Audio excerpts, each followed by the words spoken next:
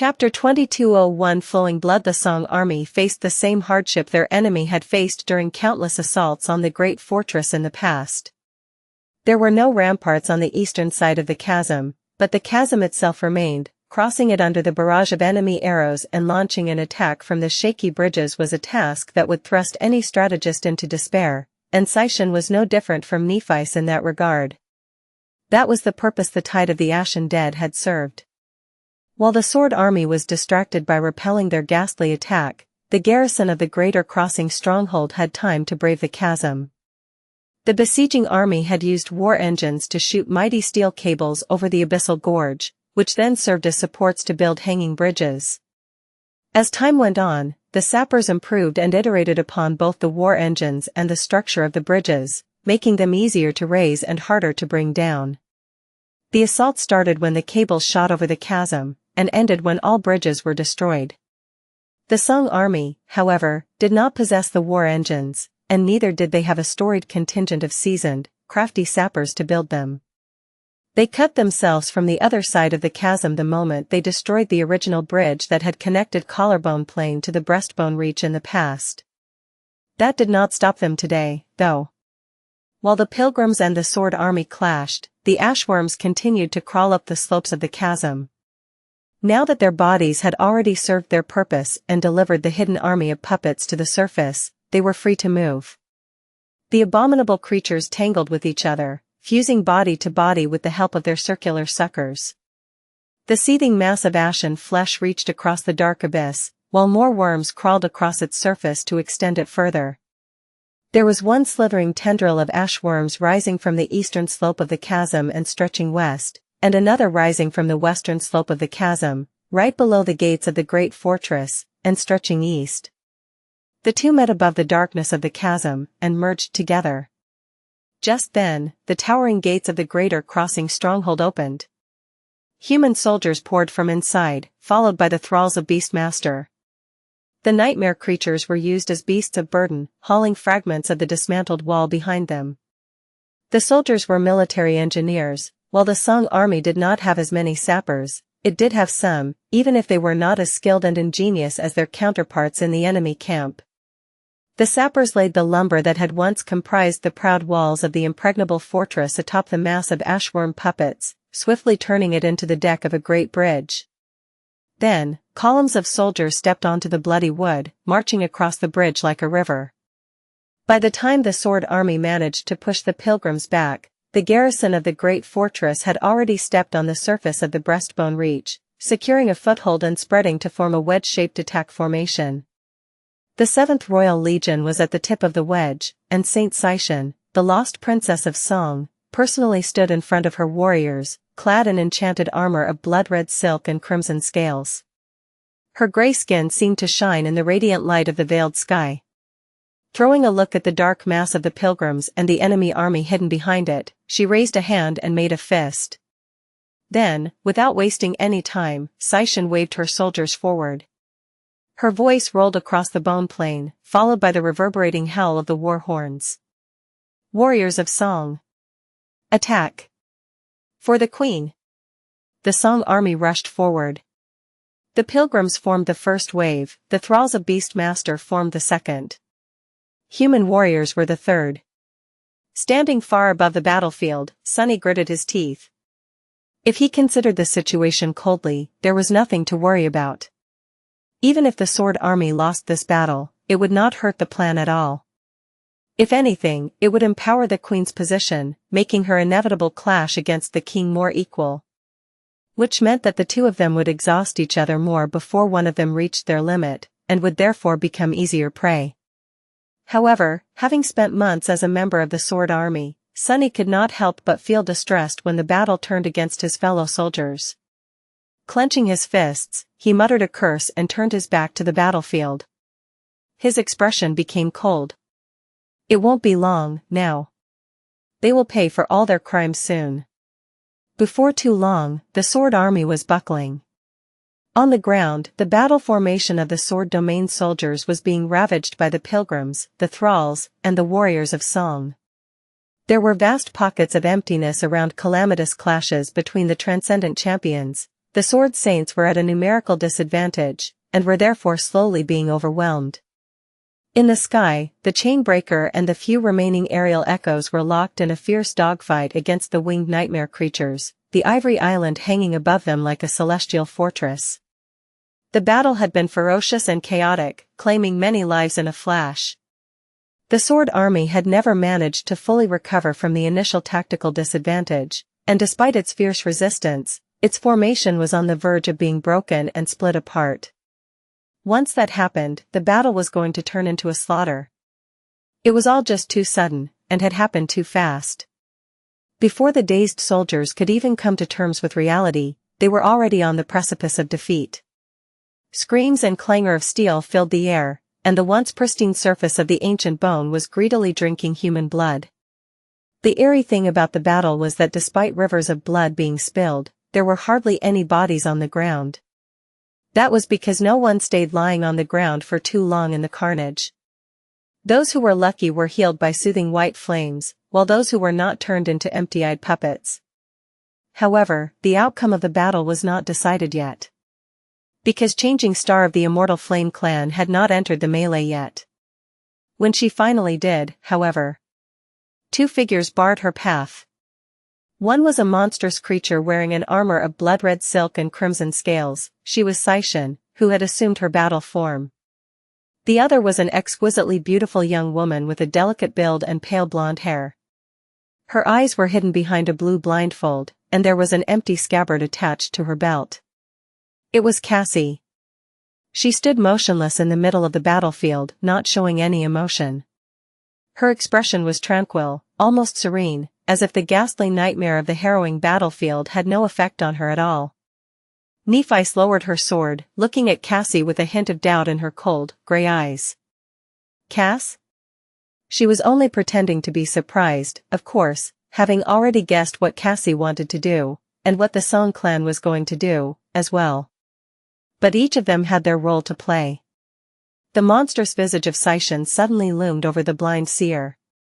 However, even when the ghastly creature's claws rose to rest against her throat, Cassie did not move. Nephice. Xianxia's usually pleasant, husky voice sounded hoarse and distorted, coming out of her terrifying maw. You'd better stand down. There will be many battles, but you only have one friend. Nephice looked at the Princess of Song coldly as white flames ignited in her eyes. You seem confident in yourself, Xianxia. Are you sure that you can hurt her before I turn you to ash? Xianxia seemed to hesitate for a moment.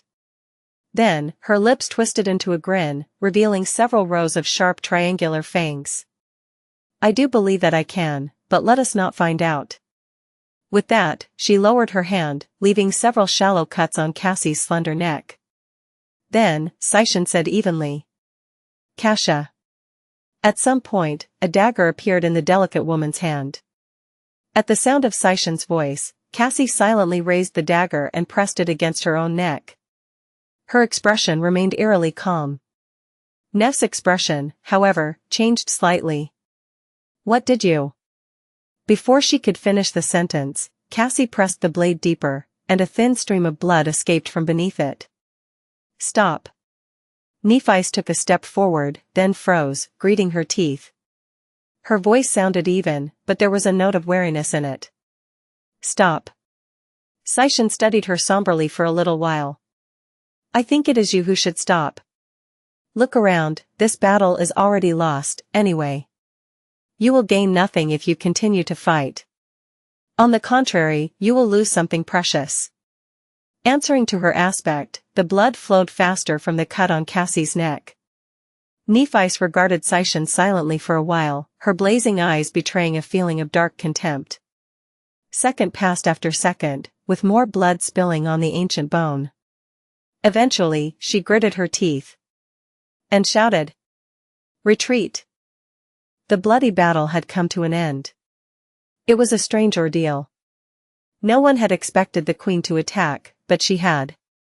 From that point forward, the Song army had no way back, having abandoned their stronghold and given up on retreating to the heavily fortified main camp. The warriors of Song were as good as committed to one final, decisive battle.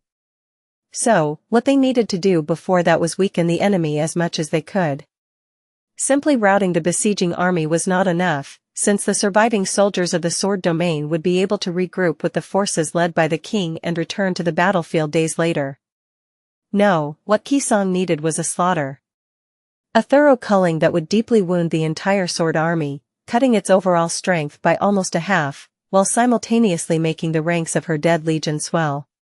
That would have been the soundest strategic solution, at least. And yet, there was no slaughter.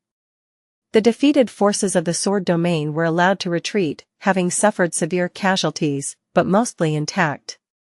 The reason why the queen had spared them was simple. It was Nephi's, changing star of the immortal flame clan. There was no saint among the transcendent champions of the Song army who could defeat her in battle. Even if they joined forces, the outcome was unclear, especially considering that there were other sword saints supporting her. The only way to defeat Changing Star was for the queen to kill her personally. Which she very well could do now that the final confrontation was drawing near. However, if Qisong did enter the battlefield personally to kill Nephi's and destroy the greater contingent of the sword army, then Andal of Valor would without a doubt do the same, wiping out Song forces at the Lesser Crossing personally. Countless awakened soldiers would die, and plenty of saints would die, as well. The king would lose his adopted daughter, while the queen would lose 3 of hers. At the end, both sides would come out of the conflict bloodied and weakened, having gained no decisive advantage. Granted, Qisong stood to gain much more from the ghastly exchange than Andal. That was because she would not just be killing Changing Star, but also conquering her citadel, the Ivory Island, a great boon that could vastly improve her position in Godgrave. So, the cold logic of war still dictated that blood had to be spilled. But perhaps because the queen cared about her daughters more than the king did, she stayed her hand. The gruesome battle had come to an abrupt end without a sovereign unleashing their power, and the battered forces of the sword army were allowed to retreat. The Ivory Island drifted away, overseeing the retreating soldiers. Most of them had survived, but too many had not. The Song army watched in grim silence. Somewhere far away, in the hollows, the news of the sudden attack had already reached the ears of the King of Swords. After that, the very last act of the profane war of Godgrave began to play out. The initiative was on the side of the Song army, so they had the right to choose the final battlefield. Surprisingly enough, Qisong did not lead her warriors south, but instead marched further east across the Breastbone Reach, deeper into the territory controlled by Andal. Eventually, her forces reached the northern edge of the Dead God's Sternum, a point almost directly opposite the great precipice far south, where the Nameless Temple stood. Epsilon. Out there, with an abyssal drop to the distant mountain chain of the titanic skeleton spine behind them, the warriors of Song made camp and started preparing for battle. They could not have chosen a more eerie battlefield. Here, the outskirts of the Hollow Mountains were extremely close, and the dark mountains themselves rose from the ground like a jagged black wall in the distance. Cold winds were blowing from the misty slopes, colliding with the heated air of Godgrave and giving birth to furious tornadoes from time to time. Most disturbingly of all, the colossal skull of the dead god loomed above the northern edge of the Breastbone Reach, its inconceivable scale dwarfing the entire world despite the distance. The neck and the head of the titanic skeleton rested on the slopes of the Hollow Mountains, as if on a pillow, so it almost seemed as if the skull was staring directly at the battlefield from high above. The unfathomably large, gaping holes of its eyes were full of impenetrable darkness, and its jaw was opened slightly, as if struggling to let out a harrowing groan. Or twist into a terrifying grin. The dead god watched the mortals prepare to fight their last battle in silence, cold mists flowing across the white bone. Since Qisong had extended Andal an invitation, he had no choice but to accept. Going after the main camp of the Song army and the Collarbone Citadel was also an option, but that would leave his own army camp vulnerable, so, he pulled the forces that had been supposed to attack the Lesser Crossing from the rear out of the hollows, gathered the second siege contingent of the Sword army, and marched north. The defenders of the Lesser Crossing were left in a perplexing situation. The force that had been laying siege to their stronghold retreated, leaving them with nothing to do. At the same time, they could neither march across the breastbone reach, since the king's army was in the way, nor return to the collarbone plain and march east, since there was not enough time. Therefore, they could not rejoin the queen before the final battle. So, instead, the lesser contingent of the Song army crossed from the first rib to the breastbone reach and marched south, aiming to conquer the nameless temple. It remained to be seen if they would reach it before the two armies clashed, however. The king seemed to believe that they would not. At some point, the marching army under his command absorbed the retreating remains of the greater contingent and proceeded to the final battlefield. Sunny and Nephice were busy with their own preparations for the last battle, of course. Nephice led the retreating soldiers, while the Lord of Shadows had followed the king from Vanishing Lake north. They were reunited when the two forces met and merged, maintaining a polite distance between each other under the prying eye of the king. Granted, the situation among those in command of the Sword Army was a bit awkward. Saint Jest, the king's confidant, had secretly gotten into hot water for killing Song of the Fallen, Changing Star's right hand. Worse still, as it turned out, she was not really dead. Instead, she was perfectly alive, and had been somehow captured by the queen on top of that, which played a large role in the defeat of the siege forces at the Greater Crossing. For most of the high-ranking members of the Sword Army, it was entirely unclear what exactly had transpired and how Saint Xianxia ended up becoming a hostage of the queen. Some whispered that she had betrayed the Sword Domain, but since her extreme loyalty to Changing Star was well known, few believed these rumors. Instead, most of the Sword Saints came to believe that it was the king himself who had conspired against Song of the Fallen. After all, everyone in the Sword Army had witnessed how he was suppressing his adopted daughter, to the point of sending a few of her fire keepers to their deaths. Was it such a stretch to assume that the king would endeavor to remove her most powerful follower from the picture, as well? After all, the last time anyone saw Lady Xianxia before the Greater Crossing battle, she had been leaving on a dangerous mission in the company of Saint Jest, and everyone who needed to know knew what kinds of tasks Jest performed for the king. So, the mood among the champions of the Sword Army was somber and heavy. Andal did nothing to remove their doubts, treating the situation with his usual cold indifference. And while all of that was happening, one of Sunny's incarnations had traveled south, reaching the nameless temple at the same time as the retreating forces of the Sword Army met the contingent led by the king. On the surface, he was acting under orders, aiming to defend the Citadel from a possible conquest party of Song champions.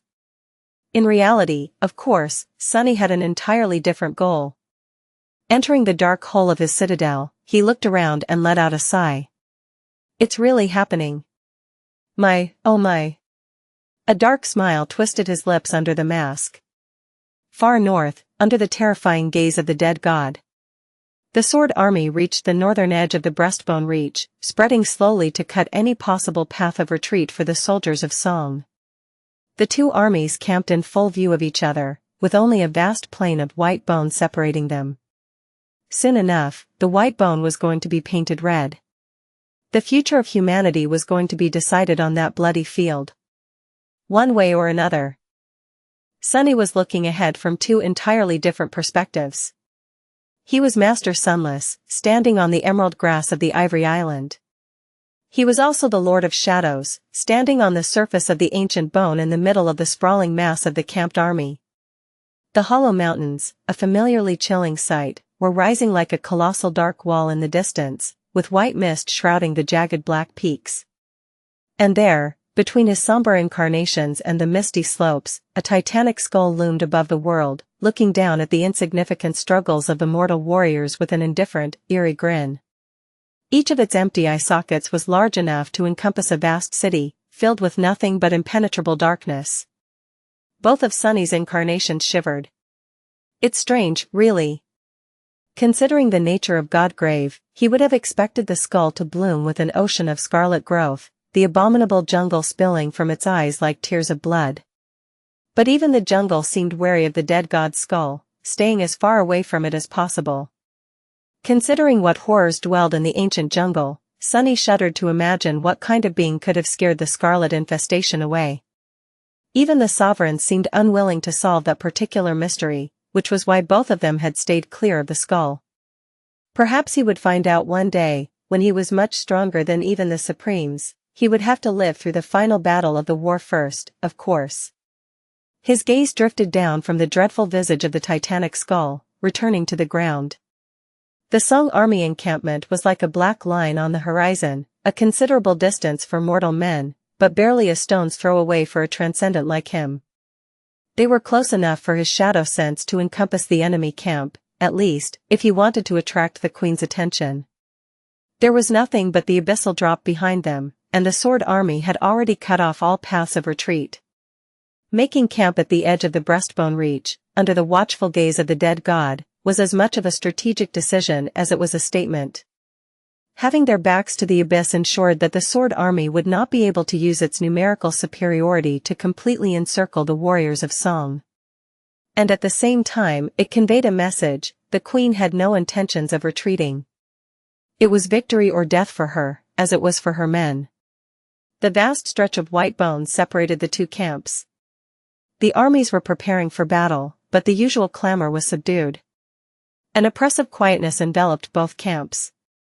The wary soldiers were readying themselves in grim silence, their pale faces contrasting sharply against the deep darkness nestling in their eyes. They had the look of people who had long lost grasp of reason, and were numbly going through the motions simply because stopping meant death. The promise of one final, decisive battle filled them with dread and a strange kind of excitement in equal measure. Dread because many of them would die, most of them, perhaps. Excitement because the war, which had seemed endless, was finally coming to an end. That said, Sunny wasn't quite sure about what this final battle was supposed to achieve. The logic of a mundane war was quite simple: two armies faced each other, and the one that broke first lost. However, this war, the Domain War, Realm War, or simply the Great War, as people tended to call it lately, was different. Because all the struggles and sacrifices that the soldiers had made were simply a prologue to the true confrontation, to the fight between the two Supremes. They had spent decades quietly preparing to fight each other, developing their forces and moving game pieces into advantageous positions. Then, their domains clashed in a bloody struggle to carve as much power as possible and break the tenuous balance between them by subjugating Godgrave. Anvil had come out victorious from that clash, nearly pushing the forces of Qi Song off the titanic skeleton, but the Queen had ultimately won. She had destroyed the House of Night, usurped its citadels of the Storm Sea, and set Mordred loose in the Sword domain, thus diminishing the power of the enemy while greatly increasing her own. Now, time was on her side. The longer she delayed the final confrontation, the greater the chance that Valor would lose Bastion became. There was Revel and Gilead, too, who were supposed to be approaching the two remaining citadels in Godgrave, which meant that Anvil would not give her time and attack as soon as possible. But what would such an attack even achieve? Slaughtering awakened soldiers would diminish the power of a domain somewhat, but not as much as conquering citadels or slaying saints would. And neither of the sovereigns would let their saints fall without reason. There were no citadels on the northern edge of the breastbone reach. There was no territory to conquer here, either. So, as far as Sunny could understand, the two armies were preparing for battle for no reason whatsoever. If the sovereigns were sane, and they were, in their own perverse way, they would not send their soldiers to slaughter each other on this pristine white field. Oh? Instead, they would finally step onto the battlefield themselves. Qi Song had at least some justification to prolong the conflict, but Anvil did not. So even if the Queen tried to force a clash between the armies, he had no reason to allow her to stall. The soldiers were merely a tool to tie the adversary down, a potential danger that could not be ignored, and would therefore force the enemy's hand. They were merely here to witness one sovereign fall, while the other ascended to the throne of war. Sunny took a deep breath. That is, if I understand everything. But he could very well be missing something. In any case, the stage was set. The main characters of the play were about to enter the spotlight. History was going to decide who was the hero, and who was the villain. Not that it mattered, in the grand scheme of things. He had done everything he could, as well. Now, it was time to see if his efforts were enough. There was no day and night in Godgrave, and therefore no dawn. So, the moment the two armies stirred and started to move was no different from any other. Master Sunless took a deep breath on the Ivory Island. Far below, the Lord of Shadows cracked his neck. It's really ending. Smiling behind the mask, he glanced at the looming skull one last time. Watch well, whatever you are. I don't know how this play will end, but it will definitely be entertaining. Across the wide expanse of pristine white bone, Rain was watching numbly as the soldiers around her were slowly leaving the camp to assemble into a battle formation. The 7th Royal Legion, despite having suffered severe casualties, was at the very center of the Song army once again. They were going to face the Knights of Valor once again, and endure the fiercest of the fighting once again. If there was something different, though, it was that Princess Xianxia was leading them personally this time. Her grace and exquisite beauty were enough to take one's breath away. Today, however, it paled in front of a delicate woman standing by her side. It was Saint Xianxia, Song of the Fallen, the transcendent hostage of the Queen. One of them was like the moon, while the other was like the sun. The eyes of the soldiers were drawn to the two saints against their will, and Rain could see a hint of a strange, dreamlike emotion ignite in the numb gazes of the terrified soldiers. It was a bit like the way Ray looked at Fleur, and Fleur looked at Ray. Come to think of it, it was also like the way her brother looked at soul shards. Which was a bit strange, considering that she had not seen him absorb a soul shard even once. To each their own, I guess. Rain did not know how Cassie ended up being captured by Clan Song, and was in no position to worry about the beautiful saint. Inhaling slowly, she looked at her shadow. Then, she whispered quietly. Is there really going to be a battle? There had been many battles in this war, but none as frightening as this one. This one would be the last, after all. The Song army had nowhere to retreat either. Her shadow answered in a whisper. I don't know. It remained silent for a few moments, and then added somberly. Whatever happens, though, do your best to survive. I might be indisposed later. Rain exhaled. There was a strange emotion in her heart. Something she had never felt before, and could not quite name. The word was at the tip of her tongue, demanding to be spoken, but it was not coming to her. It felt too powerful to be a simple feeling, and oddly elusive. She checked her bow, and then said awkwardly. You too. Do your best to survive, I mean. Her shadow chuckled. That's the plan. He did not get the opportunity to say anything else, however, because Tamar approached her at that moment. The legacy girl looked like she always did, well, actually, not quite. Rain had not noticed it before, but Tamar had changed a lot from the young girl she met on the Moonriver Plain. Before, her stern demeanor did not quite fit her youthful appearance, as if Tamar was only playing the adult without quite having the maturity to be one. B.S. She was still just as young, but there was a firm coldness and a dark confidence to her eyes that had not been there before, a kind of harshness that did not fit the eyes of someone so young, not in any kind of world worth living in, at least. Rain suspected that she had the same haunted look in her own eyes. All of them, soldiers of the Song army, had it now. The soldiers of the Sword army were probably no different. War had a way of quickly turning youths into adults, and adults into a broken mess. She sighed. Tamar looked at Rain silently for a few moments. Are you ready? Rain forced out a smile. Not at all. Her friend nodded curtly, then said in the same neutral tone. Well, tough. Hearing that, Rain couldn't help but laugh. A tentative smile found its way on Tamar's lips, as well. Gods. I was hired to build roads, you know? How did I end up in this mess? Tamar shrugged. You don't know? She hesitated for a moment, then sighed. Listen, Ronnie. I wasn't going to mention anything, but since you're asking, I'll just say it. It's because you're not very bright. No, really, every decision you make is unwise. Actually, unwise is not quite enough to describe it. Ill-advised, monumentally stupid? Yeah, that's better. It is a bit shocking, honestly, the consistency with which you manage to make the worst possible choice in each and every damn situation. Rain grinned. Considering how much the usually taciturn Tamar was talking, she seemed nervous, too. Her logic was quite sound, though. Rain sighed and shook her head, then asked in a slightly amused tone. You do know that Ronnie is not my real name, right? It was just something that entered her mind out of the blue. It was a bit funny that none of her friends even knew what her name was. They could even die without ever finding out. That would be a bit sad. Tamar stopped talking and blinked, staring at her in confusion. A few moments later, she asked slowly. It isn't? Rain shook her head. Nope. Her friend seemed genuinely startled. She remained silent for a while, then raised an eyebrow. What is your real name, then? Rain coughed, suddenly feeling embarrassed. That, well, you know. It's Rain, actually. Tamar stared at her for a while, then sighed and palmed her face.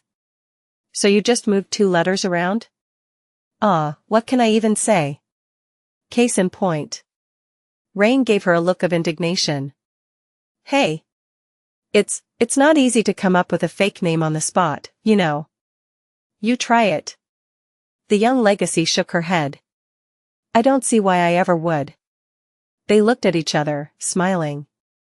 Their smiles were pale and fragile, though.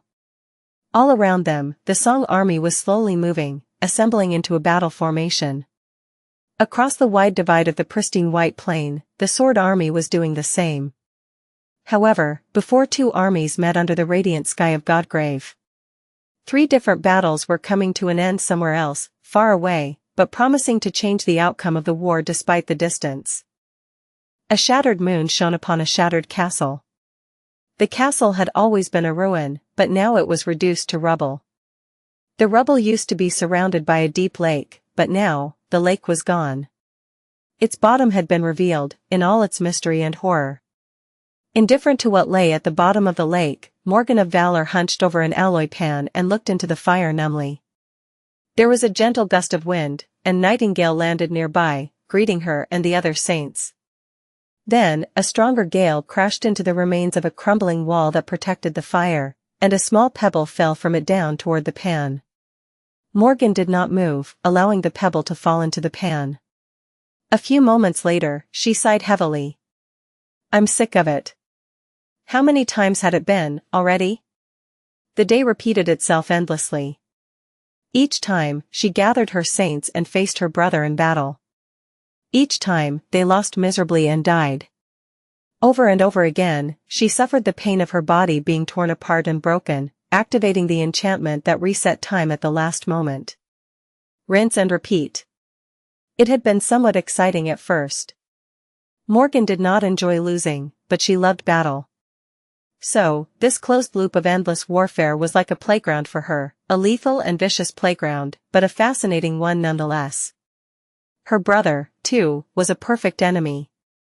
He was strong, cunning, ruthless, and hateful, a worthy adversary for her own insidious mind, at last. Even better, he somehow retained the memories of all their previous battles, so the strategies he employed against her were both varied and increasingly diabolical. But the novelty had quickly grown old. Nobody was fond of hitting their head against a wall, after all. And Mordred was indeed a wall, an unbreakable barrier that she could not overcome, no matter how earnestly she tried. The power disparity was too vast. The resource distribution was too uneven. Even though the champions under her command had proven to be far more formidable than her already quite flattering evaluation of them, especially the 3 government saints, the transcendent vessels Mordred controlled were deadlier. There were the nightmare creatures he kept subjugating, as well. And even though they were fighting on a battlefield of her choosing, the ruins of True Bastion failed to contain Mordred in the end. She had hoped that the others would stifle him, maybe even destroy him. But although her brother had been held back by the threat of these eerie beings for a while, he seemed to have learned how to escape them eventually. During one of the more desperate battles, Morgan had even employed a perilous strategy to draw them forth, using her transcendent form, she fashioned her body into a flat plane of polished steel that towered above the ruins like a replica of the Great Mirror, reflecting the shattered moon and the broken castle back upon the world. The swarm of the others she had unleashed was a terror to behold, and resulted in some of the most harrowing deaths she witnessed even after months spent in the endless loop of hopeless battles. And yet, her brother had survived their onslaught for far longer than she had. Looking back, that was the breaking point when this endless death loop had gone from tiresome to tedious. And over many lost battles after that, Morgan had slowly grown numb. There was a difference between being defeated and surrendering to defeat, and while she was neither ready to nor capable of surrendering, it was getting hard to remember what she was fighting for, to begin with. Desire. Morgan often thought back to what her brother had told her during the Battle of the Black Skull. He had said that his desire to kill her was stronger than her desire to kill him, and that was why he was stronger. Back then, she had dismissed his words as mockery, and an indication of the difference in their technique, perhaps. Her brother was perfectly willing to sacrifice his body to achieve victory. He had plenty of those to spare, after all. But Morgan was held back by the deeply human need to keep herself away from harm, which gave him a profound tactical advantage in a sword fight. Yes. But now, she was starting to suspect that there was a deeper meaning to what her brother had said. Resolve, determination, conviction, those weren't simply empty words, not to powerful beings like them. All these passions were born of desire and fueled by it. Desire was the source of all virtues, as well as of all sins. Mordred was driven by his ardent desire to avenge himself on his family, and while his wicked passion was as twisted as he was himself, what did Morgan have to offer in turn? The desire to win? To prove herself worthy? To earn the approval of their father, or, if not, then to at least save herself the biting shame of disappointing him? All those were too abstract, too empty. They had not seemed like that before, but they did now. More than that, these wishes had been forced upon her by others instead of coming from within her own soul. These small and meddlesome desires were only worthy of a princess who had been raised to be a tool. They were not fit to be called a passion.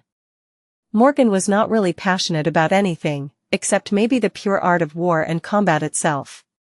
But that was not enough. Her heart was not really in the battle, at least not to the degree this battle demanded. And, therefore, she could not win. Luckily, she did not need to win. She just needed to hold out there in Godgrave. The final battle was swiftly approaching. A few more loops, and she would have accomplished her goal without even managing to defeat her brother. How ironic was that? Even knowing that the end was near, though, Morgan could not get herself to feel any excitement. She was tired, and all of it just all seemed senseless. Damn. The stew is ruined. Wincing, Morgan extended a hand and fished the pebble out of the pan. Dropping it to the ground, she looked at the stew without much appetite. Dinner is ready. Her voice was subdued. Nightingale gave her a strange look. She had developed a bit of tolerance to his looks by now, but still, the man was obnoxiously handsome even when he felt unsure. It used to make her want to tease him more. He was probably considering if she had been replaced by one of the others now, full of trepidation. Well, maybe not. The government saints had changed in the last few loops. It was barely noticeable, but Morgan had spent too many repeating days in their company to miss the subtle difference. Maybe they were the ones replaced by the others. She smiled slightly. No, of course not. There was a much simpler answer to their changed attitudes. Even without her telling them, they somehow knew about the loop. Morgan was almost certain that Soul Reaper, raised by wolves, and Nightingale had become aware of the loop. They did not seem quite capable of retaining their memories, at least not yet, but something, or someone, was informing them of what was going on at the start of each new day. The signs were subtle, but indisputable. Their reactions had changed subtly, and the words they spoke did not always match what they had usually said before. There was also that one time when Raised by Wolves had disappeared somewhere for almost an hour, then returned with a deep sense of discomfort hiding in the depths of her hazel eyes. Morgan noted all these changes, but stayed silent about them. It was not that difficult for someone locked in this loop to become aware of it. After all, it was merely a bubble of repeating time, vast enough to encompass the ruins of True Bastion and the surrounding lands, but relatively small in the grand scheme of things. Time continued to flow outside of the bubble, and the world continued to spin. If the dream realm even spun around in orbit, of course.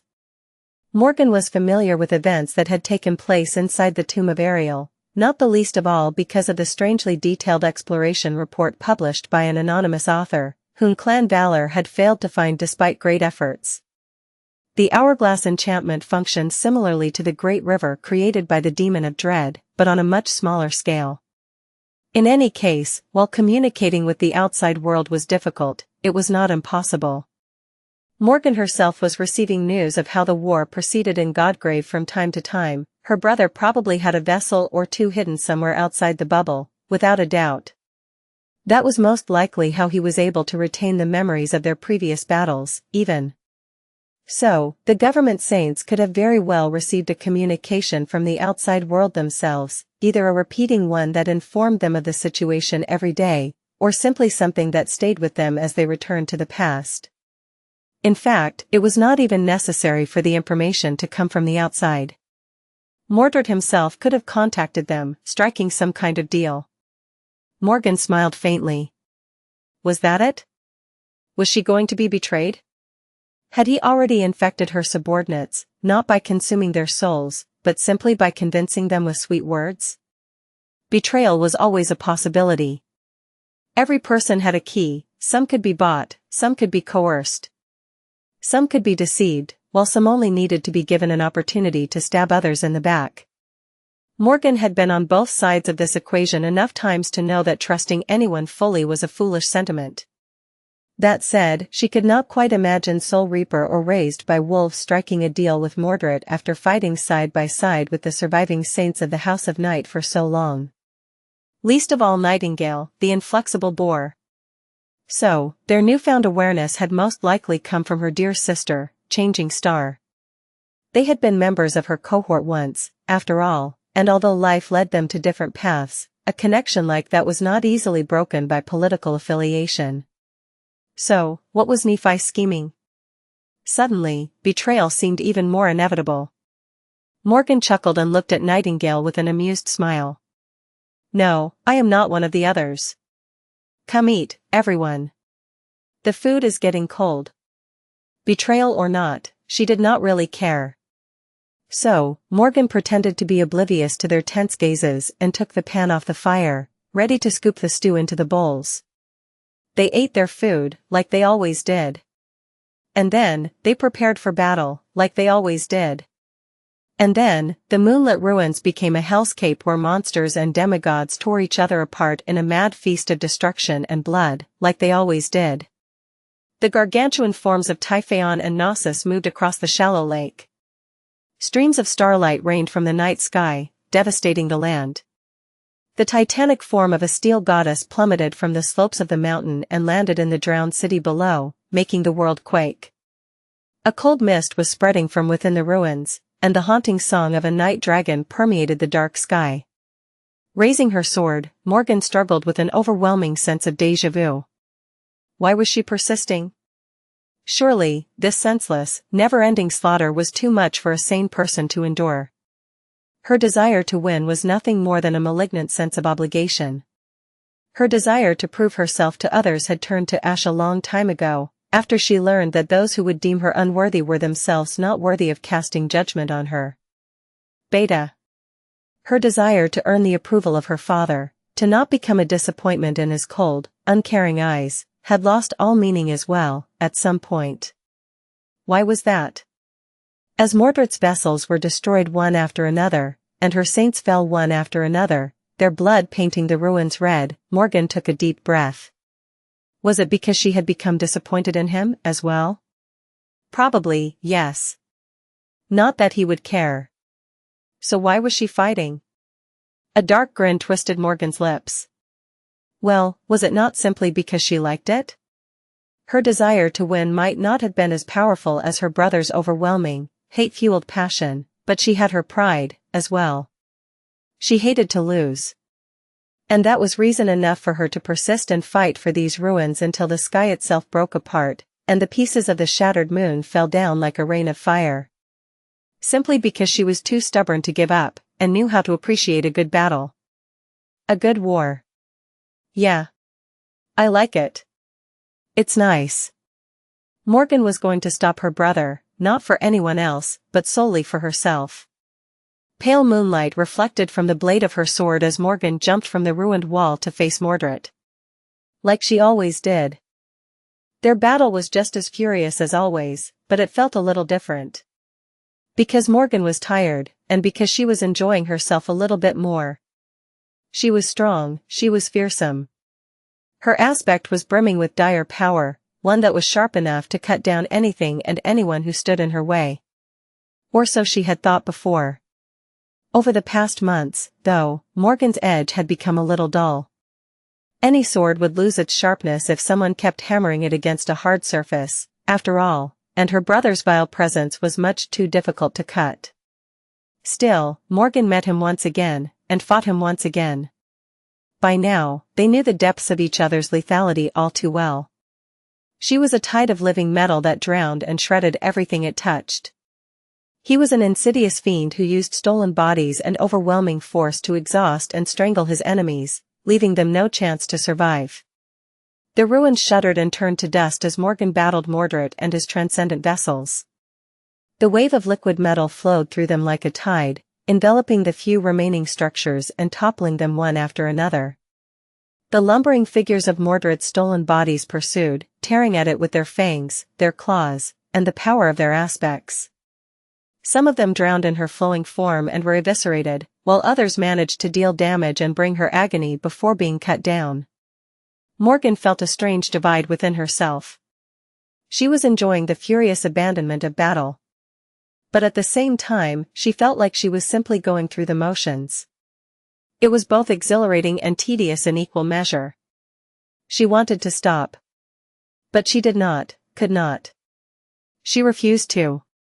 As her reserves of essence dwindled and her voluminous steel body slowly shrank as more and more of the liquid metal was frozen, annihilated, or swallowed by rust and corrosion, the mocking words of her brother pursued her. "Ah, dear sister, aren't you repeating yourself? You contorted your transcendent form into this hideous sword apparition 7 battles ago. Or was it 5? Ah, but it had fewer hands back then, I guess. Still, do you really think that a few additional blades will save you? Oh, look, isn't it Saint Neve? Seems like he is missing his head, poor fellow. Goodness gracious, didn't he have a daughter? I guess you'll have to break the news to her soon. If you manage to run away from me again, of course. Have you heard? They are chanting the name of Changing Star all over the world. Dear father has always preferred her to you, and now, the whole world does too. They have already forgotten your name, Morgan. Was there a second princess in the sword domain? Who? That is what they are saying, or so I've heard. Morgan laughed. As if she cared.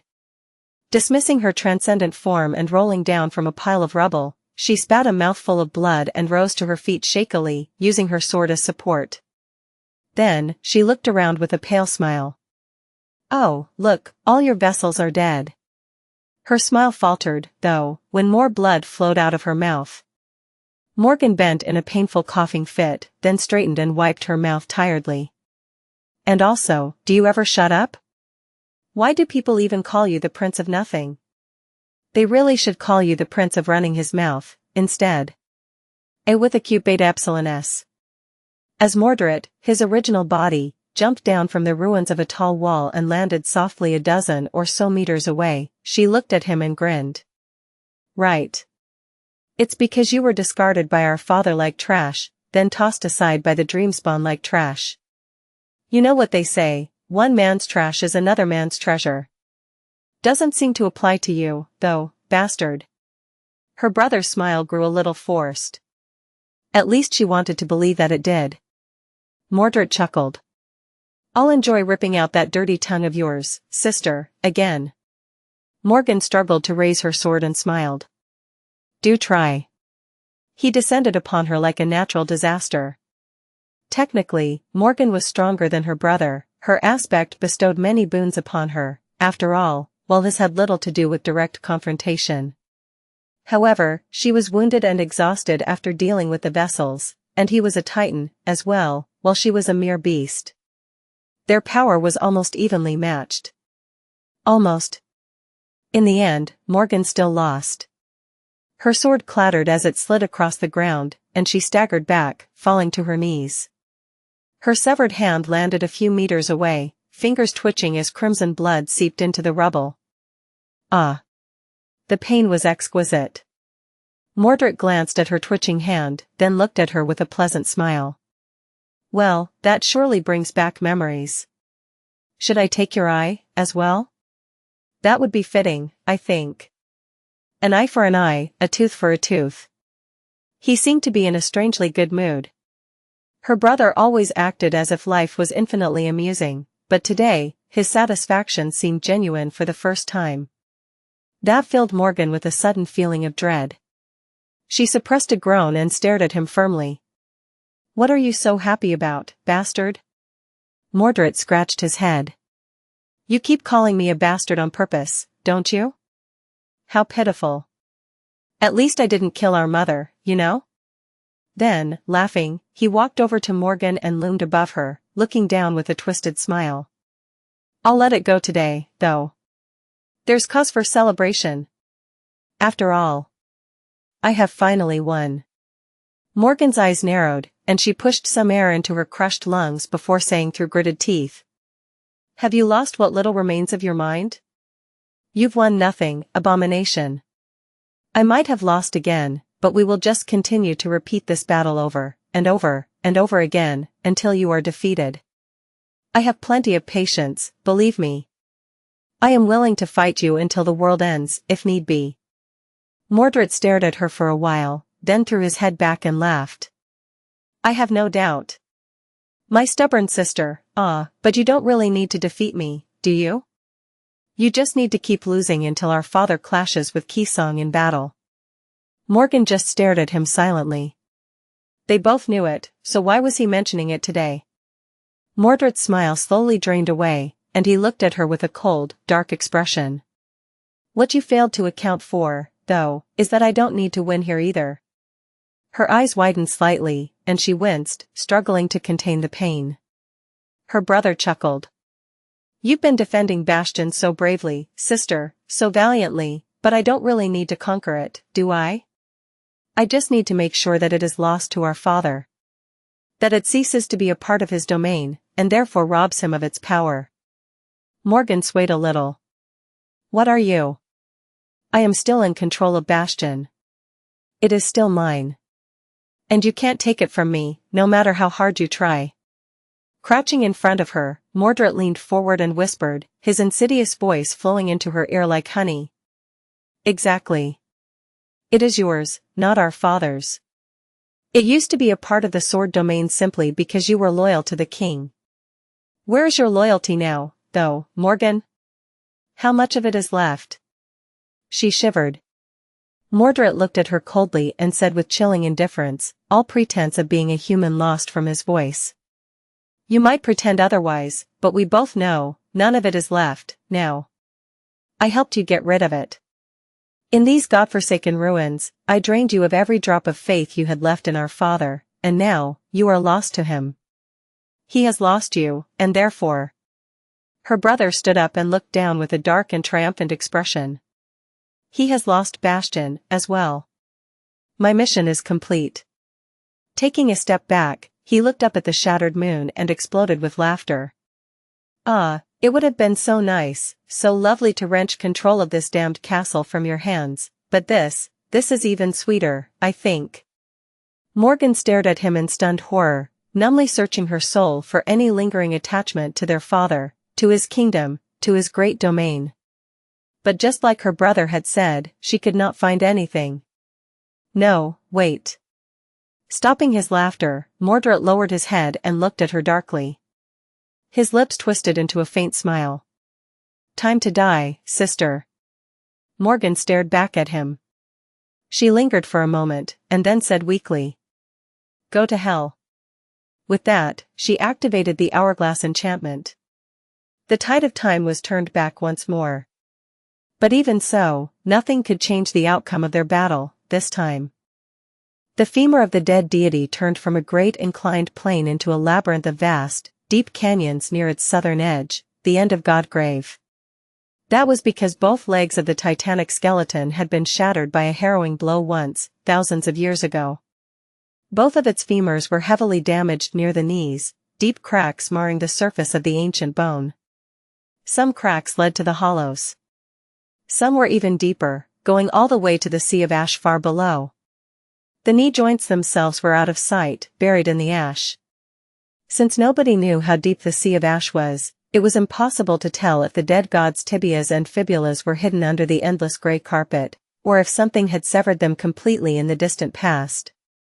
The citadel Gilead had been ordered to conquer was situated at the very last bone plateau, standing on the shore of the Sea of Ash.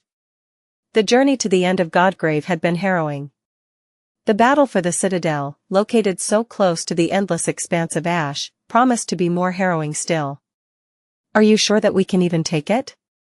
The voice sounded tired. Gilead kept his gaze aimed across the last canyon, then turned slowly to look at his last companion. The two of them were all that remained of the expedition. His lustrous armor had long been destroyed, and his skin had turned the color of bronze under the merciless radiance of the overcast. Even his tunic had been bleached by the light, losing all color. The woman's parasol was in the same sorry state. The beautiful patterns that used to cover its surface were now faint and feeble, barely noticeable in the bright light. It was a miracle that the flimsy thing had survived at all. Looking at the woman, Gilead suddenly found the situation comical. So many brave warriors had died, skilled awakened, fearsome masters. Even a powerful saint. And yet, this mundane luxury item the woman had brought with herself on a whim was in one piece. He sighed deeply. Gilead's blue eyes were vivid and feverish, but the woman's green eyes were dim and calm. After endless days of horror and suffering, they had finally reached their destination. Now, there were only these few last obstacles left for them to overcome, the last canyon, the last plateau, and the citadel itself. He remembered that she had asked him a question and nodded belatedly. "We must take it, and therefore, we will." The lower part of the woman's face was hidden behind a scarf, but he could tell by her eyes that she smiled. She had not smiled in a while, so that was probably a good sign. "It's just the two of us now. Two saints against whatever profane horror guards that citadel. I'd say the odds are not in our favor." Gilead pursed his lips, then shook his head grimly. "We've made it so far. So, we'll take it." The woman studied him for a while, then leaned back and laughed. Then, she folded her parasol and looked at him coldly. Confused, Gilead turned to the canyon. "Let's rest here.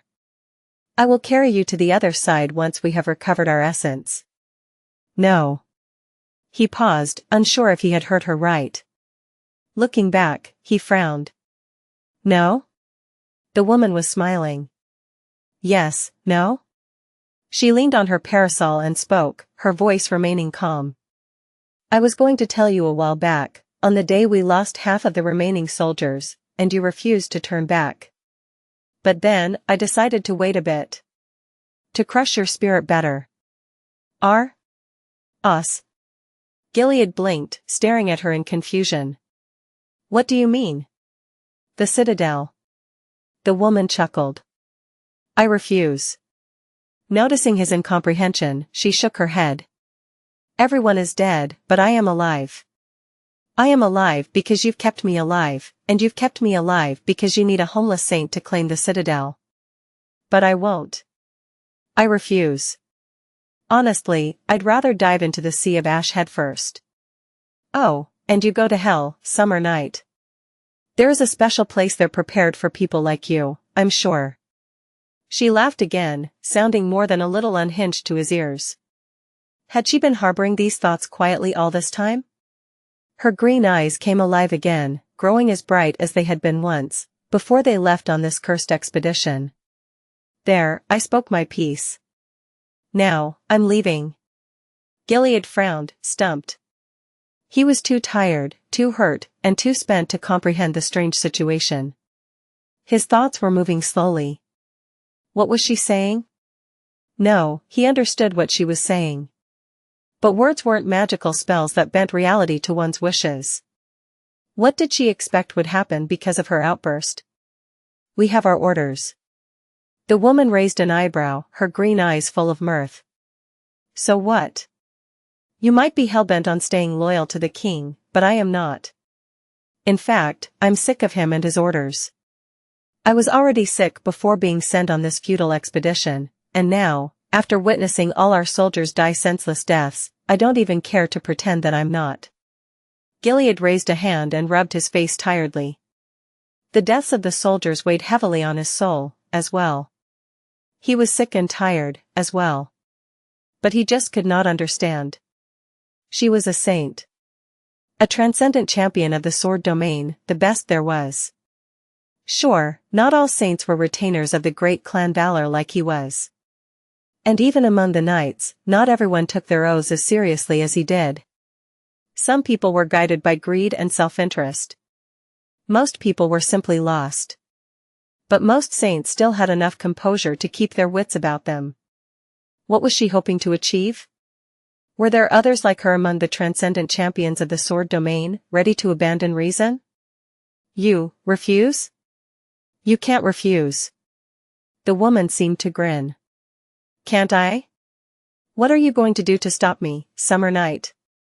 I admit, you are far stronger than me. You can kill me. You can overpower me. You can even drag me to the Citadel against my will. But, even if you do, you can't force me to claim it. You can't do anything. Gilead just stared at her blankly. Then, a hint of exasperated anger ignited in his piercing blue eyes. And then what? What happens after you flee to the waking world? Do you think that the king will just let you be? Or are you planning to fight him, as well? It's useless. The woman stared at him for a while, then sighed and opened her parasol. Hiding in its shade, she shook her head. Is it useless, though? Gilead laughed. You don't know anything. You haven't seen anything. If you think that you can fight a sovereign, if any of us, or even all of us can, then you are delusional. It is nothing but an exercise in futility. The woman smiled again. I think not. He stared at her somberly, and she shook her head again. I think that you are misunderstanding something very important, Summer Knight. You are right, I can't fight the king. It's hopeless, if I do, he'll kill me. But what happens after he kills me? Do you think that I'll be the last one to defy him? Is he going to kill everyone who disobeys his orders? The woman scoffed. We mere mortals are powerless in front of a sovereign, because a sovereign is like a god. His will is the divine will. But gods are also powerless in front of us mortals, because their divinity depends on a domain, and domains consist of people. What is he going to be the king of if people turn their backs on him, and he slaughters the people? The king of nothing? Twirling her parasol, she took a step closer to Gilead and looked him in the eye. We mortals are not as powerless as you think. And our will is not as insignificant as it seems. But even if it is, well, to be frank, I don't care. I just don't give a damn anymore. I'm done with this farce. As Gilead stared at her, struggling to find words to retort, the woman gave him a look of pity. Oh, and also, for spell's sake.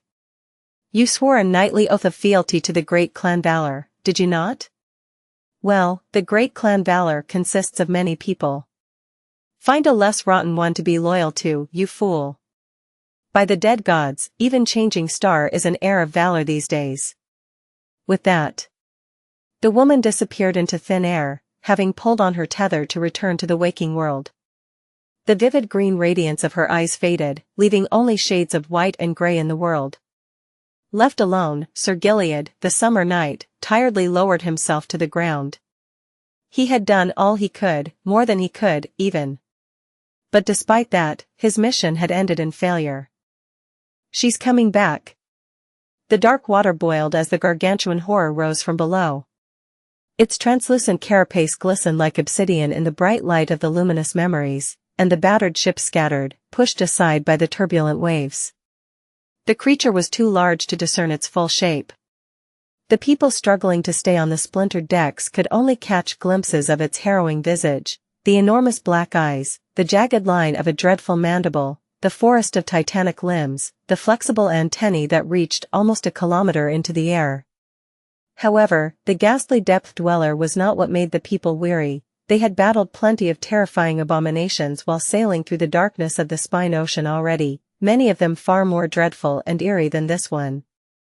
The punitive expedition had lost most of its ship in the process, and plenty of warriors, but dying in a battle with nightmare creatures was a familiar thought to awakened.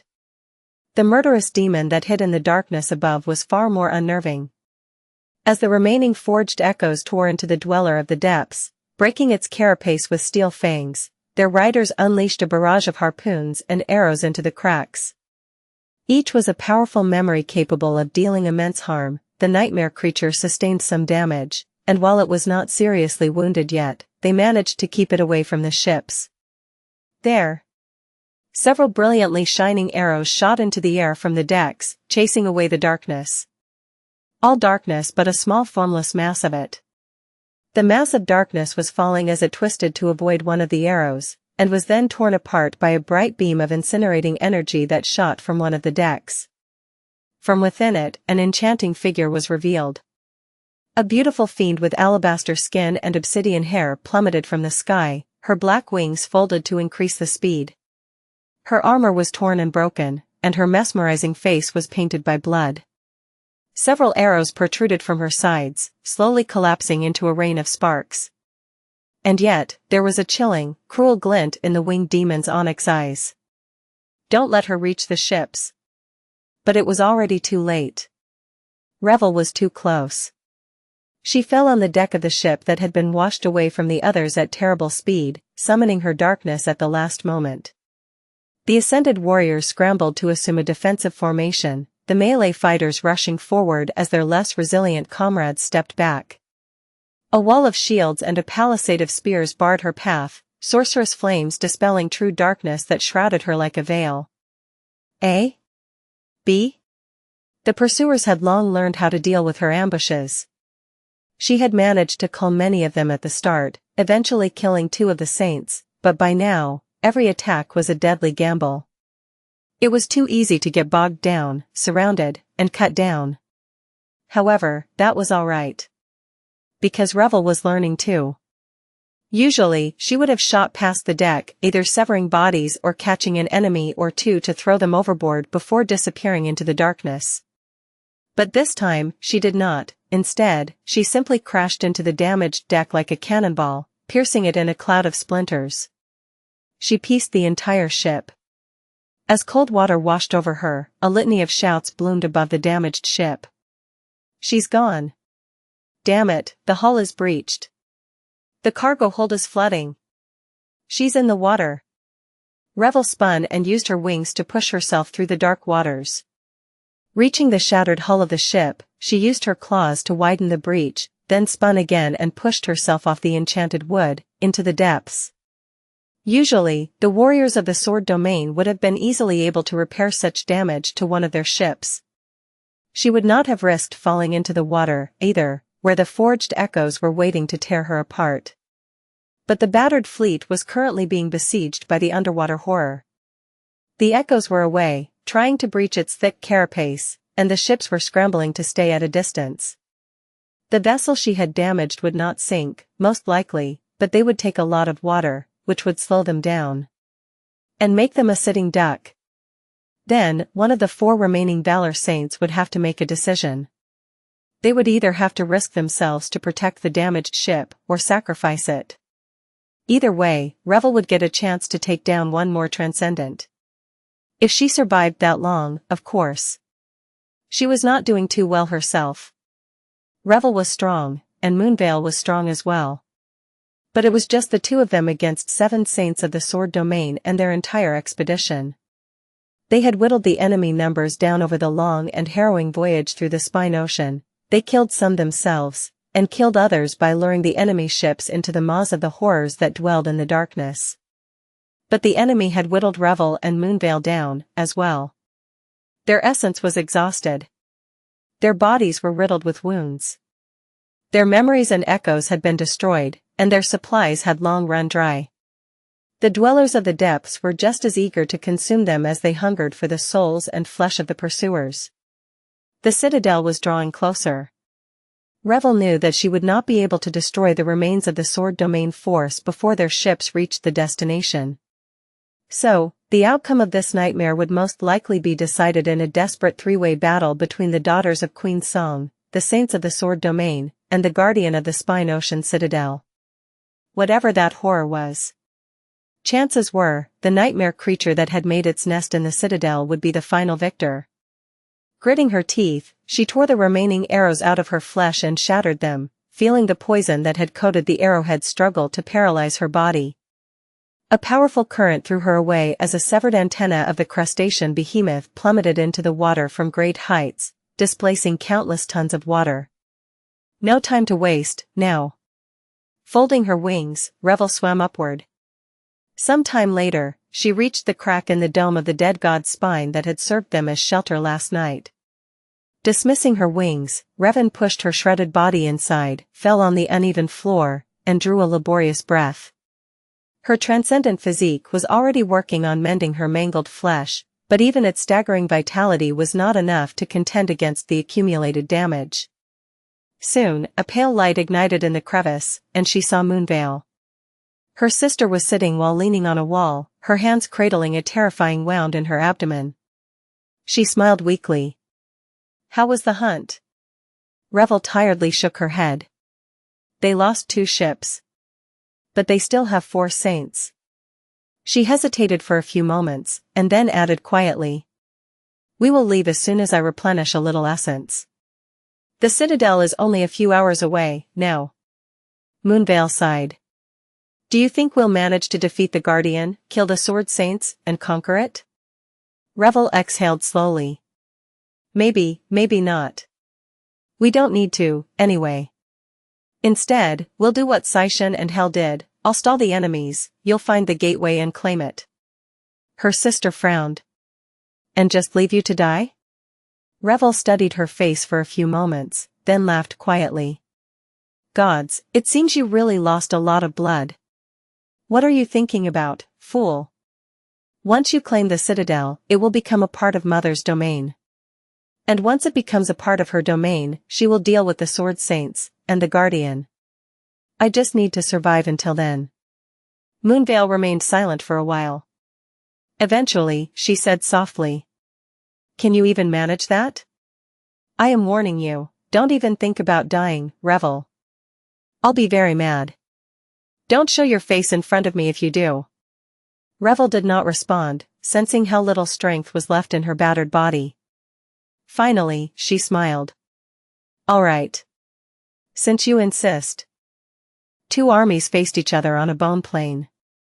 On one side, steel glistened and vermilion banners fluttered in the wind. On the other side, a legion of the dead stood silently in front of the somber soldiers, a myriad of eyes brimming with emptiness, fear, and grim anticipation. The eyes of the warriors of the sword domain were not much different, full of dread and hopeless resignation.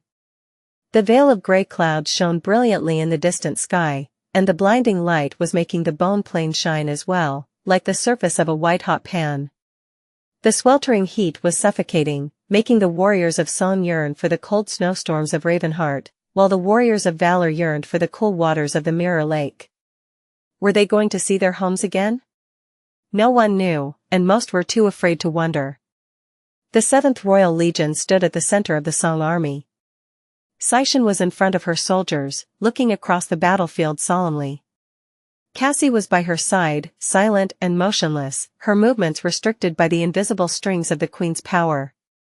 The Blood Sisters, those who were still alive, were interspersed among the soldiers, their red garments standing out among the sea of steel, leather, and scale.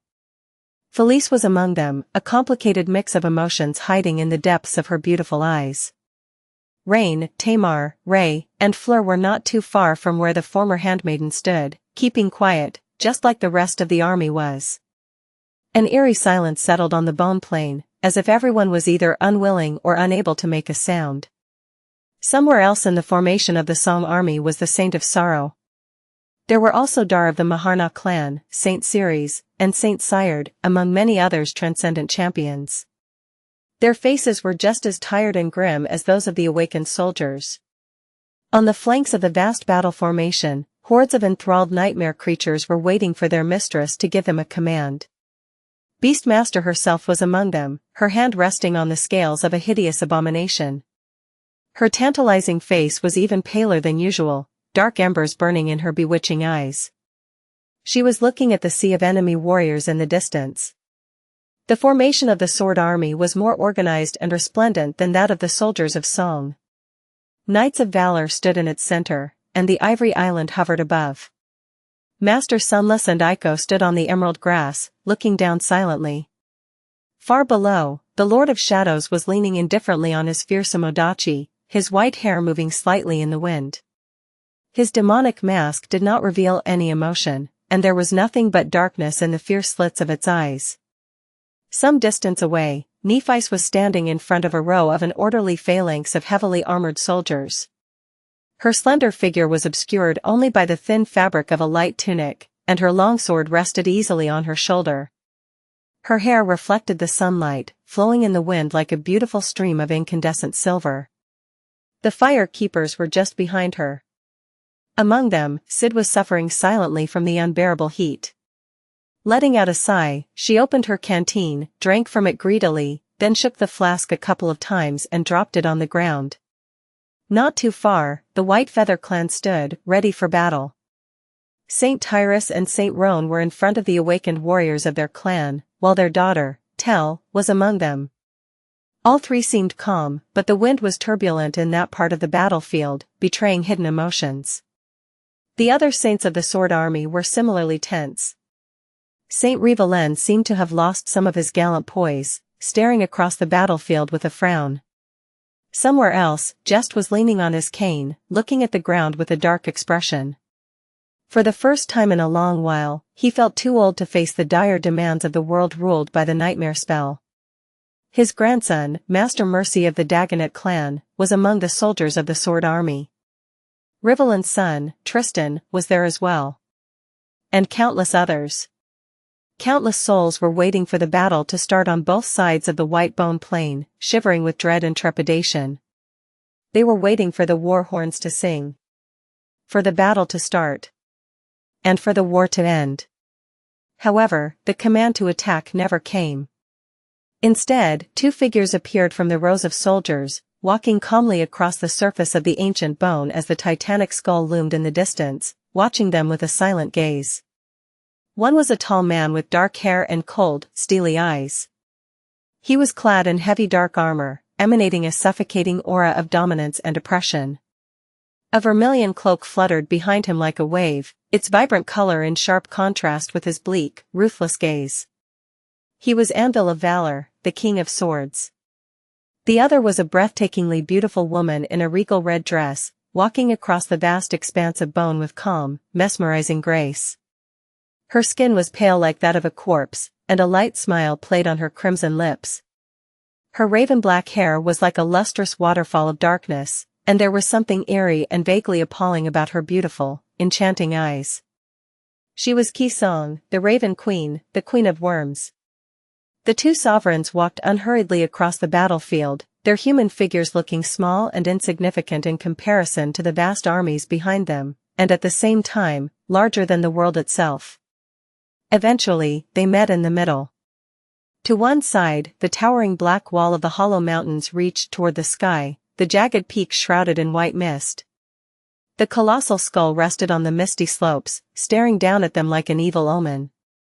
To the other side, Godgrave stretched into the distance. Its surface, which had once been overtaken by the scarlet jungle, was now immaculate and white, cleansed of the abominable infestations by the efforts of the two great armies. Anvil and Kisong studied each other silently for a few moments. The king maintained a cold and harsh expression, while the queen was smiling faintly. Eventually, she was the first one to break the silence. This time, Qisong did not use the dead youths, using her own voice to speak. Vale. Andal responded evenly. Song. She remained silent for a bit, then chuckled suddenly. Ah. I've imagined this moment so many times, you know? Wondering what I would feel, what words I would say. But now that the moment has actually come, I find that I have nothing to say to you at all. Andal just stared at her coldly. I can't say that I've spared you a lot of thought, myself. Qisong smiled. Then, looking away, she let out a quiet sigh, or at least pretended to, controlling her puppet with flawless skill. After a short pause, she suddenly asked. By any chance, do you remember the first time we met? He pondered for a second or two, then shook his head slightly. I don't particularly recall, no. Was it at the academy? Qisong glanced at him briefly. No. It was at the party in honor of the immortal flame, I think. We were children then. So many years have passed, and so many things have happened. The world has changed so much since then. Who would have predicted how those kids would end up? How the immortal flame clan would end up, as well. She paused for a moment. Did you know that the walls of the academy were breached, by the way? For the first time since its establishment, and it wasn't by a nightmare creature. They had withstood the perils of the nightmare spell for 36 years. But they didn't withstand us. Andal smiled coldly. Why? Are you feeling sentimental? Qisong studied him for a bit, then grinned. Can't I? You are the last friend I have in this world, after all. And after today, I will have none. He just looked at her evenly. Were we ever friends? I don't think so. Then again, you'll be truly dead after today, and the dead don't need friends. So don't feel too sad. Qisong laughed. That's it? After all these years, after everything we've done, you really have nothing to say? Andal shrugged. Words are meaningless. They are meaningless by now, at least, both of us have already said everything. What else is there left to say? Qisong sighed. Well, you aren't wrong. Prepare to die, then. You are already no different from a corpse, so killing you will simply be mercy. Hearing these words, he smiled darkly. Funny to hear something like that from you, of all people. She lingered for a while, then smiled, as well. Yes. You are right, it is a bit funny. As she finished saying those words, the world shuddered.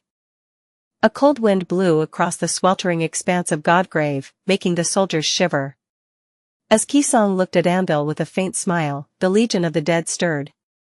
A vast breach opened in their silent wall as numerous puppets moved, clearing a path directly to the battle formation of the Song army. However, that path did not stay open for long.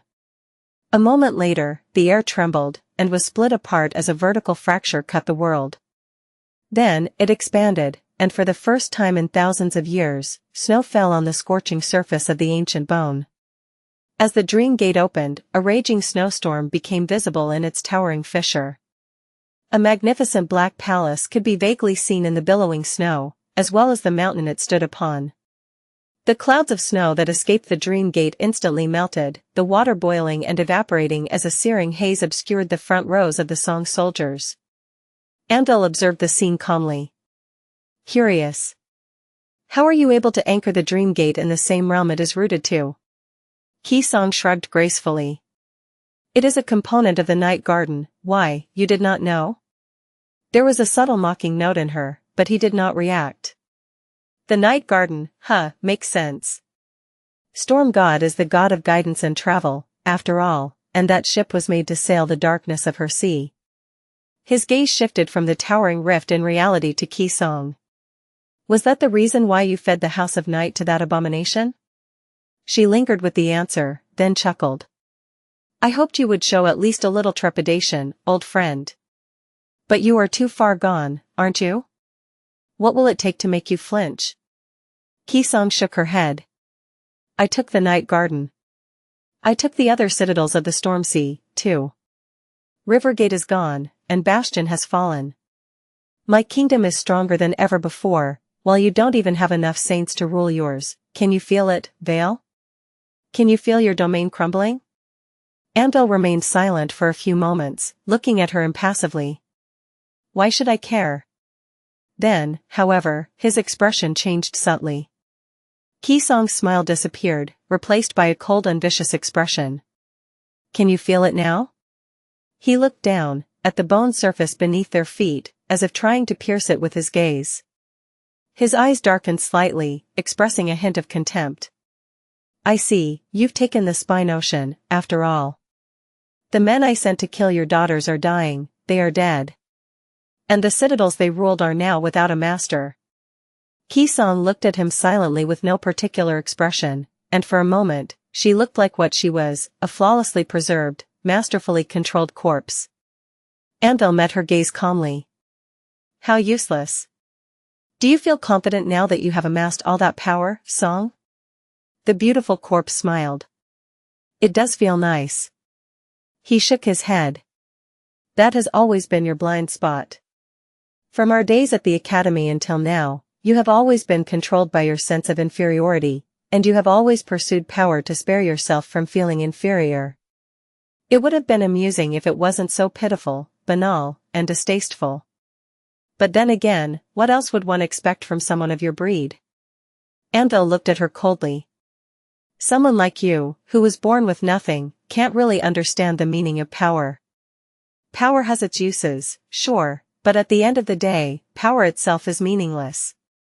It is the person who wields it that matters. So why should I flinch? You can take the citadels of the Stormsea, Song. You can destroy Rivergate. You can even slaughter my saints, but it won't matter. Because at the end of the day, you will still have to face me. He regarded her with a hint of disdain. And I am superior. I was forged from purer steel, and no matter how much power you gain, we will never be equals. Qisong laughed quietly. She fell silent for a few moments, then faced him with melancholy in her eyes. And only someone like you can really think that I was born with nothing. As the cold winds of Ravenheart blew across the sweltering expanse of Godgrave, she took a deep breath and then looked up, at the merciless grey sky. Were you forged from purer steel than broken sword, too? A shadow ran across Anvil's face. He answered evenly. Naturally. Qisong smiled. Is that why you had to make a deal with the Dreamspawn? I guess your steel was not pure enough to defeat someone, of his breed, yourself. Anvil answered her smile with a cold one of his own. You make it sound as if you weren't there, killing him with me. Why, do you regret it now?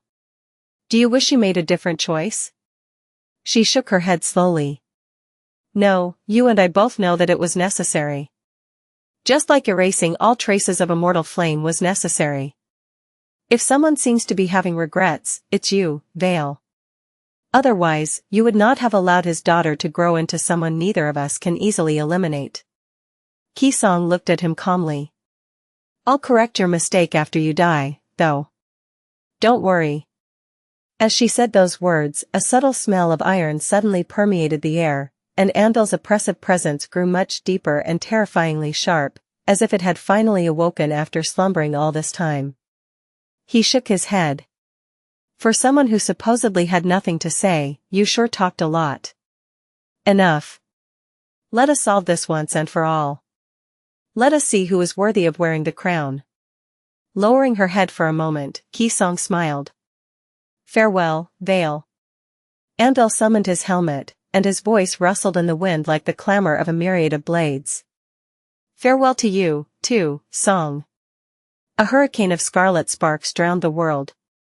Far away from the sweltering heat of Godgrave, high in the frigid cold of Ravenheart, a magnificent black palace was shrouded by the veil of a raging snowstorm. As the winds howled, a low and reverberating sound echoed in the snow, making the people in the city across the great bridge freeze and turn their heads. There was the groan of stone, and then, the towering main gates of the black palace opened wide for the first time in countless years. Beyond the gates nestled deep, dreadful darkness. A moment later, grotesque shapes emerged from the darkness and entered into the light, moving indifferently through the lethal cold of the snowstorm. A vast, seemingly endless river of marching dead was flowing out of the Black Palace, across the stone bridge, and into the towering fissure of the Dream Gate. There were nightmare creatures of all shapes and forms in that river, as well as countless humans. The puppets differed from each other in shape, in size, but a few of them were far more terrifying than all the rest. Those were the puppets made from the corpses of slain titans. As the hurricane of scarlet sparks was giving birth to a vast storm of swords, the first of the titans passed through the Dream Gate, stepping onto the surface of the dead god's breastbone. The world quaked under its footsteps. The dead that stood in front of the sword army had seemed like a legion, but now that the icy halls of Ravenheart opened, their numbers suddenly looked paltry and insignificant. The soldiers of both armies watched in stunned silence as the endless procession of the queen's puppets marched from the billowing snow, the flow of them never ceasing until an entire army of the dead flooded the bone plain, all of them staring at the boundless clouds of swords with eerie, empty gazes. The titans towered above them like grotesque mountains of flesh, some of them so gargantuan that they had barely squeezed through the immense fissure of the Dream Gate. The sea of puppets faced the storm of swords, with two sovereigns facing each other in the middle. It was then that the soldiers of the two great armies finally realized what it meant, and what was about to happen. The two gods of humanity were going to clash, and fight each other until one of them was dead. Some soldiers shuddered from relief, realizing that they would not enter battle today. Others simply looked at the astonishing scene in silent awe. More still were terrified, knowing that mortals like them were not fit to see gods fight. The battles of Transcendent had already threatened to reap their lives as collateral damage. What kind of calamity would be unleashed when Supremes clashed? Somewhere in the battle formation of the Song army, Revel and Moonveil suddenly appeared out of thin air, carried to Godgrave by one of the Song's saints after returning to the waking world from the darkness of the Spine Ocean. Both were bloodied and battered, Revel especially, her mangled body covered in countless wounds. As someone ran to bring the healers, she fell to one knee and looked up with a pale face. Her eyes widened.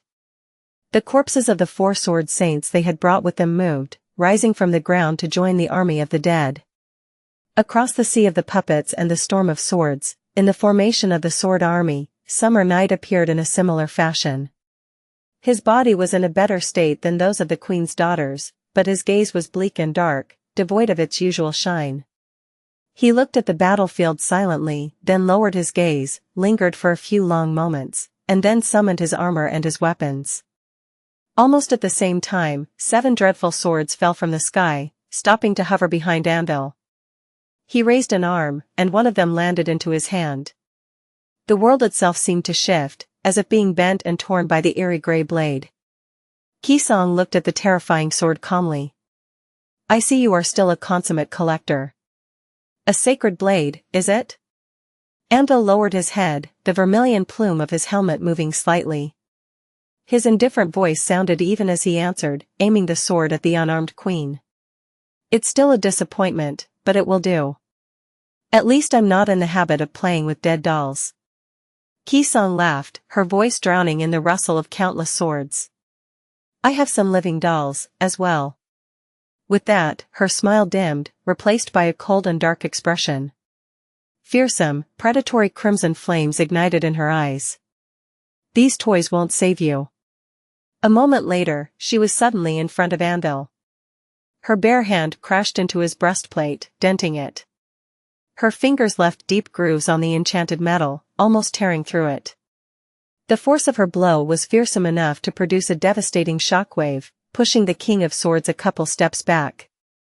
At the same time, the sea of puppets surged forward like a tide. The storm of swords had blotted out the radiant gray sky, casting a deep shadow on the battlefield. Now, the swords plummeted from the height, as if the sky itself was falling on the dead army. The flying swords shone as they fell, reflecting the blinding light, and for a moment, it seemed as if the entire world was aflame. When the cloud of steel collided with the tide of the dead, the burning world seemed to shatter. The power of the impacts was so immense that they produced blinding flashes of light and waves of unbearable heat. Some of the puppets were torn apart, while some were severely damaged. However, more still dodged or deflected the flying swords, moving with the cold and calculated skill of sublime warriors. A skill like that was a harrowing weapon in the hands of a being who controlled the mighty body of a nightmare creature. After all, it was the skill and intellect that gave the weak humans a chance in battles against the abominable vessels of corruption. And more harrowing still was the fact that the flesh of many puppets cut by the swords simply mended itself, erasing most of the damage. They were not living beings, after all. And since the queen could control her puppets intricately enough to make them rot or restore themselves from being rotten, she could erase these cuts, as well. As the heat, the light, and the weakened shockwaves reached the two armies, the soldiers backed away, horrified by the cataclysmic collision. The colossal skull watched silently, though, having witnessed far more dreadful battles. The soldiers watched the battle between the sovereigns in stunned, breathless silence. To them, it looked apocalyptic. The sea of the dead and the celestial river of rustling swords had intertwined into a vast storm of devastation, with mangled pieces of severed flesh and shards of shattered metal obscuring the battlefield like a chilling haze. The bone plain continued to tremble as if from a powerful earthquake, the violent tremors throwing countless soldiers to the ground. The cacophony of the unfathomable battle was overwhelming and deafening, and the winds it had given birth to were strong enough to make the awakened warriors stagger and sway. It seemed as if the sky itself would break apart and fall, or rather, overflow with incandescent radiance, countless rays of incinerating sunlight pouring through the breaches in the cloud to annihilate the cowering armies. However, the cloud veil still held, perhaps because the sovereigns had chosen to preserve it, perhaps because Saint Tyrus of White Feather still struggled to maintain it. The sovereigns themselves were like two tiny specks in the vast, calamitous carnage of the world-ending confrontation. And yet, it was impossible to miss them even in the mayhem. Wherever the two collided, the storm of swords was torn apart, and the sea of puppets receded, leaving countless pulverized corpses in its wake. Qisong and Andal fought on the ground, and they fought in the air. The power of their blows was so devastating that air itself was displaced and burned away, creating vast pockets of vacuum above the quaking battlefield.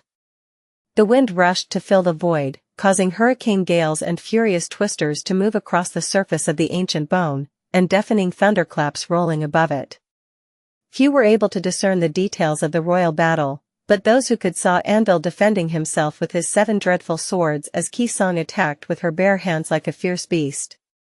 Her movements were so fast that it seemed as if she simply disappeared from one spot to appear in another, sometimes nearby, sometimes hundreds of meters away. The king was like a statue of black steel, his fluttering cloak and the plume of his helmet framing it with brushes of vibrant vermilion. The queen was like a beautiful goddess of blood, her regal dress flowing like a vivid red stream in the shadow cast by the myriad of flying swords. 2 great wings tore through the porcelain skin of her back, spreading open as drops of crimson blood fell from the black feathers. Andal's armor bent and rippled as Qisong's nails pushed and cut into the mystical metal.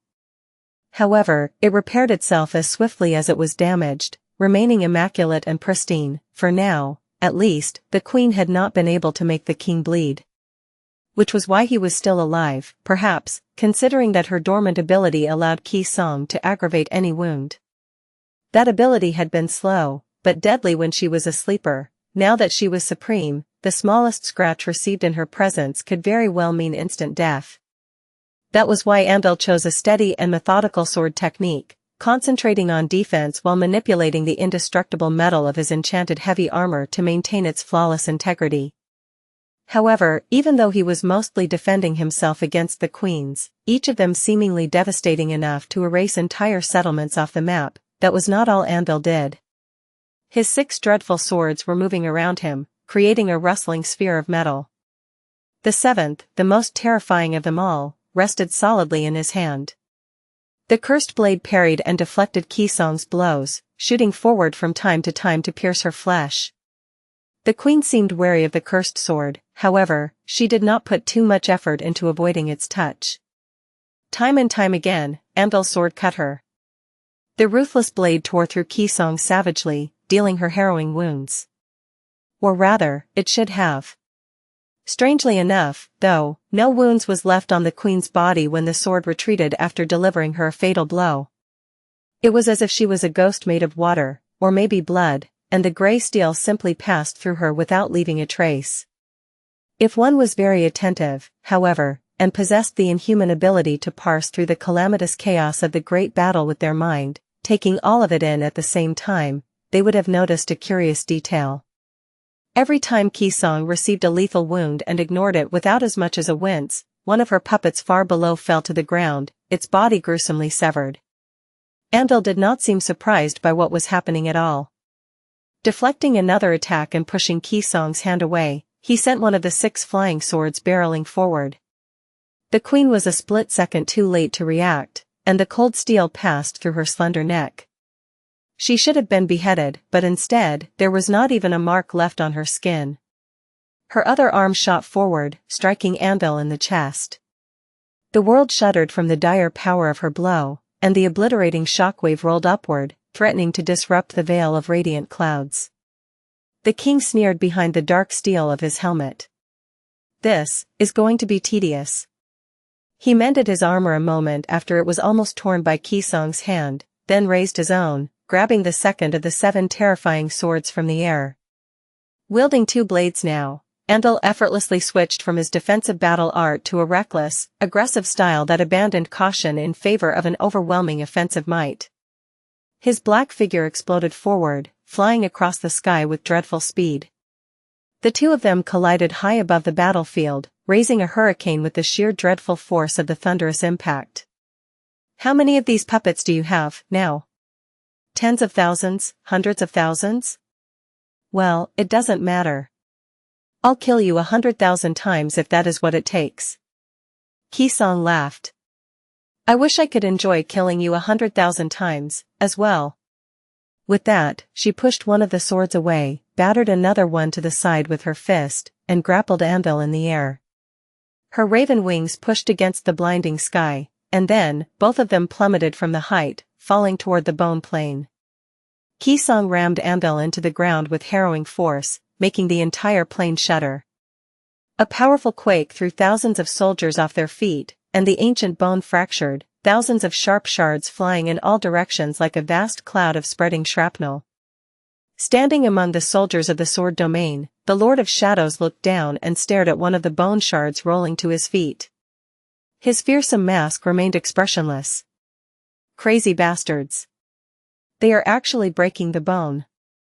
The soldiers of the 2 great armies were cowering in front of the startling fury of the clash between the 2 demigods, their faces pale, their eyes opened wide in awe and terror. Sunny was not feeling too brave at the moment, himself. Leaning on the hilt of his odachi while the tip of its blade rested on the ground, he was observing the battle intently. His black mask remained expressionless, but the man behind it had a grim expression on his face. The soldiers were merely witnessing the clash, after all. They were frightened by the obliterating forces that the 2 sovereigns were unleashing, but what they feared was becoming collateral damage in the dreadful fight, at most. Sunny, however, would soon be facing these monsters in battle himself. He would experience the indescribable terror of their inhuman power himself. So, his wariness was far less theoretical. Too strong, too fast. The sovereigns were indeed far beyond any saint. Even Sunny, who was a transcendent titan, was not anywhere near their level of strength. He was struggling to follow their movements with his eyes, and any one of the countless harrowing blows they rained upon each other would have left his body broken and mangled. Their power was simply tyrannical. However, in and of itself, it was not too terrible. He had faced and killed plenty of great nightmare creatures, after all, to the point that fighting them ceased to feel like the stuff of dark and dreadful legends. Many of them had been faster and stronger than Qisong and Andal were, capable of toppling mountains and reshaping landscapes with their blows. They had died under his blade nonetheless. There was a different plane to the battle between the sovereigns, though, one that few could perceive. Sunny could not perceive it either, but he knew that it was happening out there, in the vast storm of wrestling swords, reshaping reality itself. Just as the king and the queen were engaged in a physical battle, their wills were battling each other, as well. Perhaps Andal's impossibly durable armor was only remaining whole because he willed it to be. Because Qisong's bare hands could bend and break the armor because she wanted them to. The sea of puppets and the hurricane of swords were merely extensions of their mortal bodies, as well. They were expressions of their dire power. Every time a flying sword pierced a dead puppet, and each time dead hands closed around the cold steel of a flying sword, the two wills clashed with each other, too. He was not knowledgeable enough about the will, but he was sure that the sovereigns were wielding it with just as much skill as they would any weapon. And just like a weapon, the will was a deadly tool in their hands. Perhaps the real battle was happening on that conceptual plane, unseen by all except the two supremes themselves. There was another level to their clash, as well, one that made Sunny's head ache. It was the clash between the domains of the two sovereigns, which had some effect both on how much strength they could express, and how sharp their will could become. Perhaps. He was not sure. Qisong had decided to have the battle on the breastbone reach, which was a strange choice. Here was the territory of the King of Swords. After all, she was surrounded by his domain from all sides, which had to be a great disadvantage, stifling her power. However, just before they clashed, everything changed. Sunny could not quite perceive it, but he did sense it, a subtle shift in the very nature of the world around them. It must have happened because somewhere far below, Revel finally conquered the Spine Ocean Citadel, Qisong gained more authority over Godgrave, and the boundary of her own land pushed against Anvil's sphere of influence from the depths of the Dark Ocean. And then there was the Dream Gate, which seemed to have opened to the snowy vista of Ravenheart, somehow. Sunny knew that the Dream Gates served as conduits of supreme power. Whenever they appeared, the surrounding land became a part of the sovereign's domain. That was how Anvil and Qisong were able to bring their domains to the waking world during the Chain of Nightmares and eliminate the Gate Guardians that had emerged during the Battle of the Black Skull. Ravenheart was now directly connected to Godgrave, spreading the Queen's influence to this godforsaken land, most likely. So, a fragile equilibrium was formed, with the two sovereigns fighting on the boundary where their domains pushed against each other, creating neutral ground. Sunny had to keep all that in mind. He had to watch, and wait, and when both of the sovereigns exhausted their powers, he would have to enter the fray and face their chilling, tyrannical power himself. Side by side with Nephi's, of course. Would they really be able to win? Well, now, they had no choice. Because they had already made it. He closed his eyes for a moment, feeling the weight of that choice pressing down on him like a crushing burden. For a moment, Sunny allowed himself to be weak and unsure. He felt sick. He felt disgusted with himself. I am the most hypocritical person in the world, aren't I? 2 worlds, even. That was because the moment Nephi's had chosen the path of no return, leaving herself no other option but to defeat the sovereigns and become one herself, she had made a choice for the countless mundane humans living in the sword and song domains, as well. And Sunny was her willing accomplice. Should they fail, millions of people would die. Opening his eyes, Sunny looked at the unfathomable carnage of the great battle in front of him. The scale of it let him reel. I can't fail, then. I simply can't. He gritted his teeth. Just as always, Weaver's mask betrayed no emotion. But the shadows throughout the sword army suddenly grew deeper and colder. Endlessly deep, and infinitely cold. A tide of enchantments washed over Qisong, pressing her into the shattered surface of the broken bone. Her wings broke with a revolting crunch, the black feathers becoming soaked with blood. Her red dress rustled, the rich fabric tearing under the immense weight. The frayed threads moved as if possessing a life of their own, however, repairing the tears a moment later. The wings were mended, as well, only to be broken once again, and mend themselves once more. Using that brief lull in the onslaught of attacks, Anvil rushed forward with impossible speed. His twin swords fell like the blades of a guillotine, one aimed at her neck, the other at her abdomen. This time, there was something different about the way the sharp steel hissed as it cut the air, as if the swords were not simply cutting space, but slicing the fabric of reality itself apart. Qisong looked up fiercely just before the 2 blades fell on her kneeling figure. Instead of seeking to avoid them, she shot forward. A cloud of bone shards exploded backward from under her foot, and as a blinding flash drowned the battlefield for a moment, she collided with Anvil at a dreadful speed. The force of the impact made the world tremble. Anvil retracted his swords at the last possible moment, leaving 2 deep cuts on Qisong's arms before blocking her palm with the crossed blades. A hurricane rose, cleaving the storm of rustling swords apart, and the devastating shockwave sent thousands of puppets flying. This time, however, no puppet received the wound for the puppet master. The cuts remained on the queen's porcelain skin, swelling with crimson blood. As Anvil slid dozens of meters back, and she rushed forward to pursue, a vicious smile twisted her lips. A will sharp enough to cut the world. A moment later, her delicate hands descended upon the king like a crushing tide. A litany of deafening thunderclaps consumed the battlefield, fusing into a continuous roar. Qisong's graceful figure seemed to blink in and out of existence as she moved around Anvil, delivering 100 devastating blows from all directions in less than a second. The bone plane quaked. A soul vast enough to encompass the heavens. With a snarl, she delivered one last blow, the most dreadful of them yet. 5 of Anvil's swords were batted away, and he blocked her soft palm with the last 2 blades. The impact was so terrible that a furious explosion blossomed from the point where her skin touched the cold steel, washing the world in light and flame. Anvil withstood the attack calmly, but a deep crack spread through the ancient bone from beneath his feet, cutting it like an ugly scar. Qisong laughed as she danced away from his retaliation, her red dress flowing behind her like a stream of blood. A heart cold enough to extinguish the flames of hell. As he lost his balance and fell, she lunged forward with a wicked smile. "Aren't you a marvel to behold, Vale?" Scattering the 5 swords with a powerful wave of her mighty black wings, she mounted Anvil like a beast, raised her hands, and clenched them into fists. A monarch among monarchs. The first of the obliterating blows fell down upon him, causing more thunder, more light, more heat. The blades of the swords Anvil used to protect himself were already glowing red. Somewhere else on the battlefield, the dead titans were standing like tall mountains in the storm of flying swords.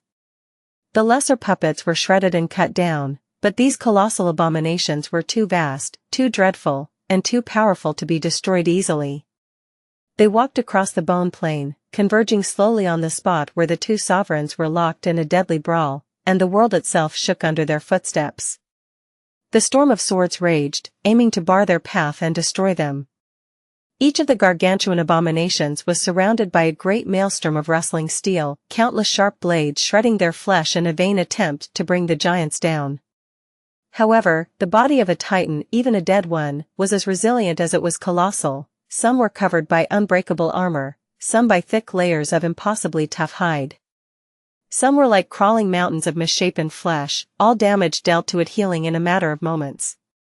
Despite the harrowing force the flying swords unleashed, the titans did not fall, and neither did they stop. Up to a point. The hurricane of swords suddenly twisted, the myriad of blades forming countless runes around the marching giants. Then, the runes ignited with an ominous scarlet glow, and streams of ethereal red light connected them like rivers. The scarlet rivers formed nets that surrounded the titans, or cages, perhaps. The bars of the sorceress cages were intangible, and yet, the gargantuan abomination crashed into them as if they were made from solid metal. The bone plane shuddered as the dead giants collided against the rays of scarlet light, staggered, and came to a halt. Some distance away, Anvil was still unharmed under the barrage of Qisong's fierce attacks. Even though the surface of the ancient bone around them was riddled with cracks, his dark armor remained intact, and his body remained unbroken. Laying on the ground, he sneered coldly. "I am." A moment later, 5 of the 7 dreadful swords pierced Qisong's body from behind, while the 6th pierced her heart. Anvil released its hilt, wrapped his fingers around her neck, and shot into the sky, dragging her with him. A marvel to behold, a monarch among monarchs, and so much more. As they soared high enough to almost touch the cloud veil, he turned the visor of his helmet to Qisong and said with a hint of indifference in his cold, ruthless voice, "What are you?" With that, he strained his muscles and tossed Qisong down. She plummeted through the hurricane of swords like a crimson comet, being pierced and cut. A moment later, the strike of the seventh sword, the cursed sword, caught up with her, tearing the hurricane apart. Xianxia impacted the ground with a force so terrible that the shockwave produced by her fall not only tossed the surrounding puppets down, but actually ripped them to pieces. Those closest to her were pulverized into clouds of crimson haze, while those further away were merely torn into tiny pieces of flesh. A vast net of cracks snaked through the surface of the ancient bone, surrounding her like a dark spiderweb. At the heart of that web, Xianxia struggled to stand up. The 6 swords, however, were still lodged in her body, impaling her and keeping her bent to the ground.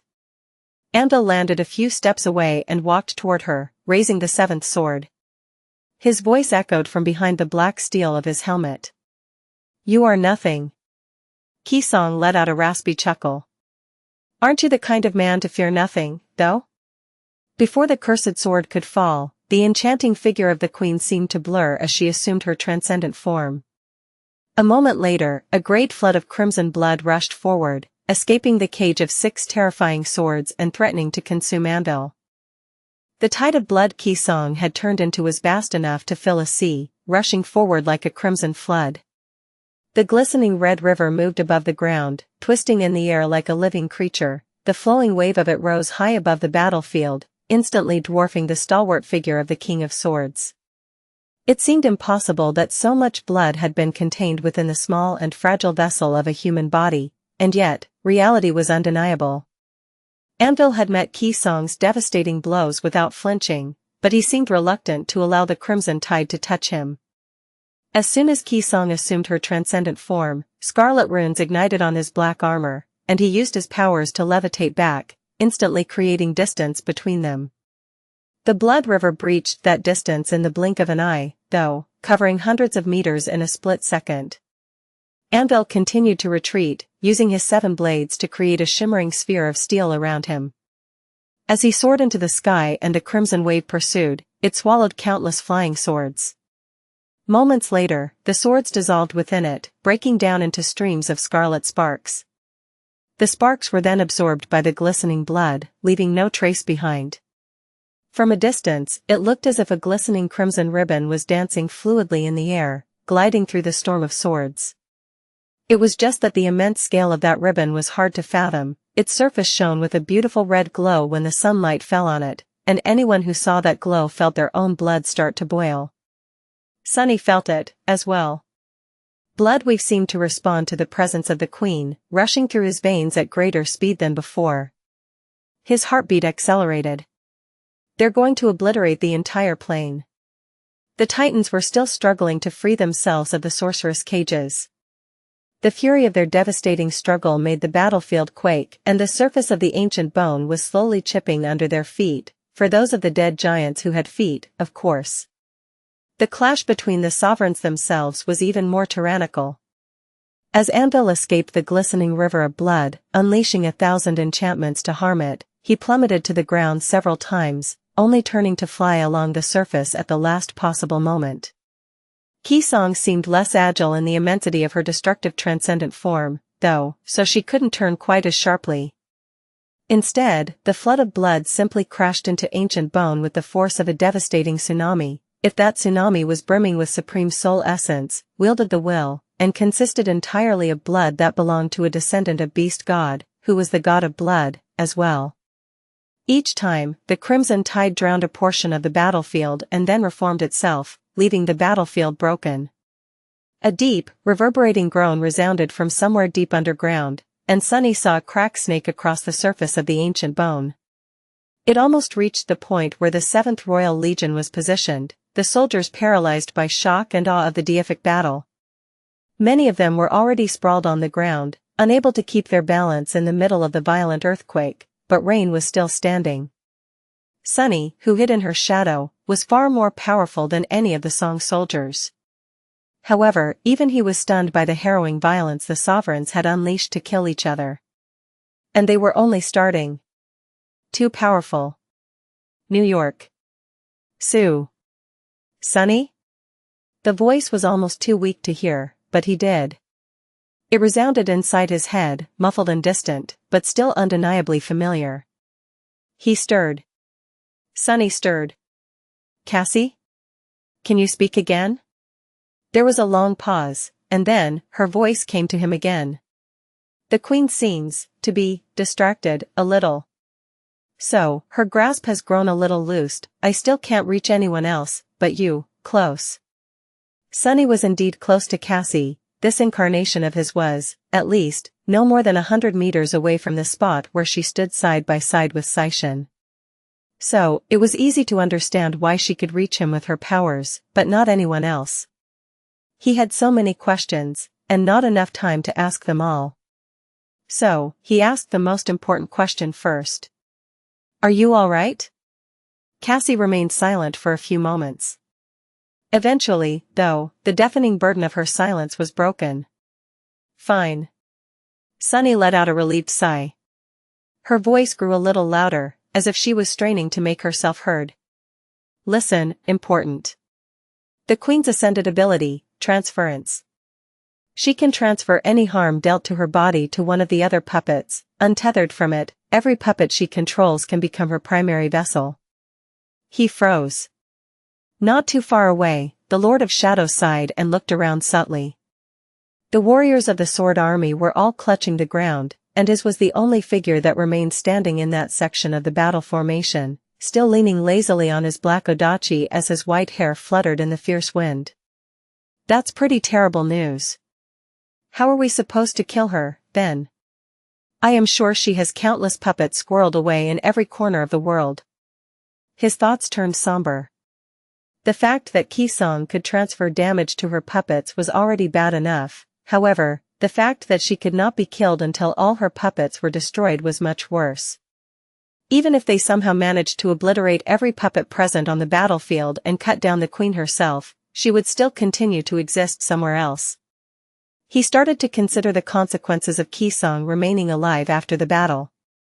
If they managed to attain supremacy, killed Anvil, and devastated her army of puppets, well, getting rid of her for good would still be possible, but it would just take a lot of time and effort. The sword domain would fall into Nef's hands. They would be poised to take control of most citadels in the Song domain, as well. Not all was lost. His thoughts were interrupted by Cassie's voice. There's still a way to kill her. Sunny remained silent for a few moments. Her flaw. As if reading his thoughts, Cassie spoke again. She cares about her daughter.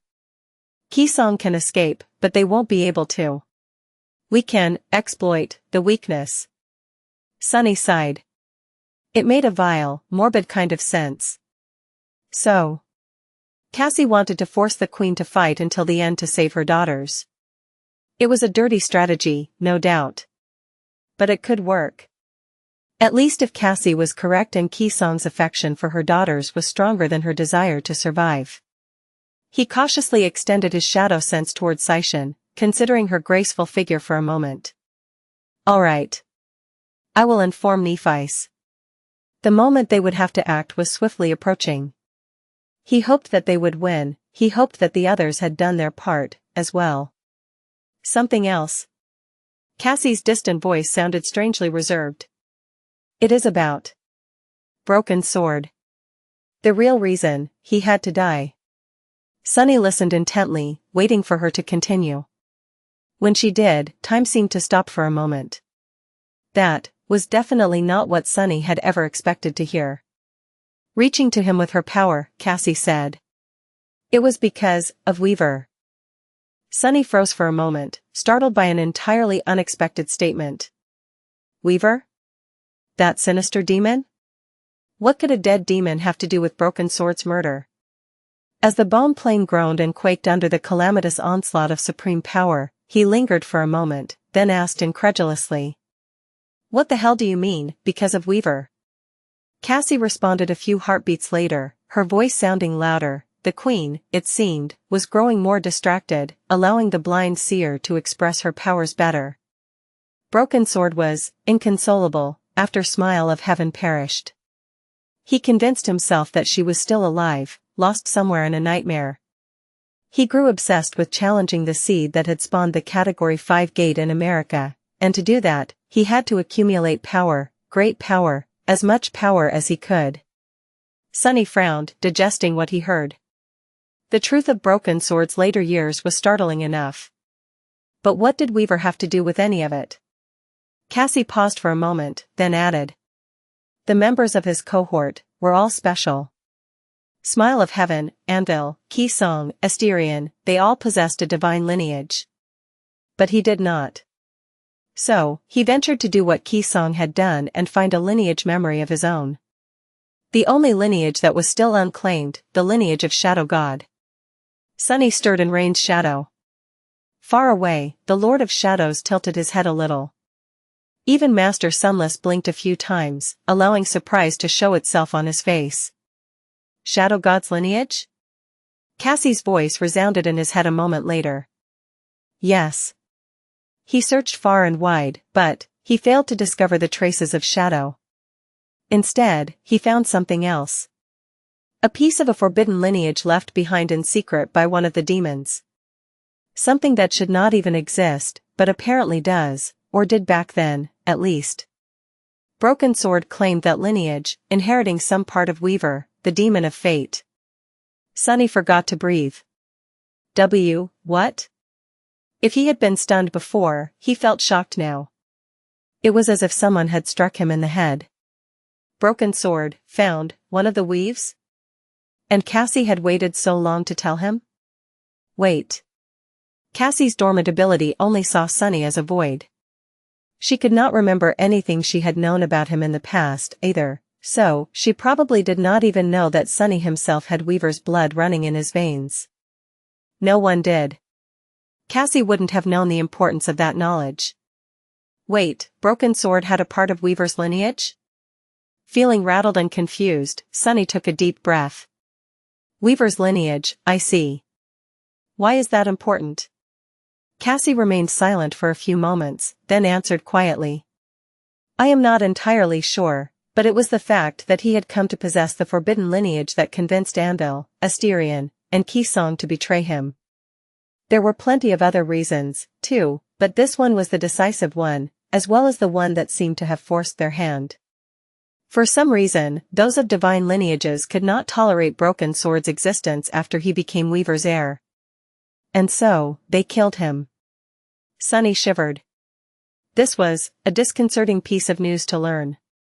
Wasn't he much more of an heir to Weaver than Broken Sword had been? He had not one, but 3 parts of Weaver's lineage by now. Would those who had inherited the lineage of the gods target him for some unknown reason one day, as well? Sunny inhaled deeply. Suddenly, he was overcome by an ominous feeling.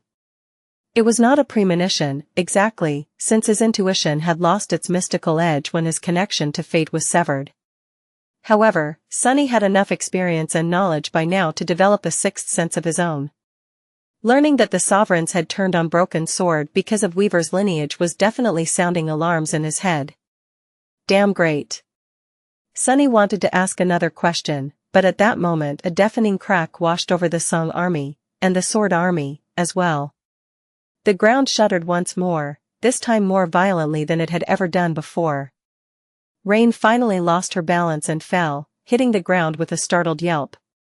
On the opposite side of the battlefield, the Lord of Shadows grunted and swayed, finally straightening and raising his odachi to put it on his shoulder. The soldiers around him were all on the ground, looking around in dazed confusion. Slowly, their features were twisted by fear. His cold voice escaped from behind Weaver's mask, full of aloof indifference. Don't fret. There's nothing to worry about. In front of the 2 cowering armies, the harrowing battle between the 2 sovereigns had entered a new, utterly inconceivable stage. The forces unleashed by their confrontation were so dire that the breastbone of the dead god itself was struggling to withstand them. New cracks formed on the surface of the bone plane, and the cracks that had been there before deepened. And then, after an especially calamitous blow, the cracks began to widen and grow uncontrollably, as if a point of no return had been passed. The initial noise of the battlefield breaking had been drowned out by the thunderous roar of the impact, but now, everyone could both hear and sense the ground below them shifting. The crack that was near the 7th Royal Legion extended in an instant, cutting all the way to the edge of the breastbone reach. It widened, too, and a few unfortunate soldiers plummeted down into the darkness. Damnation. Most people could not feel it, but Sunny could. His shadow sense extended far and wide, as well as penetrating deep. .bg container 10448F61E68, display, flex direction, column, align items, center, justify content, center, z-index, 214-748-3647, important. More importantly, he had an aerial view of the battlefield from the Ivory Island. Therefore, he could see the spider web of deep cracks spreading across the entire plain, stretching all the way down to the hollows. As Rain rolled and rose to one knee looking at the dark fissure of the jagged crack, she saw a thick, scarlet vine rise from the darkness and attach itself to the splintered bone. Join our channel in Tigra to receive chapters faster. The calamitous battle between the two supremes had stunned the two great armies gathered on the surface of the dead god's breastbone. The soldiers were stunned, the soldiers were awed, the soldiers were terrified. However, they weren't the only ones affected by the cataclysmic tyranny of the deific confrontation. Deep below them, in the dim twilight of the hollows, the ancient jungle was in turmoil as well. The nightmare creatures dwelling in the darkness stirred, disturbed by the inconceivable fury of the clash between the two sovereigns. The aftershocks of the battle had reached even the hollows, sending the abominations into a frenzy. The jungle itself seemed to have come alive, as if sensing a threat. Or a feast, perhaps. Knowing that he would have to face the sovereigns himself, Sunny had been watching them fight intently. However, his shadow sense reached far and wide, he paid attention to what was happening in the hollows, as well. So, he was quite possibly the only person on the bone plane who knew what was happening in the hollows at the moment. That was the reason he was one of the first to understand what the sovereigns had done. Crazy bastards. The king and the queen actually managed to break the bone plane. Perhaps he should not have been surprised, knowing that Anvil had already cut a fissure in the dome of the hollows once, but back then, during the fight against condemnation, it had been the result of a conscious action that demanded a great amount of effort, preparation, and a grand act of sorcery. This time, the dead god's bone was broken simply from the strain of serving as a battlefield for the two murderous supremes. And the damage wasn't contained to a minor fissure, either. Instead, a net of countless cracks snaked across the northern end of the titanic breastbone, making it look like shattered glass. And all these cracks led to the hollows, which boiled with frenzied activity. The ancient jungle of Godgrave had been starved of sunlight as of late.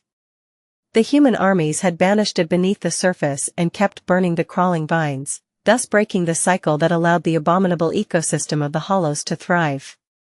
Without the scarlet infestation spreading to the surface, the ancient jungle was denied the nutrients it needed to sustain itself. The consequences were not showing, yet, but they would turn grave before too long. The jungle starved, and therefore, the dreadful abominations dwelling under its canopy were starving as well. That was why the jungle, and the abominations too, rushed to the surface when countless cracks split the dome of the hollows open. Damn it. Get up. Prepare for battle. Sunny's hiss sent Rain scrambling to get up. All around her, the warriors of the 7th Royal Legion were trying to stand despite the quaking ground too. Saishan's voice broke through the cacophony of the apocalyptic battle. Formation. Face the cracks. Fire. But it was already too late. The single vine that had extended from the crack a few moments ago had already turned into 100. All across the length of the jagged fissure, the tendrils of the ancient jungle were crawling out of darkness, attaching themselves to the sun-bleached surface of the bone. And there were more than one fissure around. The tide of scarlet infestation really looked like frothing blood that swelled and spilled out of deep cuts, flowing endlessly. Of course, the vines were merely a herald of what was about to come, great bridges that the jungle had risen to connect the depths of hollows to the sunlit surface. A moment later, a hideous head rose above the edge of the nearest fissure, and a great beast pushed its massive body onto the bone plane. Rain stared at it with wide eyes, terrified, then drew her bow with a trembling hand.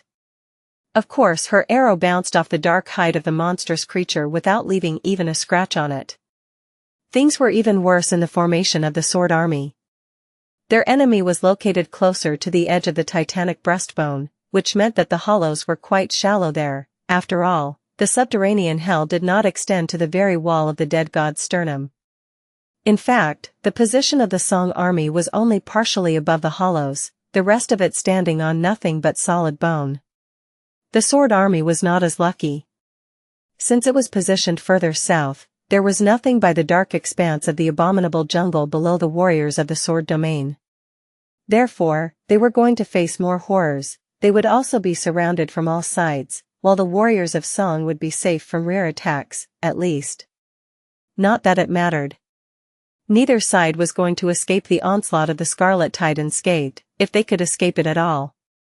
What do I do? As the Lord of Shadows, Sunny was in the thick of it. He could rush to help the soldiers, slaying as many nightmare creatures as he could.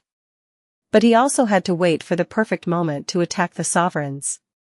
If he was too late, one of them would kill the other and grow infinitely more powerful. If he did not wait long enough, neither of the Supremes would have exhausted their strength, and fighting both of them would be suicidal. He could not allow himself to get distracted. Seeing as a train-sized centipede crawled out of a deep crack and loomed over a dozen awakened soldiers, the entire length of its underbelly opening to reveal one ghastly, endless maw, Sunny cursed and dove into the shadows. Emerging from them a split second later, he lashed out with his odachi. The thick red carapace of the centipede was cut cleanly, and the upper third of its monumental body was severed from the rest of the monstrous creature. The severed third fell to the ground with a deafening boom, and twisted, already scurrying to swallow its first victim. The lower two-thirds continued to emerge from the crack, seemingly unconcerned with losing the entire upper portion. Sunny wasted a split second to stare at the abomination, appalled. .bg container 10448869E4D, display, flex direction, column, align items, center, justify content, center, z-index, 214-748-3647, important, .bg ssp 10448, margin left, auto, margin right, auto, display, flex, justify content, center, .bg container 10448F61E68, display, flex direction, column, align items, center, justify content, center, z-index, 214-748-3647, important. All around him, more nightmare creatures than he could count were climbing to the surface, many, if not most, no less dreadful than the giant centipede. His gaze turned even darker than it had been before. A drop of ichor fell from the blood of the odachi and broke against the weathered bone. Curse it all. Join our channel in Tigra to receive chapters faster.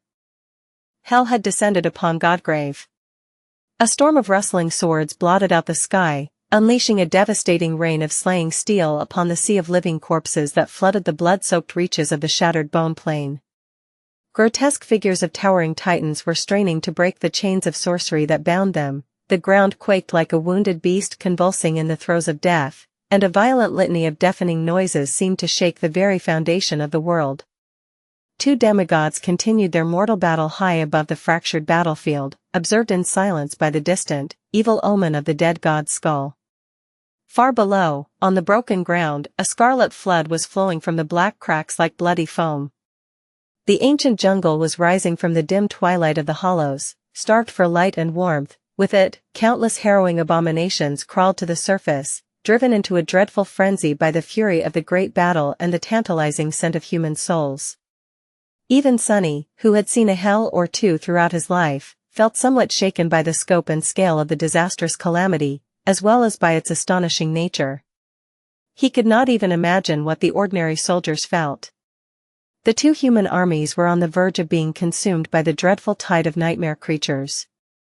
However, the veterans of the Great War were a tough tribe. They had not lost their minds to fear, even in the middle of a seemingly apocalyptic disaster.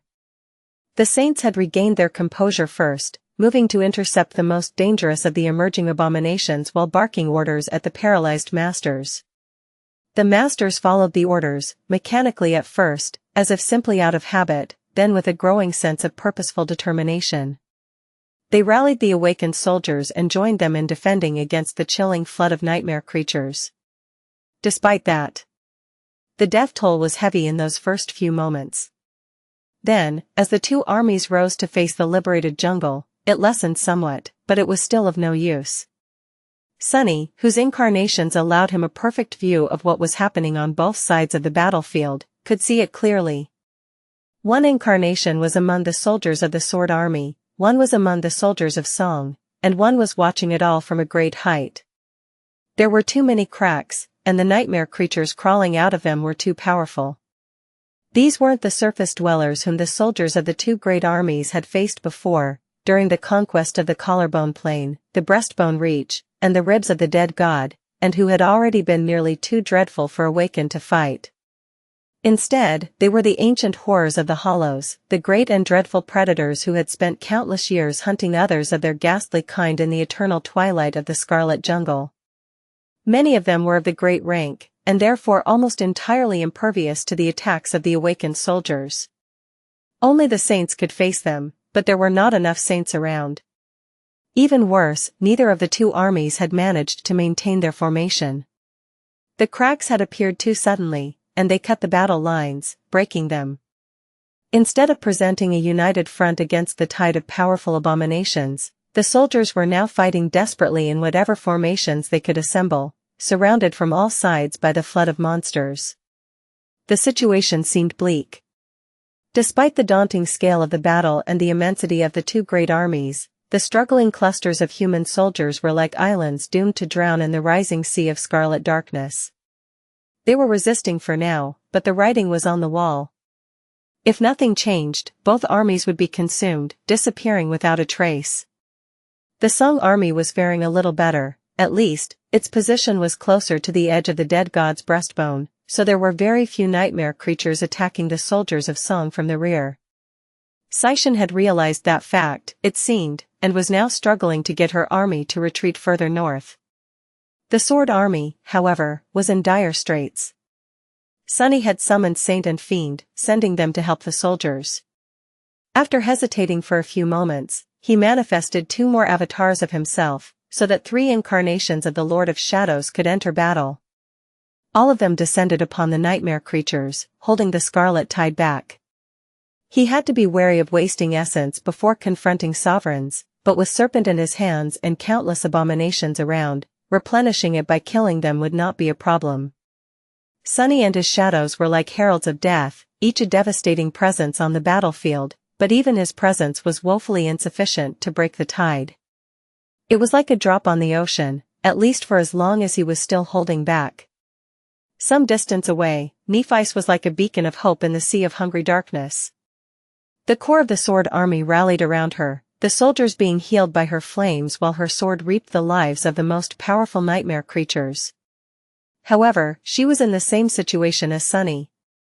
One of his shadows was still hiding in her own. Using the moment, he spoke to her and relayed the information shared by Cassie as quickly as he could. Then, Sunny fell silent for a moment, waiting for her to finish off a hideous abomination that resembled a rotten, walking tree with a trunk littered by countless jagged maws, or perhaps a dead beast whose body had become the host of a tree-like parasite. The white flames engulfed the ghastly creature, turning the scarlet leaves to ash, and the incandescent sword, the Kinslayer, cut the trunk in half. There were already 2 equally horrid nightmare creatures rushing at Nephice through the flames a moment later. He spoke. "We won't last long here." She looked around the battlefield, then nodded briefly. "We must advance." Sunny lingered for a moment, then chuckled darkly. "Advance? Advance where?" Nephice lunged at the 2 abominations, brandishing her supreme sword. "Across the battlefield, toward the edge of the plain. To reach the Song army, or at least get on solid bone." He regarded the carnage of the calamitous battlefield from the edge of the Ivory Island, remained silent for a moment, and took a deep breath. "That is, a crazy idea." Sunny rose from Neff's shadow, manifesting one more avatar. Crushing the second abomination's skull with a monstrous blow of his armored fist, He glanced at Nephi's and grinned beneath the visor of his onyx helmet. It might just work. Sunny smiled, but his smile was quite forced. He could not bring himself to feel the desperate kind of glee that often overwhelmed him when in situations that seemed too bleak to cope with. Luckily, his face was hidden behind the visor of the mantle's helmet, so Nephi did not see his hesitation. To her, the Lord of Shadows looked as he always did, cold, confident, and full of aloof arrogance. It was such a misplaced impulse, to look good in front of her even in the middle of a literal hell descending, and yet Sunny could not help but want to. Reaching into the shadows, he pulled a black spear out of them, and then looked back to Nephi. "I'll carve the path for the army to follow." As the words left his mouth, the shadows stirred. Then, a dreadful figure rose from them, making the soldiers shudder and flinch away. The vast shadow took the form of a tenebrous steed with wolf-like fangs and two sharp horns, its eyes burning with terrifying crimson flames.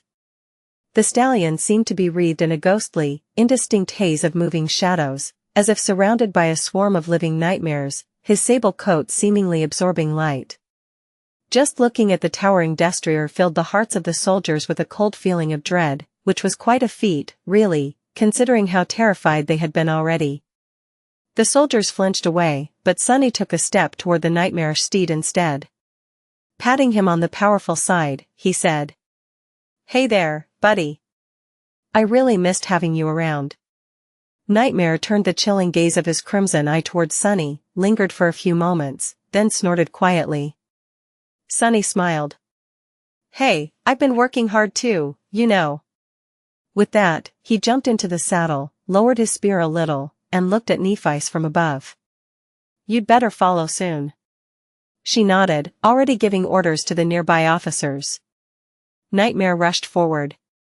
The dreadful dark destrier moved with the speed of lightning, his adamantine hooves striking sparks from the ancient bone. He rushed through the ranks of the soldiers like a wave of darkness, then soared high into the air, breaching hundreds of meters in a single leap. A few moments later, the tenebrous steed landed nimbly outside the crumbling formation, in the middle of the mass of abominations. Bones broke beneath his hooves, and flesh was torn by his steel fangs. Splatters of blood flew in all directions, and nightmare creatures, who were not supposed to know fear, suddenly cowered in terror. No matter how dreadful and deadly the black stallion was, however, his rider was like the devil himself. His fearsome onyx armor glistened dimly, and the plume of his helmet fluttered in the wind, his dark spear moved with terrible speed, piercing bodies and severing limbs. Mangled corpses fell to the ground. For a brief moment, it seemed as if the destrier and his rider would be swallowed by the tide of abominations, but instead, the tide of abominations was broken by their furious assault. The shadows stirred around them, widening the gap, and the Lord of Shadows rode forth, leaving a trail of death and devastation in his wake. Behind him, the sword army slowly started to advance. "This is useless." Rain staggered back, pulled by Fleur. A moment later, a hideous claw tore at the ground where she had been standing a moment ago, leaving deep grooves in the bone that had seemed indestructible before. The titanic skeleton had been a symbol of mystical fear for the soldiers of the Song army, and although few truly believed that it had belonged to an actual god once, many came to regard it with the same reverence. However, today, Godgrave had proven to be far more fragile than they believed it to be. The entire bone plane had been fractured by the king and the queen, and now, nightmare creatures powerful enough to leave marks on its surface were besieging the Song army. Needless to say, awakened soldiers were like ants in front of these harrowing abominations. They had always been weaker than the native inhabitants of Godgrave, and so, the Song army developed various ways of dealing with stronger opponents. Rain's own arsenal was largely aimed at debilitating the enemy through various means, and yet, today, her arrows were proving to be completely inefficient. What a blessing. She did not even have to worry about her flaw, because there was no chance in hell that she would be able to kill anything. Even though Rain did not want to admit it, she felt despair settle in her heart. "Rain! Snap out of it." Fleur pulled her back, and Tamar advanced, desperately trying to slow down the attacking horror. Her Zweihander plummeted down, striking the abomination, and bouncing off uselessly. The legacy girl staggered from the recoil of the powerful blow, and Rain's eyes widened when dreadful claws shot toward her body. A split second later, one of the blood sisters landed on the nightmare creature's back, piercing its neck with a wavy dagger. Something flashed, and Tamar was tossed back. There was a deep gash on her side, but she was alive. All around them, the Song army was slowly buckling under the tide of monsters. The nightmare creatures were already impossible to overcome, but there was also the scarlet infestation itself they had to contend against. A mass of vines, moss, and grass spilled from the deep cracks in the ancient bone, crawling across its surface like a plague. The jungle brought all kinds of deadly perils with it. Damn it.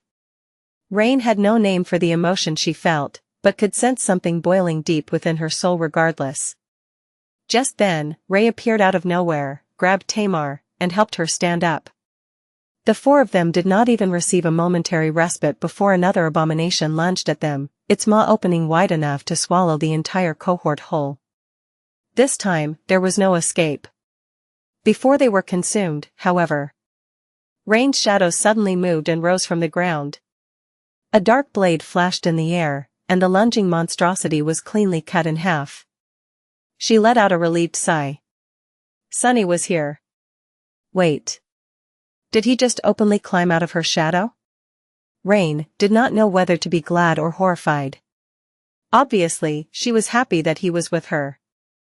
But if her brother had decided to reveal himself, then the situation was truly desperate. He was also wearing a fearsome onyx armor and a closed helmet, emanating a cold and unfamiliar presence. Turning his head slightly, her brother, the Lord of Shadows, brushed across the members of her cohort with an indifferent gaze. His cold voice seemed devoid of all emotions. Huh, you three again. Haven't we met before? Tamar, Ray, and Fleur stared at him in stunned silence for a moment. They would have stared more if not for the fact that the first row of the 7th Legion was on the verge of collapsing under the onslaught of nightmare creatures. Then, however, something strange happened. The pressure on the fighters seemed to lessen slightly, and a new abomination emerged from the mass of monsters, this one even more dreadful than the rest. It was a rider on a terrifying black steed, both of them drenched in blood and surrounded by a veil of moving shadows. And behind them, Rain's eyes widened. I'm seeing things, right? Was she mistaken, or were there vermilion banners moving behind the wall of nightmare creatures? Surely, she was mistaken. The journey across the crumbling hellscape of the battlefield had been a perilous nightmare. Sunny and Nightmare cleaved into the mass of nightmare creatures, besieged from all sides by the frenzied avalanche of abominations. Crimson blood and scarlet sap spilled on the white bone, and mangled bodies toppled to the ground. They were swiftly swallowed by the red sea of spreading moss, only to rise again moments later. Even locked in a furious battle with the King of Swords, the Queen did not miss the chance to create new puppets. Sunny opened a gap in the tide of monsters, and the Sword Army followed the Dark Rider. However, the horrors of the liberated jungle were not the only danger facing the soldiers. There was the army of puppets and the devastating hurricane of flying swords, as well. He had to find a path through the cataclysmic battle of the two domains, avoiding the wider cracks that marred the surface of the fractured plane, the flashpoint in the obliterating confrontation between Kisong's puppets and Anvil's swords, and the caged titans. Even if he did, the danger still remained. At any moment, the two sovereigns could plummet from the sky, causing a violent detonation on the ground.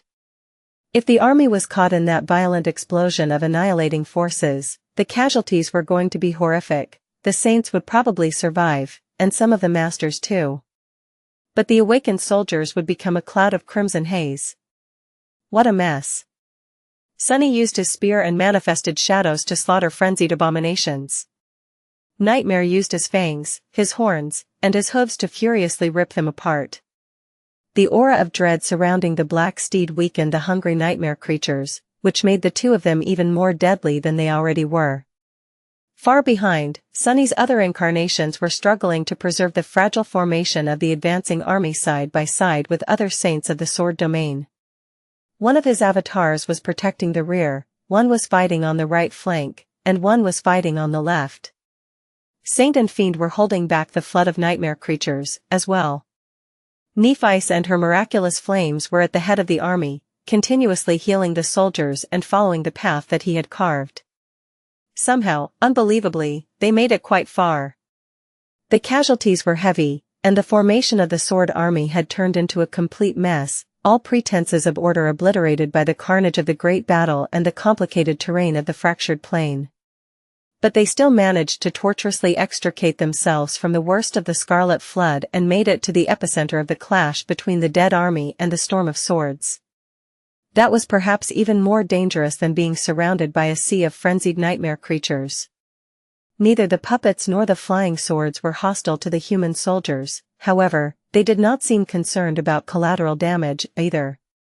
There were cracks leading to the hollows here, as well, and the jungle-lept was attempting to escape to the surface from them, too, but most of the horrors that escaped the darkness were swiftly obliterated by the violent aftershocks of the harrowing battle between the two sovereigns. The army was only actively besieged from the rear now. Liberated from the dire need to fight the nightmare creatures, it closed ranks and concentrated on defense, the officers exerting their aspect powers to protect the awakened soldiers from the chaos, the mayhem, the destructive shockwaves of distant collisions, and the rustling streams of stray swords. Success was limited, at best. The ground was still quaking, the deafening cacophony of the battle was still unbearable, and the world still resembled a crumbling hell. In fact, now that the soldiers were not just witnessing the clash between the Supremes, but were in the midst of it, the chilling catastrophe of their clash had only become harder to conceive of, fathom, and endure. But they did endure. Even then, it was in no small part thanks to Sunny. He had not volunteered to become a guide for the reeling sword army merely because of how strong he was, and how fearsome his steed was. Rather, he was the best man for the job because his shadow sense was able to envelop the entire battlefield. Therefore, Sunny knew where to go, what path to choose, and which directions to steer clear of in order to avoid complete annihilation. The battered army slowly advanced through the carnage. All pretenses of maintaining an orderly formation had long been abandoned, and by now, it was nothing more than a vast mob. However, it was a mob of seasoned warriors, not panicking civilians. Faced with a horror too great to be fathomed, the soldiers had simply abandoned fear, somberly concentrating on the task at hand instead and refusing to think about anything else. Perhaps that was why they had survived. I need to hurry. Sunny was concerned about the Song army, as well. After all, Rain was there. Cassie was there, too, bound by the invisible strings of the Queen's power. As he was carving a blood path through the mayhem atop Nightmare and fighting to defend the splintering sword army, he was also tensely observing Rain. In the end, Sunny had no choice but to emerge from her shadow and reveal himself among the soldiers of Song for the first time since his sister had become one of them. Almost at the same time, he finally broke through the tide of abominations and came in view of the battered expanse of the Queen's soldiers. He regarded them for a moment from Nightmare's back, streams of blood running down the onyx surface of the mantle. The sight of him sitting atop Nightmare must have been quite terrifying. The Song army had done better than the warriors of the Sword Domain, but they too were on the verge of drowning in the Scarlet Flood. Neither of the sides were going to weather the calamity alone. Truthfully, even if they joined forces, their chances were not great. But wasn't it funny? These people had been ready to kill each other not too long ago, but now, their best chance to survive was to fight side by side with each other. I can't tell if that is poetic or ironic. Perhaps it was both. Somewhere behind, the vague silhouette of the Ivory Island revealed itself from the storm of swords, looming above the sword army as if trying to shield it from the fury of the supreme battle above. Raising his spear, Sunny leaned forward and tossed it at the soldiers of Song. They did not even have time to react. Tearing the air, the dark spear instantly breached the remaining distance. .bg container 10448 ed3 ed0, display, flex direction, column, align items, center, justify content, center, z-index, 214-748-3647, important, .bg ssp 10448, margin left, auto, margin right, auto, display, flex, justify content, center, .bg container 10448F61E68, display, flex direction, column, align items, center, justify content, center, z-index, 214-748-3647, important. And nailed a monstrous spider that had been lunging at Xianxia to the ground. Spinning swiftly, she spent a split second to stare at the spider, then turned her head and looked at Sunny. He met her gaze coldly, remained motionless for a moment, and then gave her an exaggerated bow.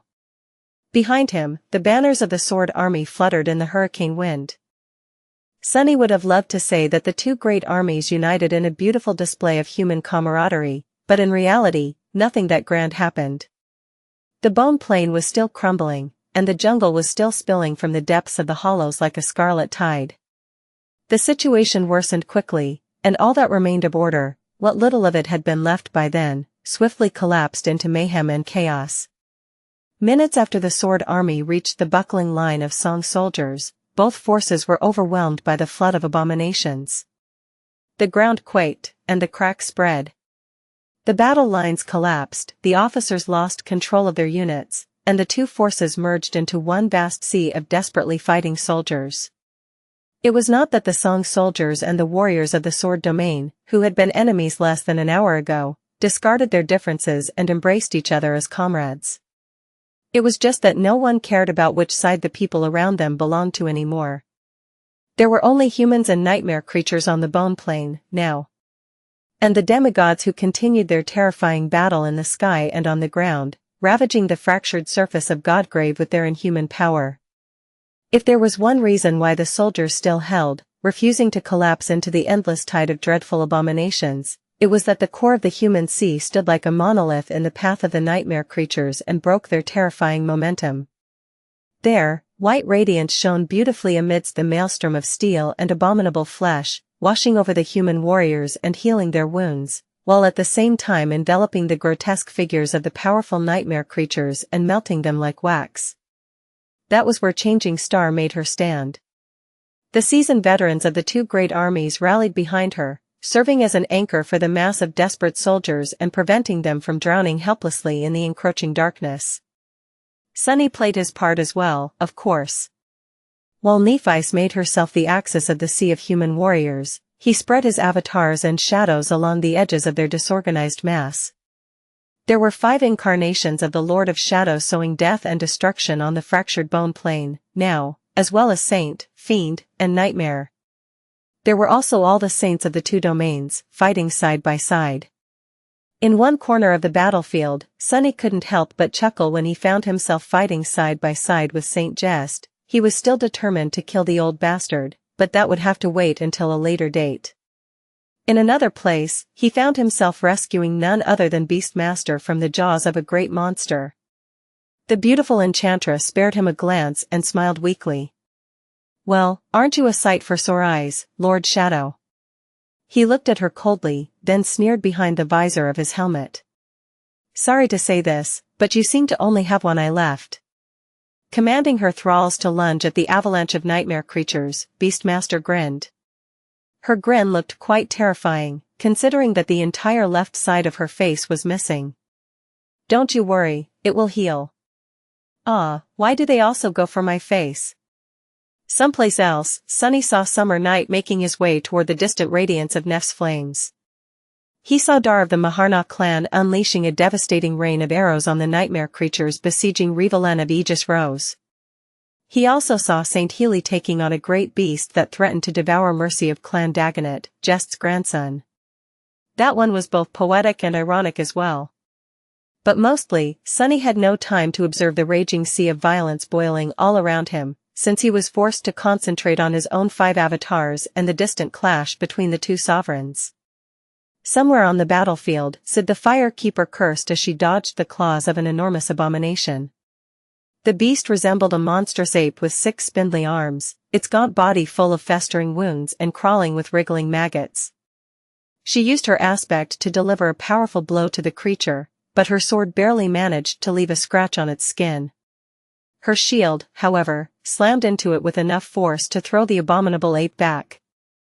A slender figure in a red dress was revealed on the ground behind it, struggling to rise. Sid grabbed the woman and pulled her to her feet. "Stand up, you fool." Felice looked up at her with a dazed expression, blood flowing down her beautiful face. She spoke hoarsely. "I can stand on my own." Sid snarled. "Shut the hell up. And help me." The two faced the nightmare creatures, covering each other's backs. Sid brandished her sword, while Felice raised her wavy dagger. A moment later, the abominations were upon them. Some distance away, Saint Tyrus of White Feather was facing down a great demon, her cold face betraying no emotion. Unable to assume her transcendent form in the storm of deadly swords, she was forced to fight as a human. As she lunged forward, a powerful gale pushing her sword to incredible speed, an enormous winged lion with white fur crashed into the demon, tearing into its side with sharp fangs. The great nightmare creature simply shook it off, turning to unleash a fatal attack at his wife. Before its jaws closed around Tyrus, however, a wave of darkness surrounded it like a whirlpool, and Revel appeared from it like a beautiful fiend. The onyx talons crowning her wings pierced the demon's throat, and she grabbed its jaws with both hands, straining her muscles to rip them apart. A pained roar drowned the thunderous clamor of the battle, and black blood flowed down. Not too far from the three of them, Rain and Tamar found themselves surrounded by a swarm of human-sized insects. The ant-like creatures were less indestructible than other horrors of the ancient jungle, but their sheer number was a terror to behold. They were fighting them desperately, with Rain wounding the abominations and Tamar finishing them off. However, the monstrous ants were simply too many.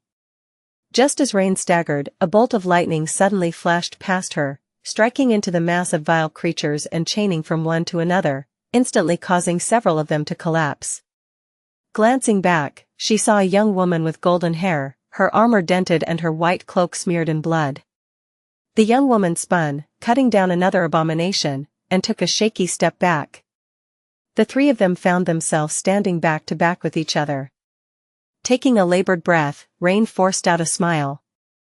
"Hey, you. I know you, don't I?" The Feather Knight answered without turning, her tone cold. "I guess." Rain chuckled. "How's your leg?" As the swarms of ants recovered from the damage dealt by the lightning and rushed at them, the young woman answered with a hint of vitriol in her voice. "How's your neck?" Sadly, there was no time to answer. Far away, standing on the battered surface of the Ivory Island, Sunny tilted his head to avoid a stray piece of shrapnel and looked into the sky with a grim expression. There, a river of blood and a rustling sphere of deadly steel collided once again, tearing a hole in the storm of swords. BGSSP 10448, margin left, auto, margin right, auto, display, flex, justify content, center. .bg container 10448F61E68, display, flex, flex direction, column, align items, center, justify content, center, z-index, 214-748-3647, important. Down below, the Titans were slowly breaking out of their chains. His eyes were dark. He exhaled slowly. Not yet. High above the battlefield, the King of Swords was still being pursued by the river of crimson blood. Surrounded by the storm of swords, he retreated closer and closer to the swirling veil of radiant clouds, as if being driven into a corner. Far below, the fractured bone plain was swelling with scarlet rot, and the dead Titans were struggling against the chains of sorcery that bound them. The shimmering runes formed by countless flying swords were already vague and distorted, on the verge of crumbling. Finally, one of the colossal creatures broke free of its ethereal cage and steeped forward, ready to unleash its profane power. Before it could, however, Anvil spun in the air and slashed with one of his dreadful swords, causing the world itself to split in half.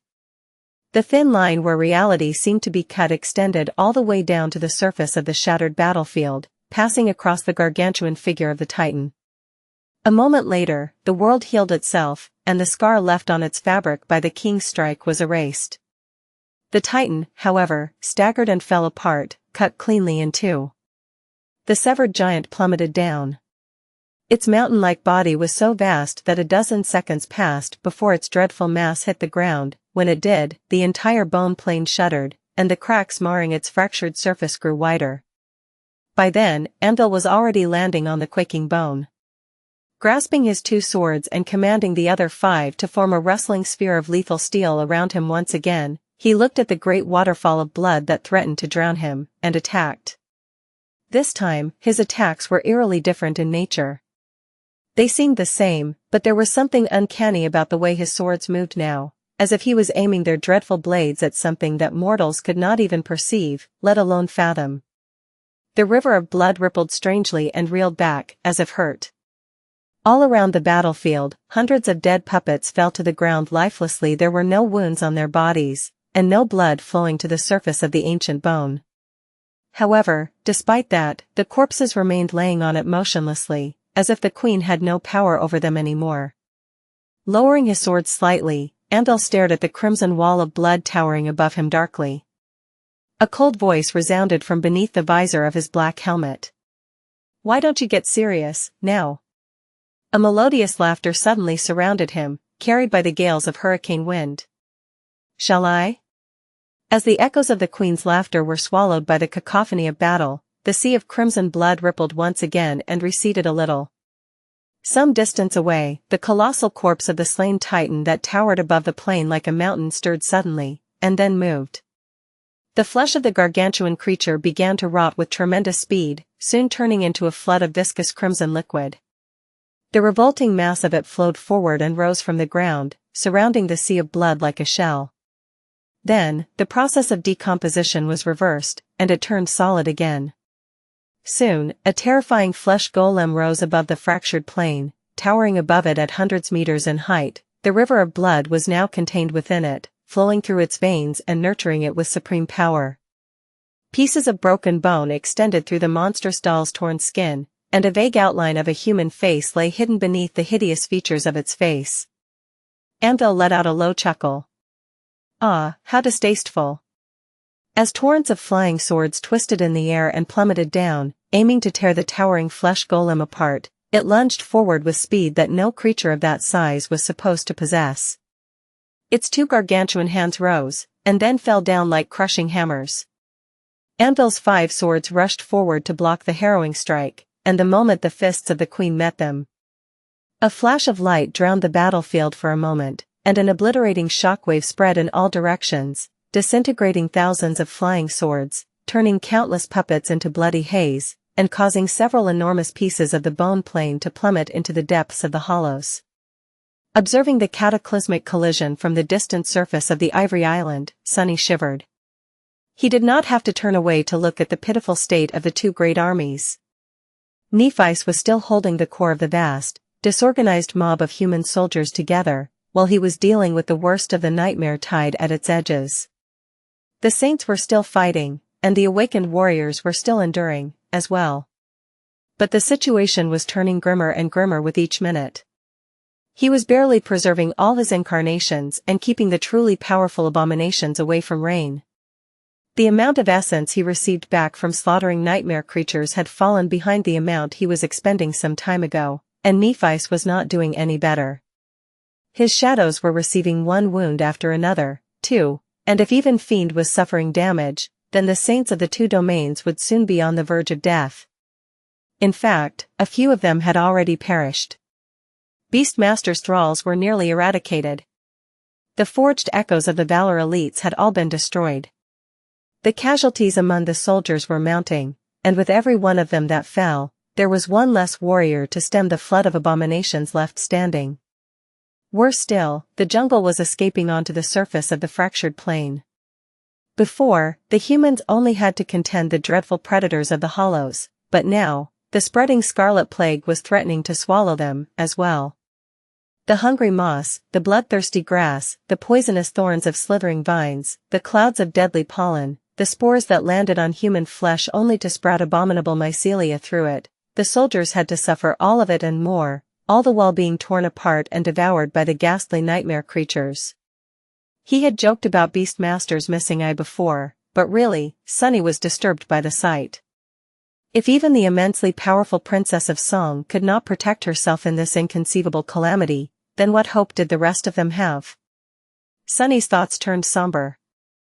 The plan was to wait until the sovereigns had exhausted each other, or, better yet, had brought each other to the brink of death. He and Nephice were only supposed to attack them then.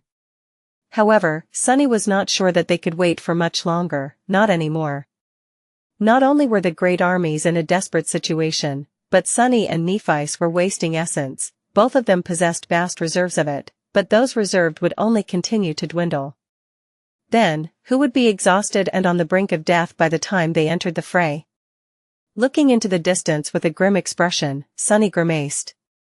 .bg container 10448 ed3 ed0, display, flex direction, column, align items, center, justify content, center, z-index, 214-748-3647, important, .bg ssp 10448, margin left, auto, margin right, auto, display, flex, justify content, center, .bg container 10448 f61e68, display, flex direction, column, align items, center, justify content, center, z-index, 214-748-3647, important. So, then, when were they supposed to attack? Only one person knew the answer. I need to find Cassie. Out there on the battlefield, Cassie felt less and less like a living marionette. Qisong still held power over her body and soul, of course, but was either too distracted to control Cassie's every move or had simply decided to allow her some measure of freedom. At the moment, Cassie was unsure whether to feel relieved or regretful about her sudden liberation. Her body had been controlled by the Queen entirely when the flood of nightmare creatures first descended upon the Song army. It was a strange experience, to feel herself move with martial skill far greater than her own, slaying powerful abominations with the cold composure of a born killer. It was even stranger still because Cassie could only see herself with Saishan's eyes. Her face was the same, and her body was the same. However, everything else was unfamiliar, her fierce poise, her deadly grace, the smooth fluidity of her confident movements. Cassie could both feel and see her body fight, but she had no part in making it move. It was eerie. The role the Queen wanted her to play, it seemed, was to protect Saishan, even at the cost of her own life. So, Cassie's body was like a bodyguard for the beautiful Princess of Song, whether she liked it or not. As the battle between Qisong and Anvil entered a new stage, however, she could suddenly move on her own again. She also had far greater access to her aspect again, which made up somewhat for losing the macabre guidance of the Queen. Cassie was still not entirely free, though. There were certain things that her own body was preventing her from doing, like straying too far from Saishan, for example, or aiming her rapier at Saishan's back. I wouldn't want to kill her, anyway. Cassie needed Saishan alive as much as the Queen wanted her to survive. The two of them had stood in front of the 7th Legion when the battle started. As the abominable jungle broke free from the dim darkness of the hollows and the dreadful abominations escaped to the surface, Saishan attempted to get the Song army to react in time. She was one of the first to realize the consequences of the bone plane fracturing, and acted accordingly. Saishan's swift action saved numerous lives, but not enough lives. The battle swiftly descended into utter chaos. The Song army was just as fractured as the battlefield was, the soldiers separated from each other by the jagged cracks and the scarlet tide rising from them. It was all but impossible to regain any significant measure of control over the formation, but Saishan and Beastmaster still tried, desperately attempting to get the army to pull back. The precarious battle line was on the verge of collapsing when the Lord of Shadow broke through the endless horde of abominations on his monstrous steed, covered in blood and leading the ravaged sword army behind him. The situation turned a bit better after that, for a short while, but also even more chaotic. All distinctions between units were discarded, and the humans simply fought side by side, not caring who was friend and who was foe. A terrible carnage usurped the world. The battle took Saishan and Cassie away from the core of the vast mob of human soldiers, where Nephice and the Fire Keepers held the core against the deadliest of the nightmare creatures. By then, Cassie had regained enough of her powers to use her awakened and ascended abilities freely. Her own performance was far below what she had been able to accomplish under the Queen's control, but adequate enough to stay alive, just barely. Xianxia, on the contrary, was only growing stronger the more blood was spilled around them. It was unclear who was protecting whom, now, and yet, even the daughter of the Queen was not doing too well in the feverish mayhem of the calamitous battle. Both of them were covered in blood and wounded, their armor tattered and breached. All Cassie could do was stay close to Xianxia and follow her as the older woman moved through the battlefield with a strange sense of purpose, her beautiful face turning darker and more desperate with each second. Vale. Suddenly, Xianxia lunged forward, discarding all pretense of caution. She tore into the mass of nightmare creatures, her claws tearing their hides like sharp blades. Her fangs ripped into them, as well, sending rivers of fetid blood spilling to the ground.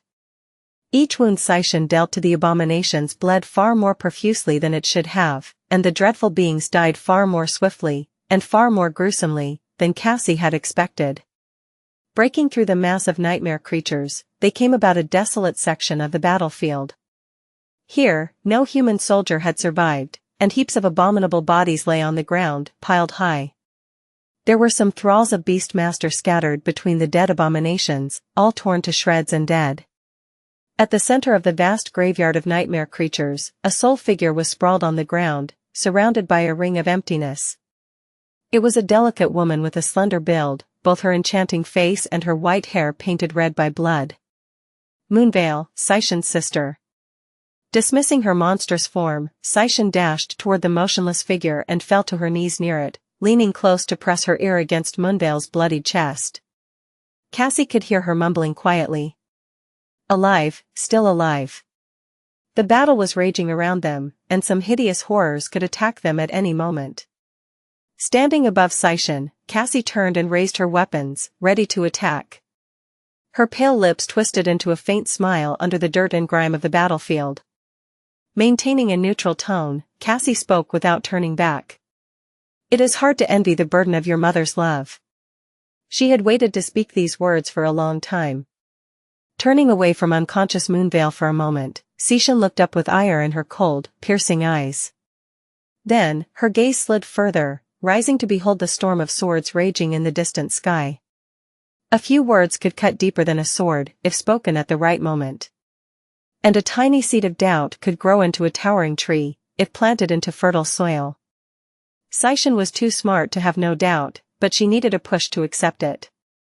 In these days that they spent together, Cassie had been subtly preparing to give her that push.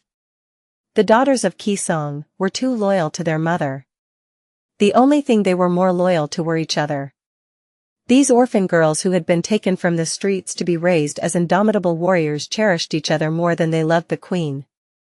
That was the lever Cassie had to use if she wanted to send them plummeting into the pit of betrayal.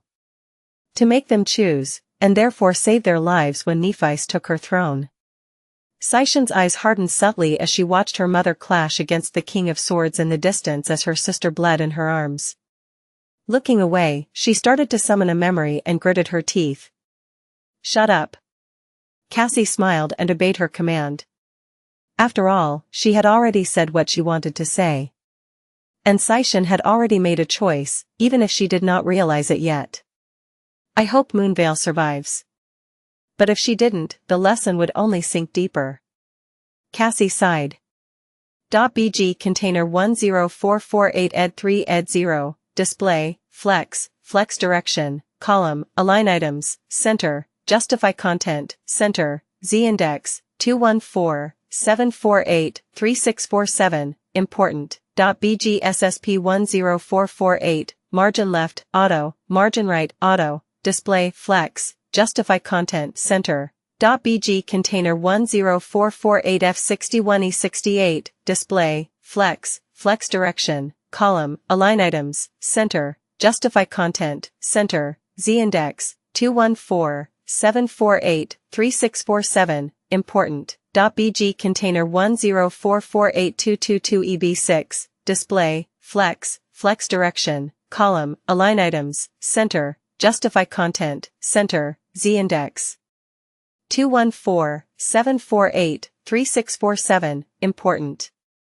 At that moment, she was distracted by a dark figure that appeared some distance away, and a voice that resounded in her head. Cassie. I need to know about the others.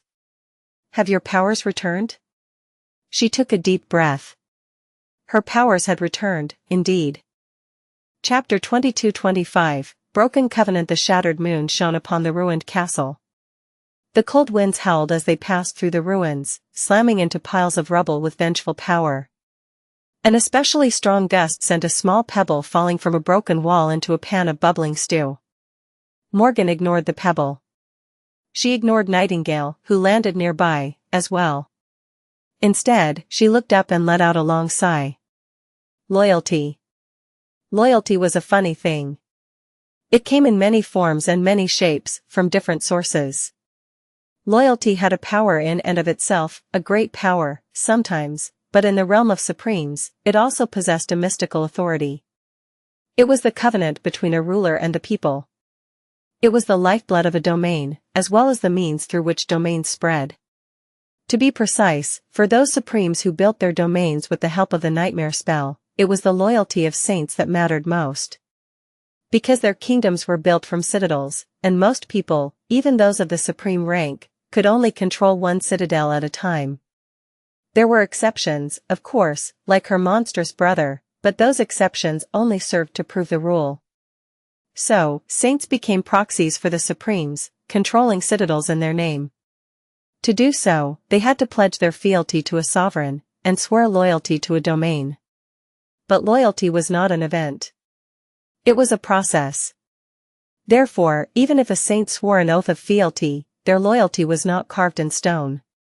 It could grow more powerful or weaken, it could even become entirely exhausted, dissolving like a mirage. If that happened, the sovereign would lose a vassal, and the domain would lose a citadel. But it was not easy to exhaust someone's loyalty. Because loyalty came in many forms. There was personal loyalty to a sovereign, like what Sir Gilead and other retainers of the great clan Valor felt. There was also a more abstract kind of loyalty like that of vassal saints, who were not necessarily devoted to their sovereign, but were instead devoted to the domain itself, because their families, clans, friends, and comrades were a part of it. And many more. That was why a vassal saint could despise a sovereign, but still be part of the sovereign's domain. Domains were vast things, after all, and encompassed much more than solely their rulers. Which was why it was so ironic that Morgan, the daughter of a sovereign, had no loyalty left. It was because to her, the sword domain was precisely that, it was solely a representation of her father. She was raised to be a ruler, and for that reason, her connection to the vast complexity of the domain was different from that of everyone else. It was far more simple, and therefore, far more easily destroyed. Morgan did not have friends or comrades, she only had subordinates, who were mere tools. Her clan and her family were a single person, the King of Swords. Chapter 22-25, Broken Covenant. The shattered moon shone upon the ruined castle. The cold winds howled as they passed through the ruins, slamming into piles of rubble with vengeful power. An especially strong gust sent a small pebble falling from a broken wall into a pan of bubbling stew. Morgan ignored the pebble. She ignored Nightingale, who landed nearby, as well. Instead, she looked up and let out a long sigh. Loyalty. Loyalty was a funny thing. It came in many forms and many shapes, from different sources. Loyalty had a power in and of itself, a great power, sometimes, but in the realm of supremes, it also possessed a mystical authority. It was the covenant between a ruler and the people. It was the lifeblood of a domain, as well as the means through which domains spread. To be precise, for those supremes who built their domains with the help of the nightmare spell, it was the loyalty of saints that mattered most. Because their kingdoms were built from citadels, and most people, even those of the supreme rank, could only control one citadel at a time. There were exceptions, of course, like her monstrous brother, but those exceptions only served to prove the rule. So, saints became proxies for the supremes, controlling citadels in their name. To do so, they had to pledge their fealty to a sovereign, and swear loyalty to a domain. but loyalty was not an event. It was a process. Therefore, even if a saint swore an oath of fealty, their loyalty was not carved in stone. It could grow more powerful or weaken, it could even become entirely exhausted, dissolving like a mirage. If that happened, the sovereign would lose a vassal, and the domain would lose a citadel. But it was not easy to exhaust someone's loyalty. Because loyalty came in many forms.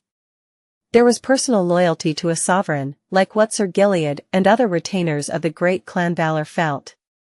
There was also a more abstract kind of loyalty like that of vassal saints, who were not necessarily devoted to their sovereign, but were instead devoted to the domain itself, because their families, clans, friends, and comrades were a part of it. And many more. That was why a vassal saint could despise a sovereign, but still be part of the sovereign's domain. Domains were vast things, after all, and encompassed much more than solely their rulers.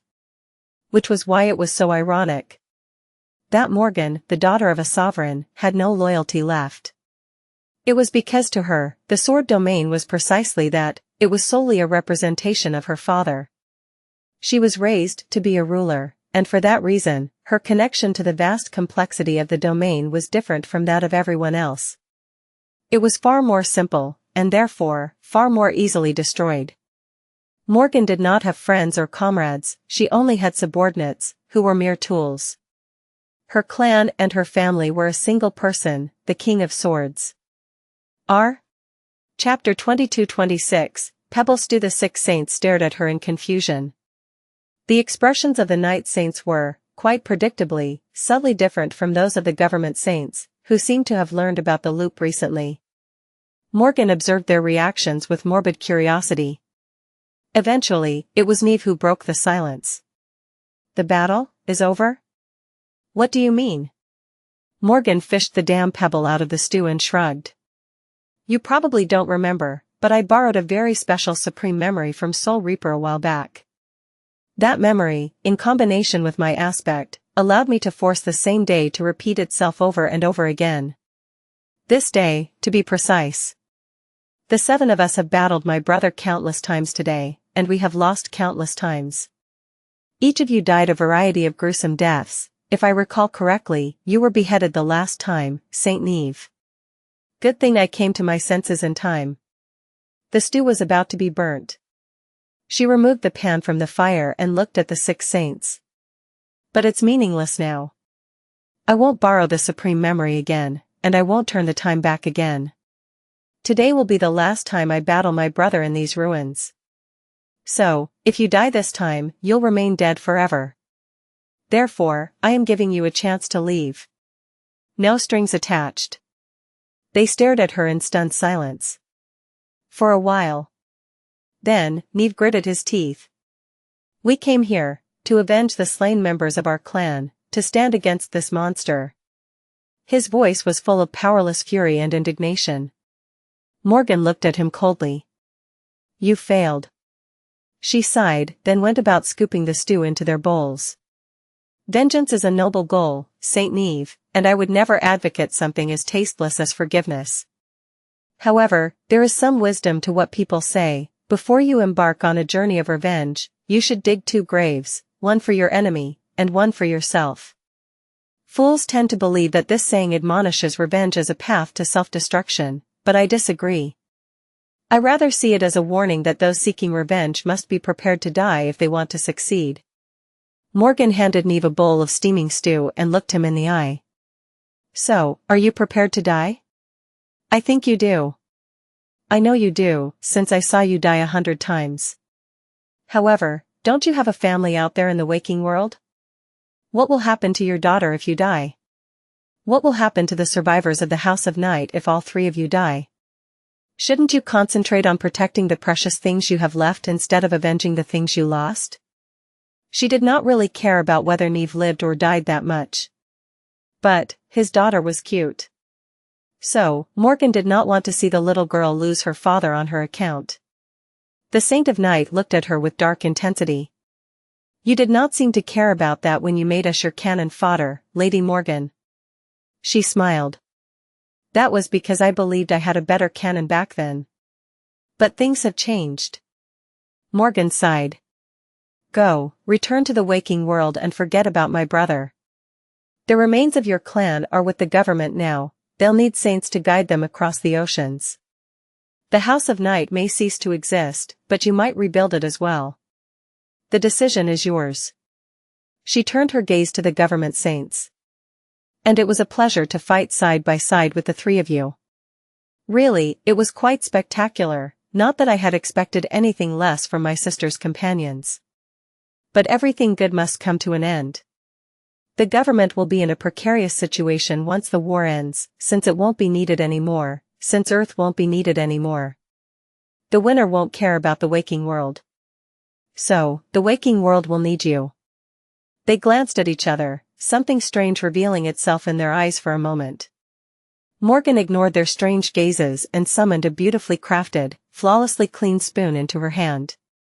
Picking up her own bowl, she said, "Eat. The food is getting cold." The 6 saints looked at her somberly, then at each other. Eventually, though, they picked up their bowls as well. No one else had a set of memory utensils, of course, and the ones they used were quite appalling. The meal passed in dead silence. Morgan suspected that this would be the last time. They shared food, which made her feel a little wistful. But only a little. After the meal was finished, she went away to give them some time to discuss things among themselves, not too much time, though, since her brother would undoubtedly attack soon.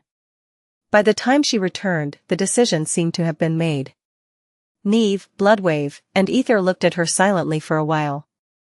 Eventually, the youngest, Ether, gave her a small bow. "Lady Morgan. We will be departing." She smiled at him faintly. "Better not waste any time, then." He hesitated for a few moments before nodding stiffly. I hope we will meet again, one day." The bastard. "You should not have rejected me if you were going to act sentimental." With that, the 3 saints of the House of Night left. They returned to the waking world, disappearing from the moonlit ruins without a trace. The emptiness they left behind felt larger than Morgan had anticipated. She lingered for a bit, then shifted her gaze to the 3 government saints. It was a bit surprising that they were still here. Morgan raised an eyebrow. "Not leaving?" They remained silent for a while. Soul Reaper Jet was leaning on the crumbling wall, looking at the fire lazily. Raised by Wolves was sitting on a piece of rubble, tossing his famous memory, the Black Beast locket, into the air and catching it again absent-mindedly, a strangely somber expression on her usually lively face. Nightingale was studying Morgan, as if searching for something. Eventually, it was raised by Wolves who broke the silence. "My family home is in Bastion, you know." Morgan gave her a curious glance. "But your family is safe and sound in NQSC. Does it really matter?" She smiled darkly and did not respond. Instead, Nightingale asked, his voice as pleasant as always. "Lady Morgan, the war is about to end, is it not? One way or another." She looked at his obnoxiously handsome face and shrugged. "The final battle should be happening any day now, it might even be raging as we speak." He hesitated for a few moments, then asked, "Why are you giving up, then?" Morgan smiled bitterly. What did he know? That fool. "I have not given up. It's just that I already lost." In the next moment, though, her smile turned cold and sharp. "That is no reason to surrender, however. No matter what happens, I intend to defend Bastion until I die. Or until my brother dies, that would be much better."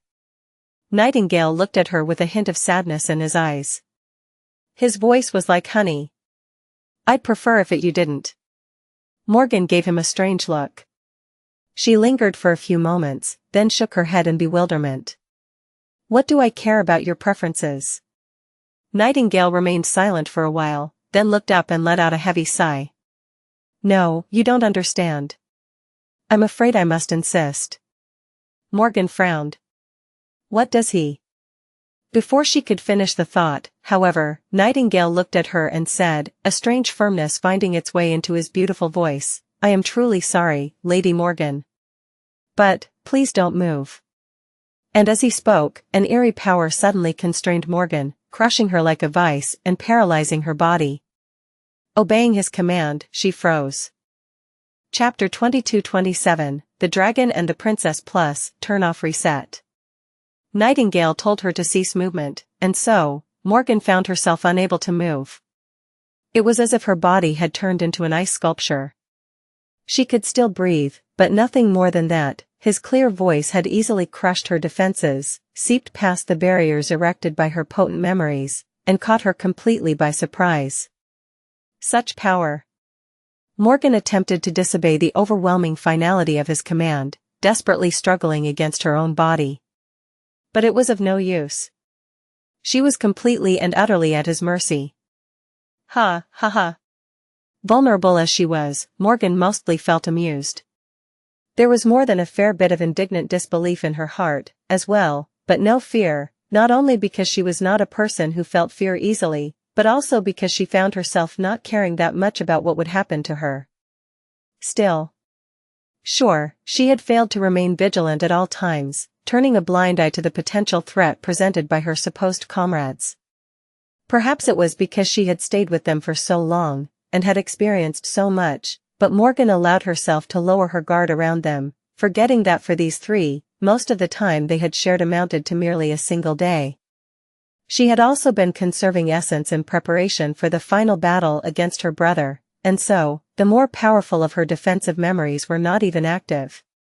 And, she was exhausted.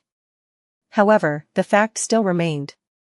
It was too easy to forget sometimes because of how nice he seemed, but Nightingale, he was a terrifying man, that slayer of dragons. Or rather, he had the potential to be terrifying, simply choosing not to abuse his dreadful power. But what is he trying to do? Morgan doubted that Nightingale would have struck a deal with her brother. So was it some misguided scheme to save her life against her will? To whisk her away to safety, whether she wanted to or not? Knowing the man, no, even for him it would have been too ridiculous and infantile. She was not sure, and infuriatingly enough, she could not even ask. All she could do was stare at the charming bastard with cold fury burning in her eyes. Nightingale met her sharp gaze without looking away, a hint of regret apparent in his firm gaze. A few moments later, he sighed and turned to his companions. I won't be able to hold her for long. But it should be long enough. Raised by Wolf scoffed and caught her black locket one last time, rising from the piece of rubble. Soul Reaper pushed herself off the wall and came closer, studying Morgan lazily. Morgan felt a chill run down his spine under that relaxed gaze. Jet clicked her tongue and glanced at Nightingale. That's great, but what are we supposed to do with her? Simply killing her is not an option. I presume. Even though, gods know, she deserved to die for all the vile crap she and her clan are guilty of. Morgan stared at her with dark amusement, undisturbed by the threat of being killed and the stark accusation both. Not a rescue, then. They wouldn't be considering disposing of her if it was. So what the hell were they planning? Nightingale shook his head. We are not killing her. Soul Reaper sighed with regret. What, then? He hesitated for a few moments, then shrugged. I'll just take her with me. It will, probably be all right. Jet looked at him with a dubious frown. At that moment, Raised by Wolf spoke in a subdued tone. Whatever. If Kai says that it will be all right, then it will be all right. We don't have any time to waste, anyway. Cassie is not responding after giving us the signal, which means that things are not going great out there. None of us expected that the day would come so soon, and in such a strange manner. But now that it did, there is no way back. Each of us knows what we must do, so, take Morgan and leave. Before her brother shows up. Nightingale and Soul Reaper looked at her with concern. Eventually Jet spoke softly. Are you sure that you can do it? Raised by Wolves looked at her for a few moments, then grinned. Worry about yourself, big sister. I'll be fine. Morgan observed them intently, trying to understand what the three were trying to achieve. Were they retreating, but leaving Raised by Wolves behind? Why? The woman, meanwhile, looked at Nightingale and remained silent for a bit. Then, she grasped his shoulder for a moment and pushed him away. Go. I'll be fine, let's all meet in NQSC when it's all said and done. Actually, let's meet in Bastion, I know an amazing cafe there. Not as well as Nephice knows it, though. Wait, did she take the cafe with her? Nightingale took a few steps back from her push, remained silent for a second, and then smiled. Are you really thinking about food even now? No, of course you are. With that, he rose into the air and moved further away. Soon, a magnificent dragon with scales the color of the midnight sky towered above the ruins, his eyes shining like two cold white stars.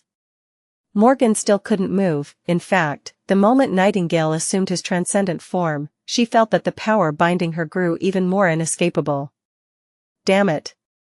She had just barely managed to move one of her fingers slightly when Soul Reaper grabbed her unceremoniously and leapt on the dragon's back. Two enormous wings raised a hurricane, and the great beast shot into the dark sky, leaving the ruins behind. .bg container 10448 ed3 ed0, display, flex direction, column, align items, center, justify content, center, z-index, 214-748-3647, important, .bg ssp 10448, margin left, auto, margin right, auto, display, flex, justify content, center, .bg container 10448 f61e68, display, flex direction, column, align items, center, justify content, center, z-index, 214-748-3647, important, .bg container 1044822 eb6, display, flex direction, column, align items, center, justify content, center, z-index, 214-748-3647, important. Morgan saw a glimpse of Raised by Wolves, who was left standing alone on the rubble. Athena followed the dragon's flight with her gaze for a few moments, then turned away and faced the distant forest, where Mordred was preparing to besiege Bastion one last time. The ruins swiftly grew smaller, and the empty lake did, as well, soon disappearing from view. Morgan had finally left the ruined castle after fighting to defend it for so long. The battle for Bastion was over. At least it was for her. Left alone in the ruins of True Bastion, Effie sighed and summoned her spear, leaning on it as she waited for Mordred to come. Despite having just eaten Morgan's stew, which was surprisingly delicious, almost as if the cold princess had cooked it specifically to suit Effie's taste, she suddenly felt hungry again. Hunger was an old friend. Ah, what a strange day. Today was a strange day for everyone, but it was especially so for Effie, because she was experiencing it differently from Jet and Kai. That was because not too long ago, or rather, many days ago, a familiar voice had resounded in her mind, urging Effie to secretly return to the waking world. That had happened soon after Jest of Clan Dagonet attempted to kill Cassie, while she was on her way to be captured by the Queen of Worms. Back then, the Seven Saints had all been ready to face Mordred and his transcendent vessels once again. Effie placed her tether in the ruins of True Bastion, then used the commotion to leave the dream realm unseen. She rushed to the rendezvous point Cassie had mentioned, expecting to meet the blind seer herself. However, instead, the person waiting for her in an abandoned underground factory in the outskirts was none other than the Lord of Shadows. Effie returned to True Bastion after their meeting was concluded. Next thing she knew, she traveled back in time by a few hours, meaning that she had entered the loop, died, and returned to its start like everyone else, gods knew how many times. It was just that she retained her memories from before entering the loop for the second time now, which included the few hours of her first experience there, the meeting with the Lord of Shadows, and the things they had discussed. Stranger still, the signal she was supposed to receive days, or maybe even weeks after the meeting was already resounding in her head. Cassie's voice was weak and distant, as if she was struggling to pierce through some kind of interference to warn Effie, and she swiftly fell silent after delivering the message. It was so confusing that Effie's head hurt, but having been taught a bitter lesson by the tomb of Ariel, she tried not to think about it too much. There was no time to think about anything too deeply, anyway.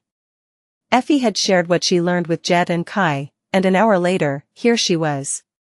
All alone in the creepy ruins. Looking down, she studied the Black Beast locket with a tense expression. Can I really pull this off? Somewhere in the illusory bastion, an illusory moon was rising above an illusory castle. Once it rose high enough, a doorway between reality and the mirage would open in the heart of the ruins. Effie forced herself to smile. Gods! What a mess!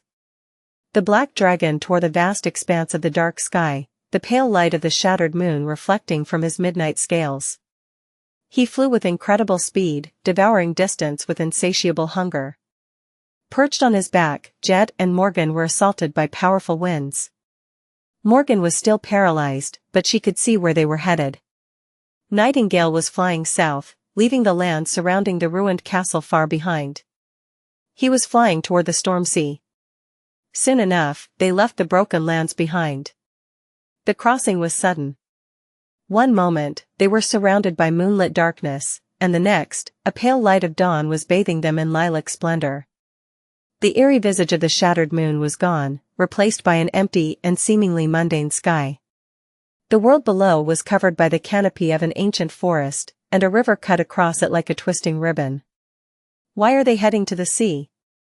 Before too long, Nightingale folded his mighty wings and plummeted toward the ground. Landing in a forest clearing, he remained motionless for a moment. Morgan was surprised to see Soul Reaper stand and jump from the back of the dragon, landing softly on the grass. Straightening, she turned and looked up at the great beast. The dragon opened his maw, and an otherworldly voice escaped from it, speaking strangely human words. Good luck. Soul Reaper grinned darkly. Don't worry. I have 2 attempts, remember? Nightingale remained silent for a few moments. Then, his mesmerizing voice resounded above the clearing once again. Return alive. She laughed and turned away, waving a hand at him. That might be problematic. Morgan was feeling more and more bewildered, failing to understand why the 3 government saints were splitting up, and what exactly was their goal. Before she could really scrutinize all the available information, though, the dragon spoke directly to her. Hold tight, Lady Morgan. She could finally move again. Frustratingly, it was only to fulfill his second command. As Morgan grasped the midnight scales, Nightingale soared into the sky once more. He flew south, flying faster and faster. Then, she felt it. The unmistakable sensation of traveling between worlds. Suddenly, the landscape below changed. The ancient forest was gone, replaced by the endless expanse of concrete, glass, and alloy, by the vast labyrinth of NQSC. He returned to the waking world? Just as Morgan thought that, though, she felt the fabric of reality ripple around her once again, and NQSC disappeared like a mirage. An alien sky surrounded her from all sides now, full of frigid winds and dancing snow. He used his tether. Wait. Her eyes widened. Nightingale had come with her to Bastion. But before that, he had been anchored in the Song domain. And he had never replaced his tether. Looking down, she saw a stone city clinging to the slope of a towering volcano. A great bridge connected the volcano to a snowy mountain, and at its end, a magnificent palace of black obsidian stood, surrounded by a raging blizzard. It was Ravenheart. What? Morgan's chest swelled with wariness and fury. There was even a sense of betrayal. Was Nightingale going to bring her as a gift to Song? Was their mysterious scheme nothing more than a ploy to switch sides and ingratiate themselves to the Queen of Worms? The dragon flew above the city, then fell through the blizzard, landing heavily on the great bridge. His terrifying talons scraped against the ancient stone, and a moment later, Morgan suddenly found herself suspended in the air. The dragon had disappeared. As she fell down, Nightingale, now in his human form, caught her, held her in his arms for a second, then helped her stand. He was wearing his armor of ivory scales, already summoning his weapons. The Black Palace, and its guardians, were just ahead of them, obscured by the raging snowstorm. Morgan was suddenly able to move again. What the hell is going on? Ah. I don't even know anymore. It definitely did not seem like Nightingale was preparing to surrender. Instead, he looked at her, hesitated for a few moments, and said, "Lady Morgan, I know that it will sound presumptuous, after what we've just done to you. But I would really appreciate your help." She looked at him darkly, considering cutting his head off right then and there. It would be a bit sad to rob the world of that face, but also quite satisfying. Of course, she did not forget to activate all her defensive charms, determined to not fall into the trap of his voice so thoroughly once again. "Help with what? What exactly are you three planning?" Nightingale remained silent for a bit, then looked in the direction of the dark palace tensely. Finally, he took a deep breath and said, "Well, I intend to conquer Ravenheart." Morgan blinked, struggling to maintain her composure. Nightingale, meanwhile, continued. "Most of Song forces are far away in Godgrave, but I have no doubt that the Queen left a few of her most powerful puppets behind. There are the human defenders to consider, as well. It will be a dire battle, no doubt. I am determined to win it even if I have to fight alone, but I would feel much better if you were fighting by my side." He turned to her, hesitated for a moment, and added awkwardly, "I am sorry for taking the chance to face Mordred away from you.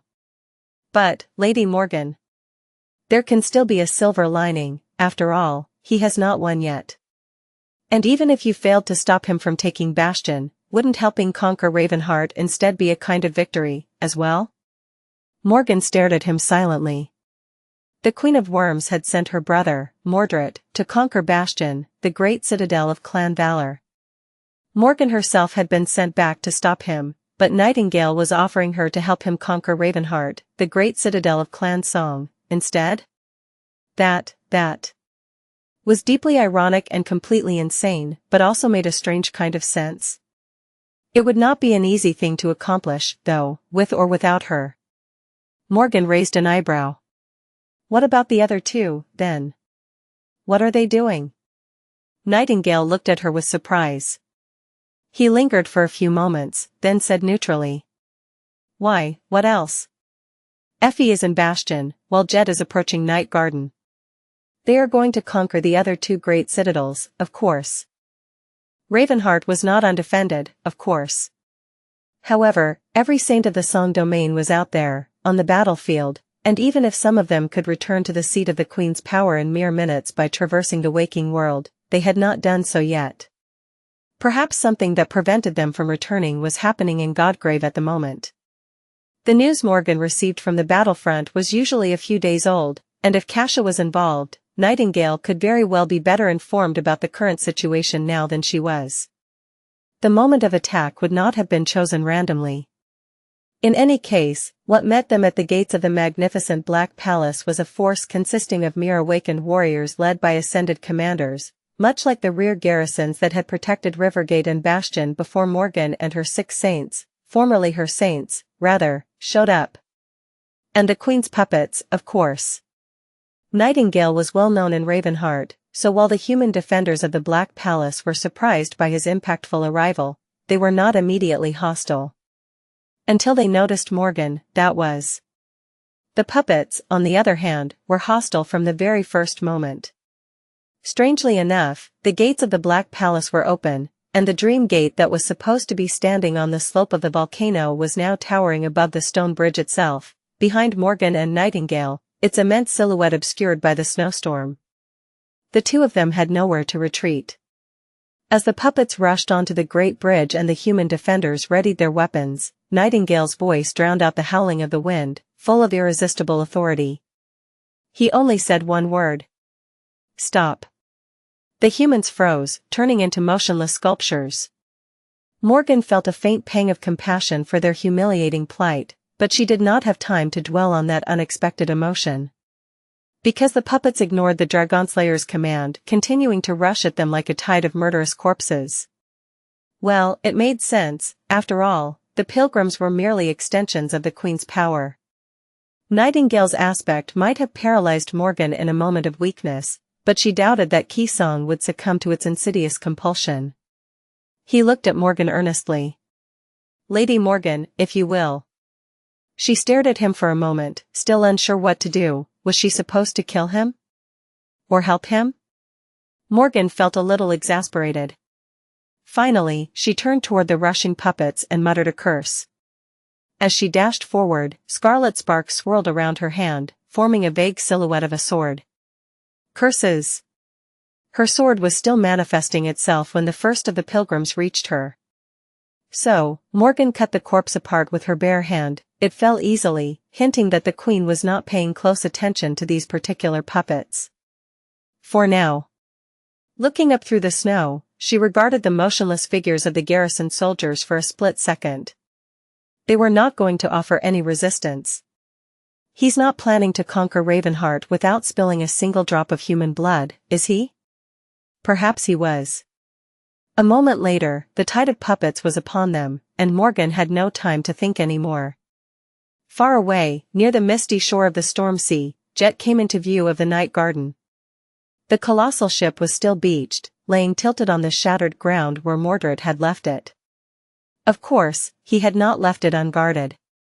Somewhere out there, on one of the countless decks of the city-sized vessel, a reflection was laying in wait, ready to slay those who would dare to covet the great citadel. And a powerful one at that, a being equal in strength to a supreme titan. Jet had to defeat it and conquer the night garden. Exhaling slowly, she headed toward the gargantuan ship with a dark smile blooming on her lips. As she walked, a cold mist surrounded her figure, turning into a sinister war scythe. Can I defeat a supreme titan? Probably not. However, there was a reason why she was here, and not in Ravenheart or Bastion. It was because Jet had a unique advantage in the battle against this particular Supreme Titan. It was a reflection, after all. And a reflection could only reflect what was in front of it. Once the two of them clashed, the creature would most likely mirror Jet, which meant that it would suffer the curse of her flaw, as well. Its soul would shatter and start leaking essence, and eventually, it would die on its own. All she had to do was force the reflection to waste its essence while rationing her own, something Jet was a great master of, by now. She also had her aspect legacy and the souls contained within it, which she could consume if needed. And the hourglass memory, as well. Even if Jet lost once, she would get a second chance to destroy the reflection. That time, she would already be familiar with the flow and pattern of the battle. I really hate ships. Reaching the hull of the night garden, which seemed to extend into the distance like an endless plain, she turned into a stream of icy mist and rushed up its towering slope. Effie was still leaning on her spear when Mordred arrived.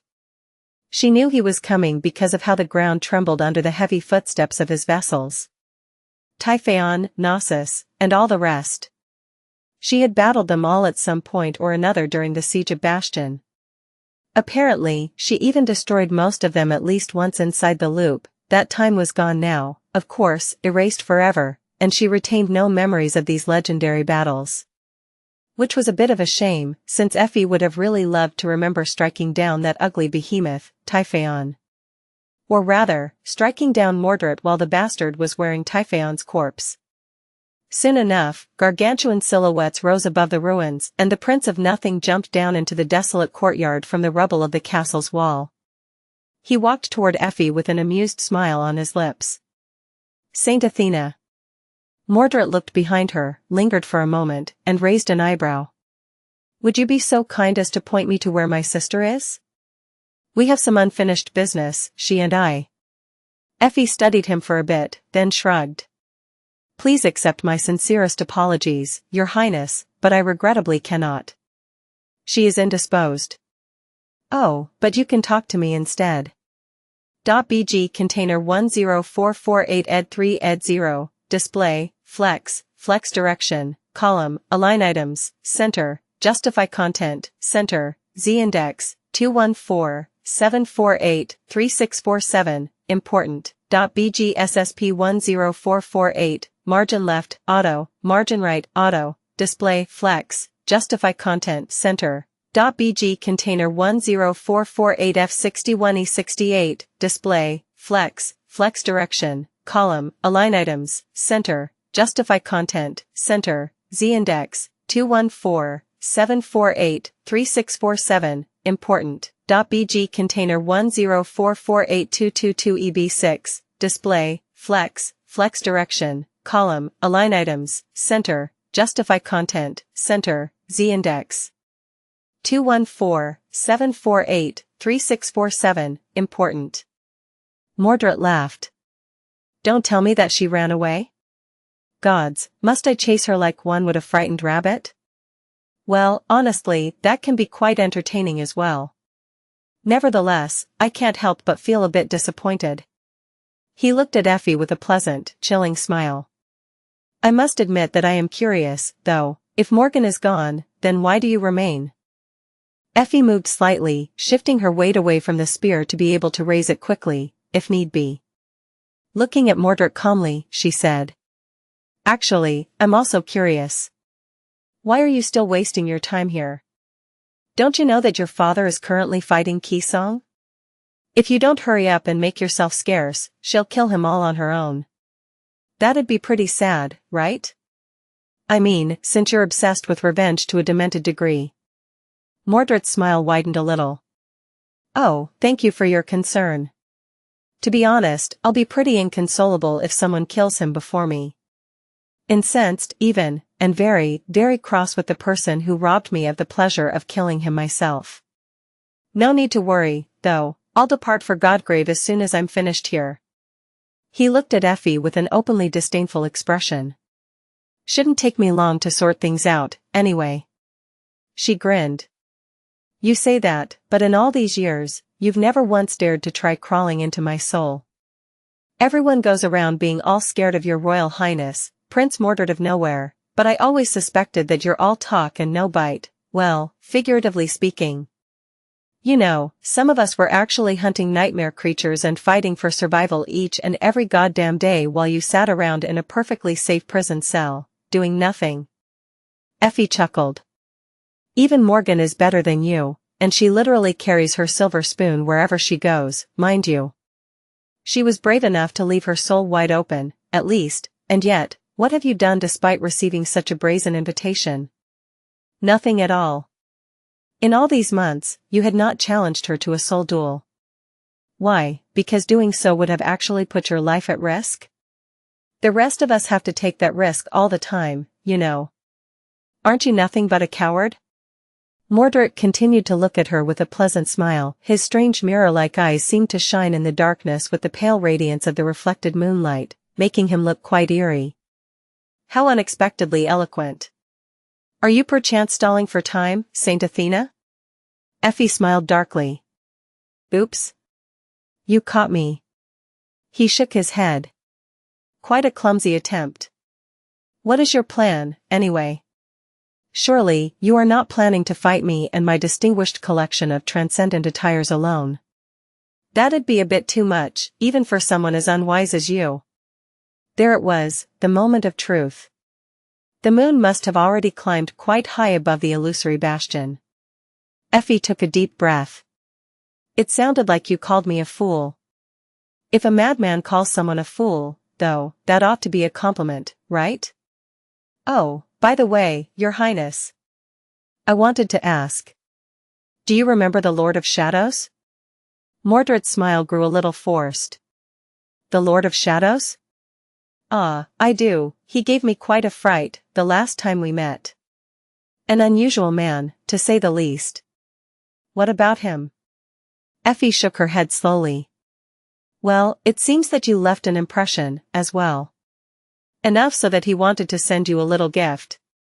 Surrounded by the towering figures of his transcendent vessels, Mordred allowed himself to frown slightly. A gift, you say? He shouldn't have.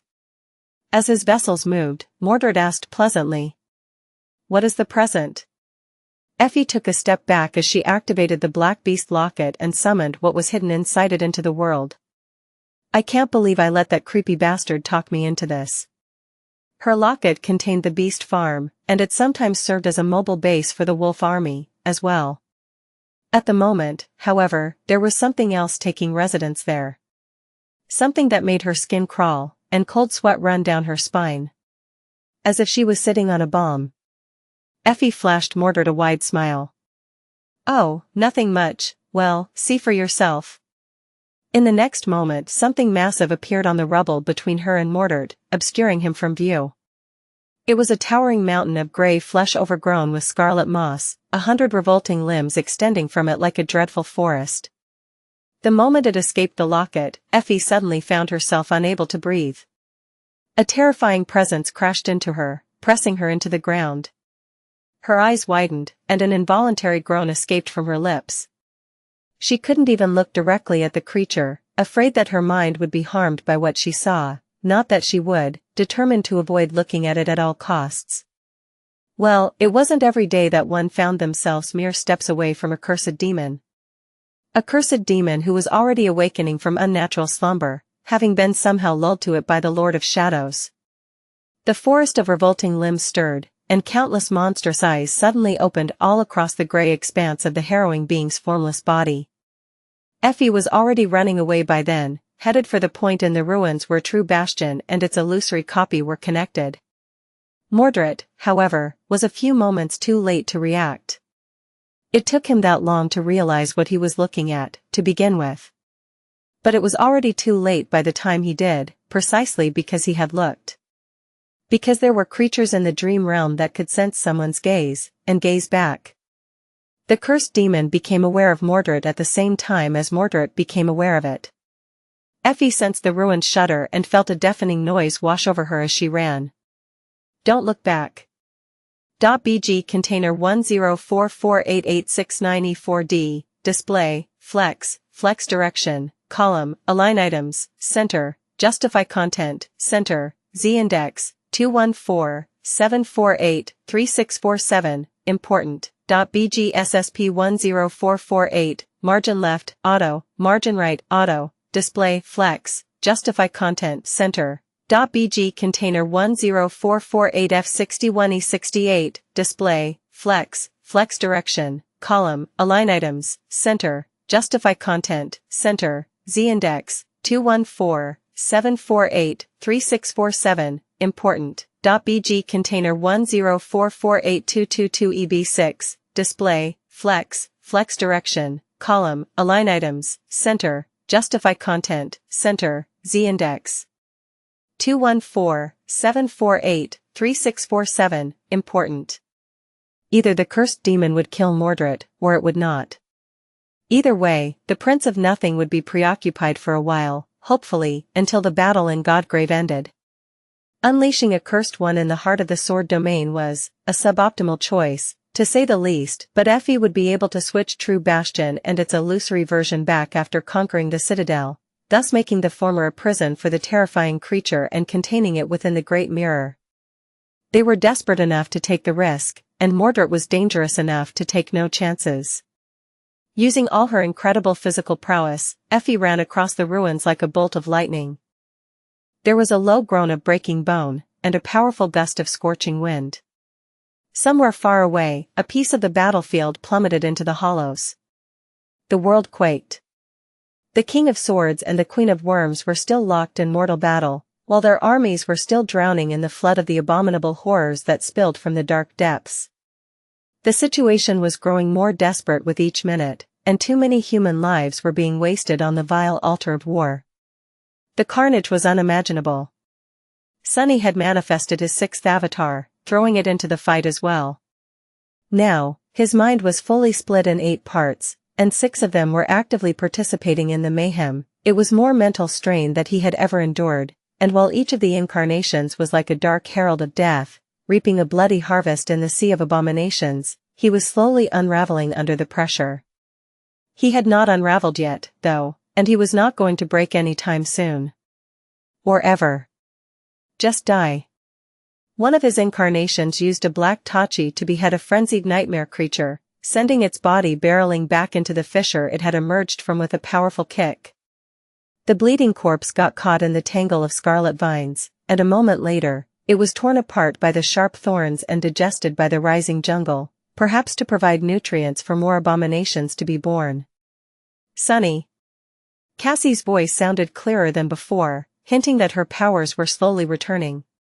Sunny hoped that enough of her aspect had been released already. He desperately needed to know what was happening beyond Godgrave, because many things depended on it. Cassie did not disappoint. The loop is broken. Bastion has fallen. A vicious grin appeared on his face. Good, good. Jet, Effie, and Kai were the dagger they had prepared to stab the sovereigns in the back at the perfect moment, when Anvil and Kisong were already committed to fighting each other and could not allow themselves to be distracted. They were meant to conquer the great citadels. Bastion, Ravenheart, Night Garden. The purpose of taking them was twofold. First, it would greatly weaken the sovereigns and diminish the power of their domains, something that Sunny and Nephi's had to achieve if they were to stand a chance against them. Secondly, it would put all 4 great citadels, the Ivory Island included, under Neff's control as soon as she attained supremacy herself. After all, while becoming a supreme was the ultimate goal, that alone did not guarantee victory. A newly risen sovereign would still be weak when facing the vast, deeply established domains of the 2 supremes. Naturally, while conquering the great citadels had always been the plan, plans changed. In fact, at the level of machination Sunny and Cassie were perpetrating, there was no such thing as a concrete plan. Rather, there were only complicated webs of planned actions and contingencies that were only as effective as they were adaptable. They had never anticipated the fall of the House of Night and Mordred's invasion of the Sword Domain, for example. Neither could they have anticipated Morgan's ingenious feat of locking herself and her brother in an improvised time loop. However, the web of their designs had proven adaptable enough to weather these unexpected factors, with some adjustments. One of these adjustments was the sacrifice of the cursed demon whom Nightmare had been lulling to sleep for almost a year. Sunny had wanted to use it against the sovereigns, but because of how insidious and sinister Mordred was, he ultimately placed it in Effie's Black Beast locket instead. Not only was it going to ensure that Bastion fell into their hands, it would also temporarily remove the wild card that was the Prince of Nothing from the board and prevent him from playing a meaningful role in the final confrontation against the sovereigns, most likely. Ah. I wish I saw the expression on his face. Sunny was smiling, but he felt cold inside. That was because the fall of Bastion signified something very important. It was the point of no return.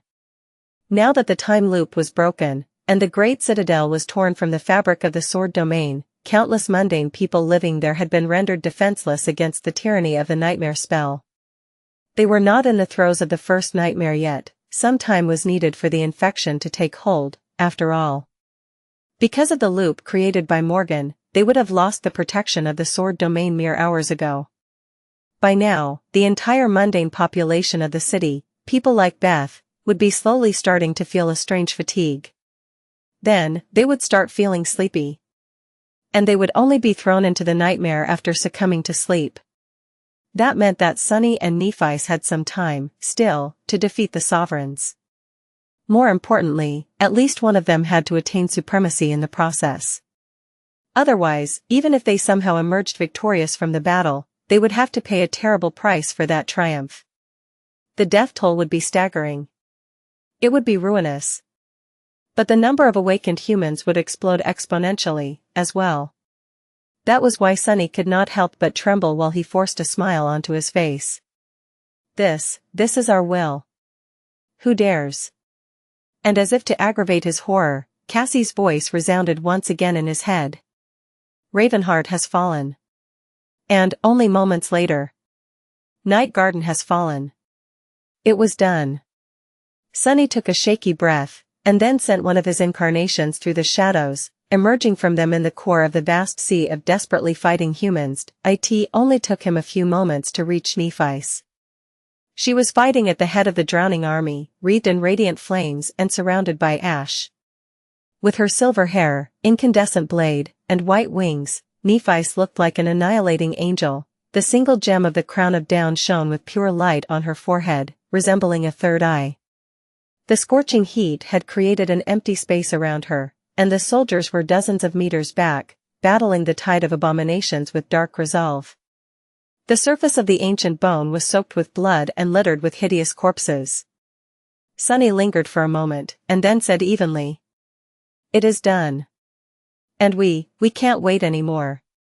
Nephi glanced at him silently, then looked in the direction where Anvil and Qisong were fighting each other. Neither of the sovereigns was at the door's death yet, which was not a part of the plan. But too many people were dying. And Sunny and Nephi were wasting too much essence. And plans had to change. He took a deep breath, then steeled his heart. We must attack now. Here it was. The moment they had been waiting for, hoping for, and dreading, for so long. Their chance to conquer the world. Or die trying. .bg container 10448 ed3 ed0, display, flex direction, column, align items, center, justify content, center, z-index, 214-748-3647, important, .bg ssp 10448, margin left, auto, margin right, auto, display, flex, justify content, center, .bg container 10448 f61e68, display, flex direction, column, align items, center, justify content, center, z-index, 214-748-3647, important, .bg container 104482222eb6, display, flex direction, column, align items, center, justify content, center, z-index. 214-748-3647, important. Finally. Nephi remained expressionless for a few moments, white flames dancing in her eyes. Eventually, she turned away and looked up. Then we attack. There was nothing more to say. The time for words had run out. Nefs crouched slightly, and then shot into the sky. Surrounded by beautiful radiance, she was like a white star ascending into the tempestuous expanse of the stormy sky. The soldiers watched her flight with numb expressions, her pure light reflecting in their eyes. Far above, the ivory island moved. Its 7 chains rattled as the flying island dove into the storm of swords, weathering the fury of obliterating steel with indomitable stillness. Left alone on the ground, Sunny temporarily filled the emptiness left by Nef's departure. His fearsome onyx armor was already awash with blood, and more was added to the crimson coat as he cut down powerful nightmare creatures that threatened the core of the human army. But despite all his deadly grace and chilling strength, the Lord of Shadows was a poor substitute for Changing Star. His sword was just as ferocious as hers, true, and he could slay abominations just as well. However, he could not heal the wounds of the fallen soldiers, and he could bolster their faltering courage with hope either. But that was all right. Because Sunny had his own ways. Some distance away, the original incarnation of the Lord of Shadows, the dark swordsman wearing a fearsome mask, reached one of the wider fissures in the bone, a trail of death and destruction in his wake. His black odachi rose and fell, cleansed of all blood in one swift and fluid motion. Then, the serpentine blade rippled like a stream of liquid darkness. A moment later, it had already transformed into a long, tenebrous spear. Sunny looked past the slithering mass of scarlet vines, into the depths of the jagged fissure. He remained motionless for a moment, and then cast his spear down into the darkness. The spear let out a thunderous roar as it broke the sound barrier, falling into the depths of hollows. Its dark descent mirrored Nef's radiant ascent into the sky almost perfectly. By the time Nephi reached the ivory island, Serpent pierced the thick canopy of the scarlet jungle and hit the ground with a powerful explosion, a deep crater forming in the spot where it struck the ground. The jungle was like an inconceivable being that had awoken from deep slumber, teeming with abominable movement and life. Great pillars of intertwined vines were growing at unnatural speed to connect the depths to the surface like tendrils of fleshy tissue. Countless nightmare creatures were rushing to climb them, driven mad by the scent of human souls. Of course, the sudden explosion had not gone unnoticed. Many abominations veered from their paths, approaching the point of impact with frenzied snarls. What met them was a piercing, eerie chill flowing out of the deep crater. The pit itself was swirling with a strange white haze, and the air above it was so cold that drops of condensate water were falling down like rain. Tiny sparks were dancing in the pillars of light that poured through the broken dome of the hollows, glistening like precious jewels. These jewels were flakes of snow. As the eerie chill spread, turning infinitely more violent and tyrannical in a split second, the drops of rain turned into ice, and the white haze exploded from the crater, growing into a furious snowstorm. Then, a terrifying silhouette rose from the crater. It was a massive creature of an eerie and grotesque shape, made entirely from ice. The ice was inky and black, but the creature was full of color due to numerous flowers blooming on its surface, their petals an intense azure color. The contrast between the vibrant beauty of the flowers and the appalling body beneath was striking. Vast plumes of snow drifted from the flowers like pollen, shrouding the creature in a frosty haze. At the heart of the eerie abomination, barely visible through the ice, there was a small shadow that vaguely resembled human remains. It was Serpent, who had assumed the form of the corrupted tyrant. Winter Beast. Winter Beast, that vile horror. A long time ago, Sunny had lost his cohort to its profane power. Later, he returned to the frigid expanse of Antarctica and killed it. And now that he himself was a titan, Sunny could finally command that power for himself. Freeze, all of you. As a storm of swords was raging in the sky above Godgrave, a snowstorm suddenly consumed the dark depths of the hollow's chilling winds blew with ferocious power, bending the ancient trees of the jungle to the ground. The streams and rivers turned to ice. Countless vermin were instantly annihilated, frozen solid by the unnatural cold, and shattered as they fell down. A few of the vine bridges were frozen and snapped, as well. Those that were still rising slowed their growth, sapped of life. Countless nightmare creatures plummeted down, their roars drowning in the howling wind. Of course, the inhabitants of the abominable jungle could not be compared to the refugees of Falcon Scott and the brave soldiers of the First Evacuation Army. They were far more powerful, far more ancient, and far more resilient. Most of them were corrupted themselves, and far too many were of the great rank. Even exposed to the deathly cold of the winter beast's frigid domain, they did not succumb to its icy grasp. But they did not escape unscathed either. Enveloped by the wind and the swirling snow, the nightmare creatures were weakened, wounded, and slowed down. You have slain a. You have slain a. You have slain a. Distracted by the cacophonous litany of voices, Sunny silenced the handy bracelet. He had unleashed a frigid hell in the hollows, and the harvest of abominable live serpent was reaping was uncountable. And every life serpent reaped sent a trickle of essence flowing into Sunny's soul due to its soul reaver ability. So a torrent of essence drowned him like a flood, replenishing his spent reserves.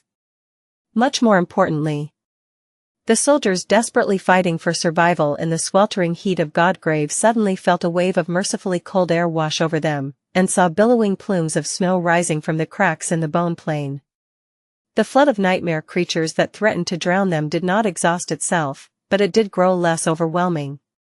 Fewer abominations were emerging from below, and those that did crawl to the surface seemed weakened, covered in ice and moving slowly.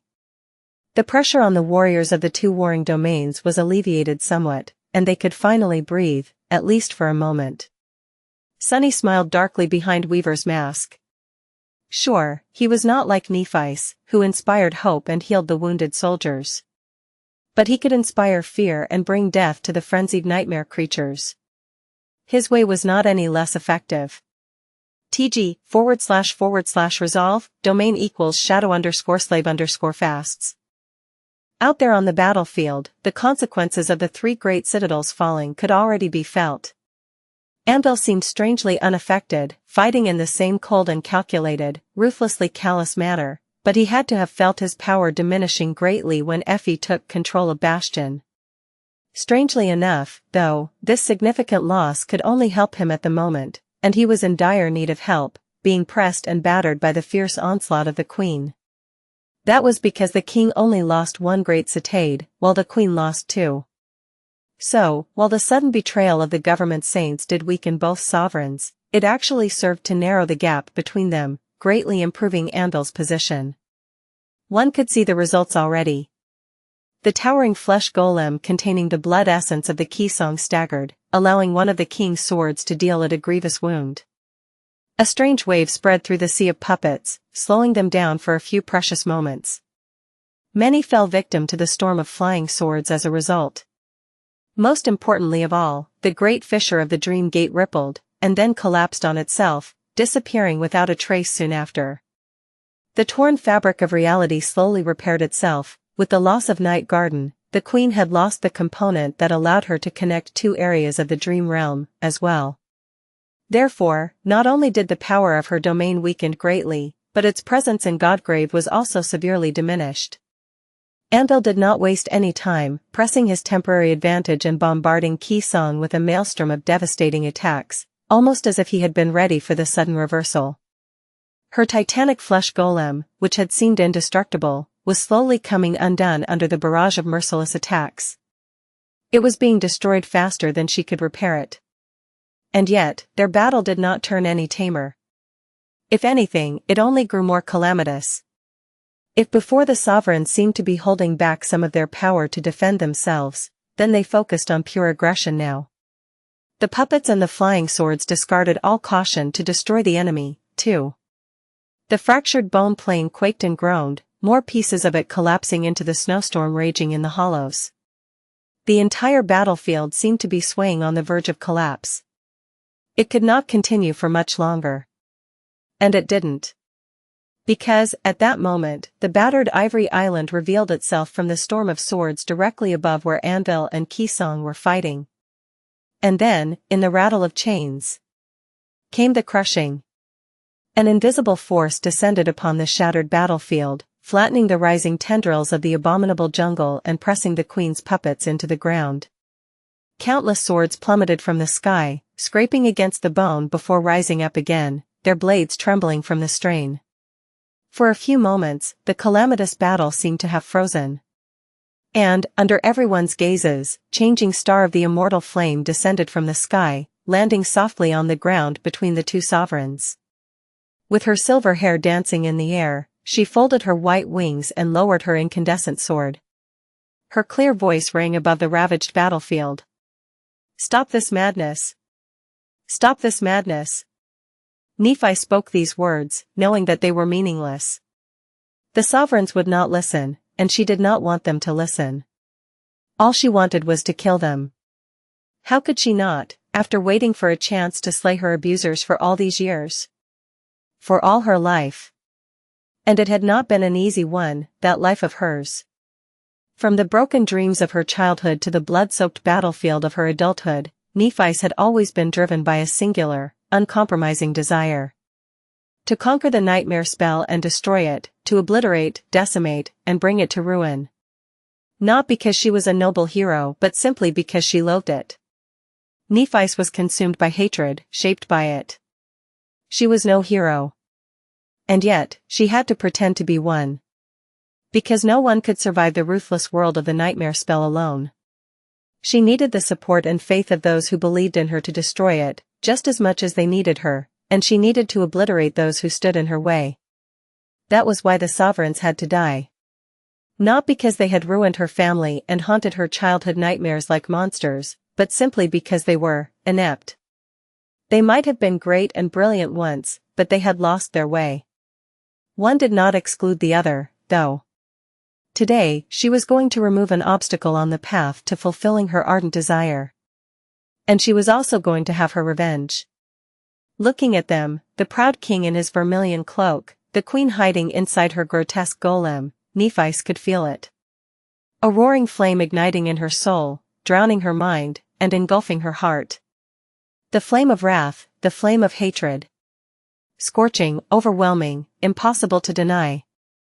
And so, telling them to stop felt like torture, because Nephi wanted nothing more than to carve their souls and bodies with her sword.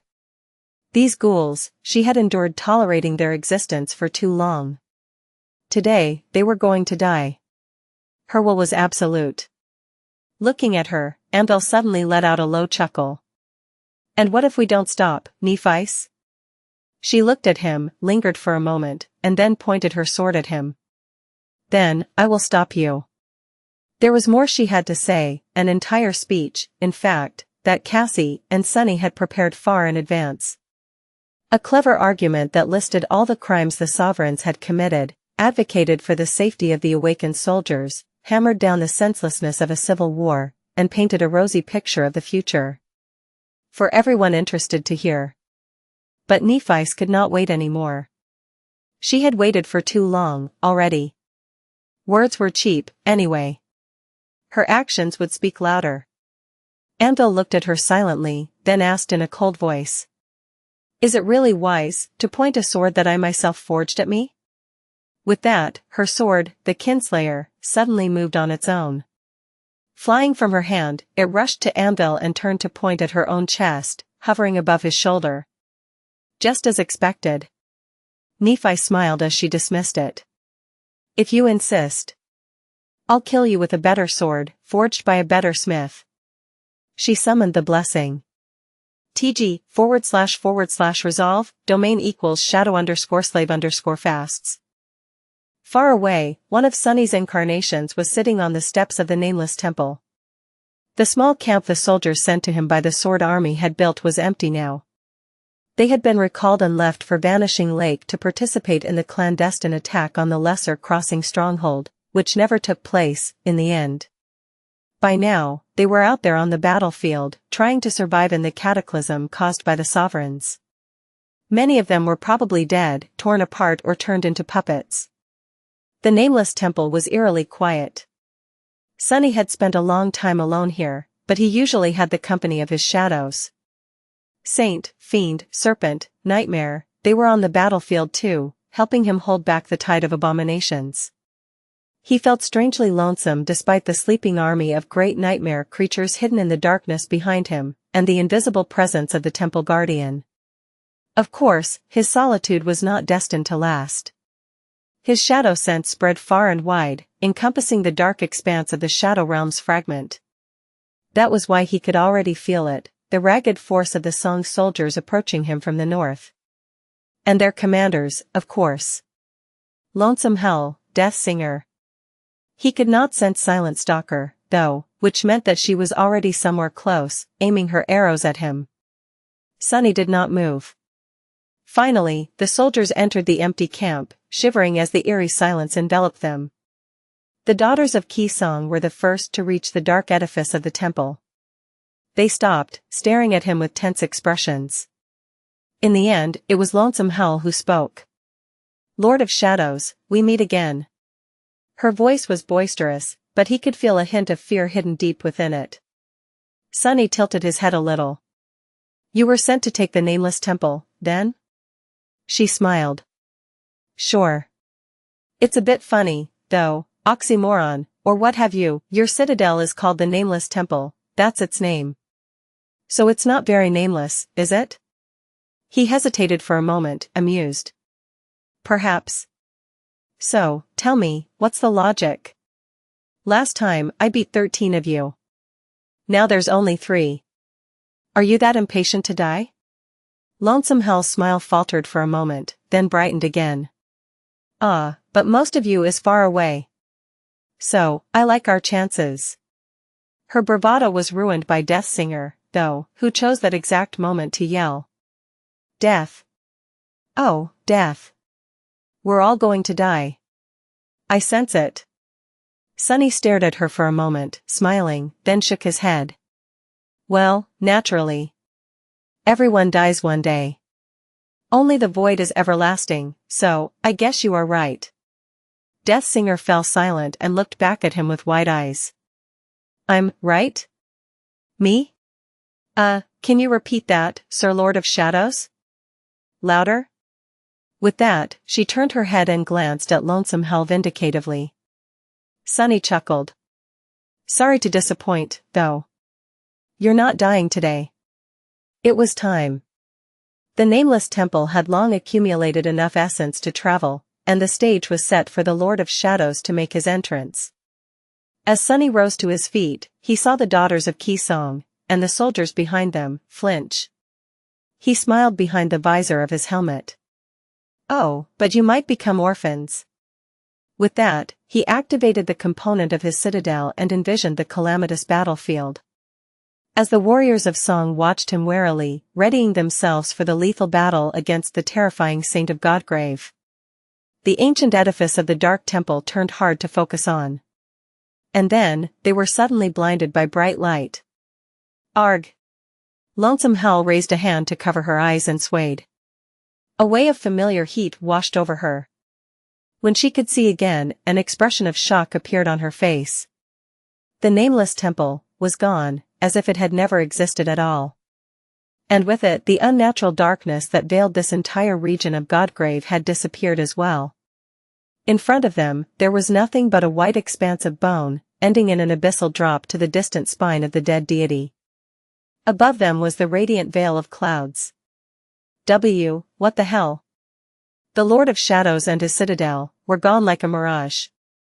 And almost at the same time as they disappeared from the southern edge of the breastbone reach, they appeared on the northern edge, in the middle of the battlefield, right below the Ivory Island. The fragment of the Shadow Realm traveled with the Nameless Temple, as well. Sunny had not been able to move it before, and he could not do it now either. However, he wagered his hopes on a trick.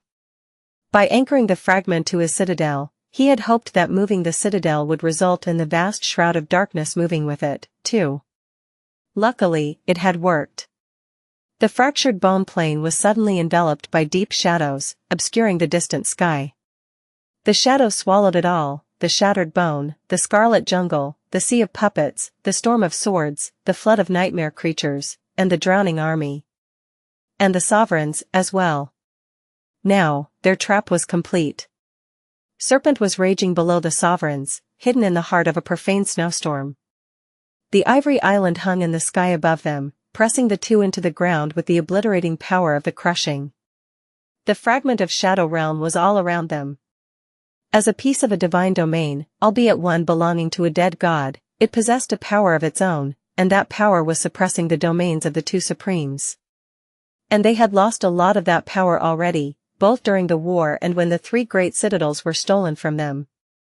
There was the Nameless Temple itself, too, its invisible guardian, and the great nightmare creatures slumbering in the cool darkness of its great hall. Sunny and Nephi's had done all they could to give themselves a chance to defeat the king and the queen, to vanquish the sovereigns. Now, all they could do was fight. Standing on the steps of the Nameless Temple, no more than a dozen meters away, Sunny looked at Anvil with cold arrogance. His voice sounded aloof. She's talking about me, by the way. I'm the better smith. TG//resolve, domain equals shadow_slave_fasts. Chapter 2235 Feeble Flame of Hope plus, turn off reset. First came the cold. Then came the darkness. It rose from below, swallowing the land, devouring the heavens, and blotting out the light of day. The soldiers, who had been tormented by blinding light and suffocated by heat for many long months, let out sighs of relief and basked in the cool embrace of shadows. Luminous memories swiftly ignited above the drowning army, and they fought against the rising tide of nightmare creatures with renewed vigor. Of course, it was a bit strange for snow to rise from the hollows and for deep darkness to envelop the world, but the soldiers had seen and survived too many bizarre events here in Godgrave to care about yet another one. All of them, both those who had awakened before the chain of nightmares and after it, were seasoned veterans now. They had been honed and tempered by the war, experiencing enough horrors to make them numb to eerie strangeness. All they knew was that the Lord of Shadows had something to do with it, and that he was assisting Changing Star. Changing Star herself was out there, far away in the distance, standing between the king and the queen.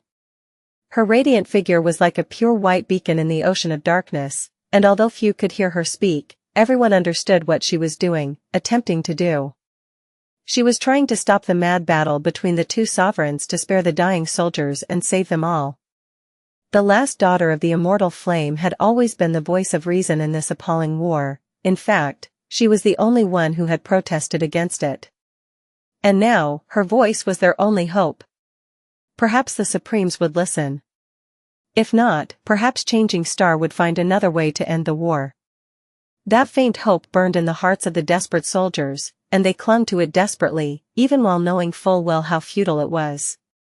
Hope was a resilient thing, after all. It was far more resilient than reason, and there was fuel nurturing its feeble flame, as well. The advance of the liberated jungle, which had threatened to drown the two great armies minutes before, was slower now. The dreadful battle of the Supremes, which had threatened to destroy the very ground beneath them, temporarily came to a halt. For a few moments, the soldiers allowed themselves to believe in salvation. But then, as they cast their gazes ahead, to where Changing Star was standing, their expressions changed. Their eyes widened, and their faces became twisted by horror. Not long before that, Sunny walked down the steps of the nameless temple, looking at Andal coldly. At the same time, a bright flame flared from Neff's hand, forming into a beautiful silver blade. The blessing flared to life, its incandescent radiance fusing with her own and making it much more brilliant, thus causing the surrounding shadows to grow deeper. Andal did not pay Sunny attention, staring at the brilliant sword as if enchanted by it. "You forged this blade?" His voice was full of a strange, subdued emotion. As Sunny walked down the steps, his incarnations rose from the shadows behind him. 1, 2, 3, eventually, 7 identical figures in fearsome black armor stepped onto the weathered bone. 7 cold voices resounded like a choir, fusing in an eerie harmony. "Yes." "No." A quiet laugh resounded above the fractured battlefield, and 6 incarnations of the Lord of Shadows suddenly turned into 6 rivers of pure darkness, flowing into the 7th. As they were absorbed by it, his usually subtle presence grew impossible to ignore, brimming with a cold and sinister power. The darkness, which had seemed impenetrable before, turned even deeper and more unfathomable. As the shadows wrapped themselves around him, Sunny smiled behind Weaver's mask. Having been scattered around the dream realm for so long, he had missed the feeling of being embraced by his shadows. He had grown tired of not being able to enjoy his true power. Now that he enjoyed the familiar boon of being augmented by his invaluable helpers, the future seemed a little brighter. "I am not going to enjoy killing you, King of Swords." Andal stared at the blessing for a few more moments, then turned to Sunny. "No, you won't." His next words were addressed to Nephice. "So, are you really going to challenge me as a mere saint, girl? How bold, how brave. How misguided." Nephice regarded him calmly, brilliant radiance burning under her skin. Her voice crackled with the furious roaring of an annihilating flame. "You're just a sovereign." Andal chuckled. At the same time, the flesh golem moved, and every puppet on the vast battlefield simultaneously turned their heads, all staring at Nephice with empty eyes. The nearest of them opened its monstrous mouth and spoke, its voice resounding above the fractured plain. A moment later, another dead abomination continued, their hollow, inhuman voices brimming with chilling amusement. "Ah. I am feeling ignored. Don't you have any words to spare for me, as well, little Nephice?" Neff shifted her gaze and looked at the grotesque flesh golem, white flames dancing in her eyes. Her tone did not change. "You should have killed me a long time ago. Now, it's too late." With that, she spread her white wings and prepared to attack. The crushing was pressing the sovereigns into the ground, but it was sparing her and Sunny. Controlling it with such precision was not easy, and would not be possible for much longer, but in that short time, the physical power of their terrifying enemies would be severely diminished. Sunny and Nephice had to use that time to if not kill, then at least gravely wound the sovereigns. However, fate had other plans in store. As Sunny reached into the shadows, shaping them into a weapon, Andal raised his sword. His voice was cold and even. "If you want to face me, girl, face me yourself. Don't rely on toys." With that, the cursed blade hissed, cutting the air. Sunny wanted to dodge, but the strike was not aimed at him. Neither was it aimed at Nephice. Instead, Andal seemed to be cutting the sky. And something in the sky was severed. Looking up, Sunny could not help but flinch. "How?" His hand trembled. Out there, in the sky, the Ivory Island was falling. Chapter 2236, Heir of Peace. The Ivory Tower. Tower of Hope had been built by the Demon of Desire, and became her prison later. Of course, a prison capable of containing a demon could not have been fragile. The great pagoda and the island it stood upon had weathered Hope's 1,000 years of imprisonment, the doom worn, and countless years of desolation that followed. So, even Andal of Valor was not powerful enough to destroy it. And he didn't. Instead, he cut the very concept that held the Ivory Island in the air, temporarily throwing the sorcery that allowed it to fly into disarray. The island plummeted down, its massive shape tilting as the 7 torn chains rattled loudly. The placid lake resting on its surface spilled over the edge, forming a vast waterfall. The bones of the dragon that lay curled around the great pagoda moved, tearing the ground. Far away, the soldiers were terrified by the sight of the symbol of their hope falling from the sky. Sunny's eyes widened. Crap! The massive island was falling, and the nameless temple was situated directly below it. The shadows stirred, ready to arrest the island's fall. Sunny had stopped a walking mountain once, for a few moments, and he was much stronger now.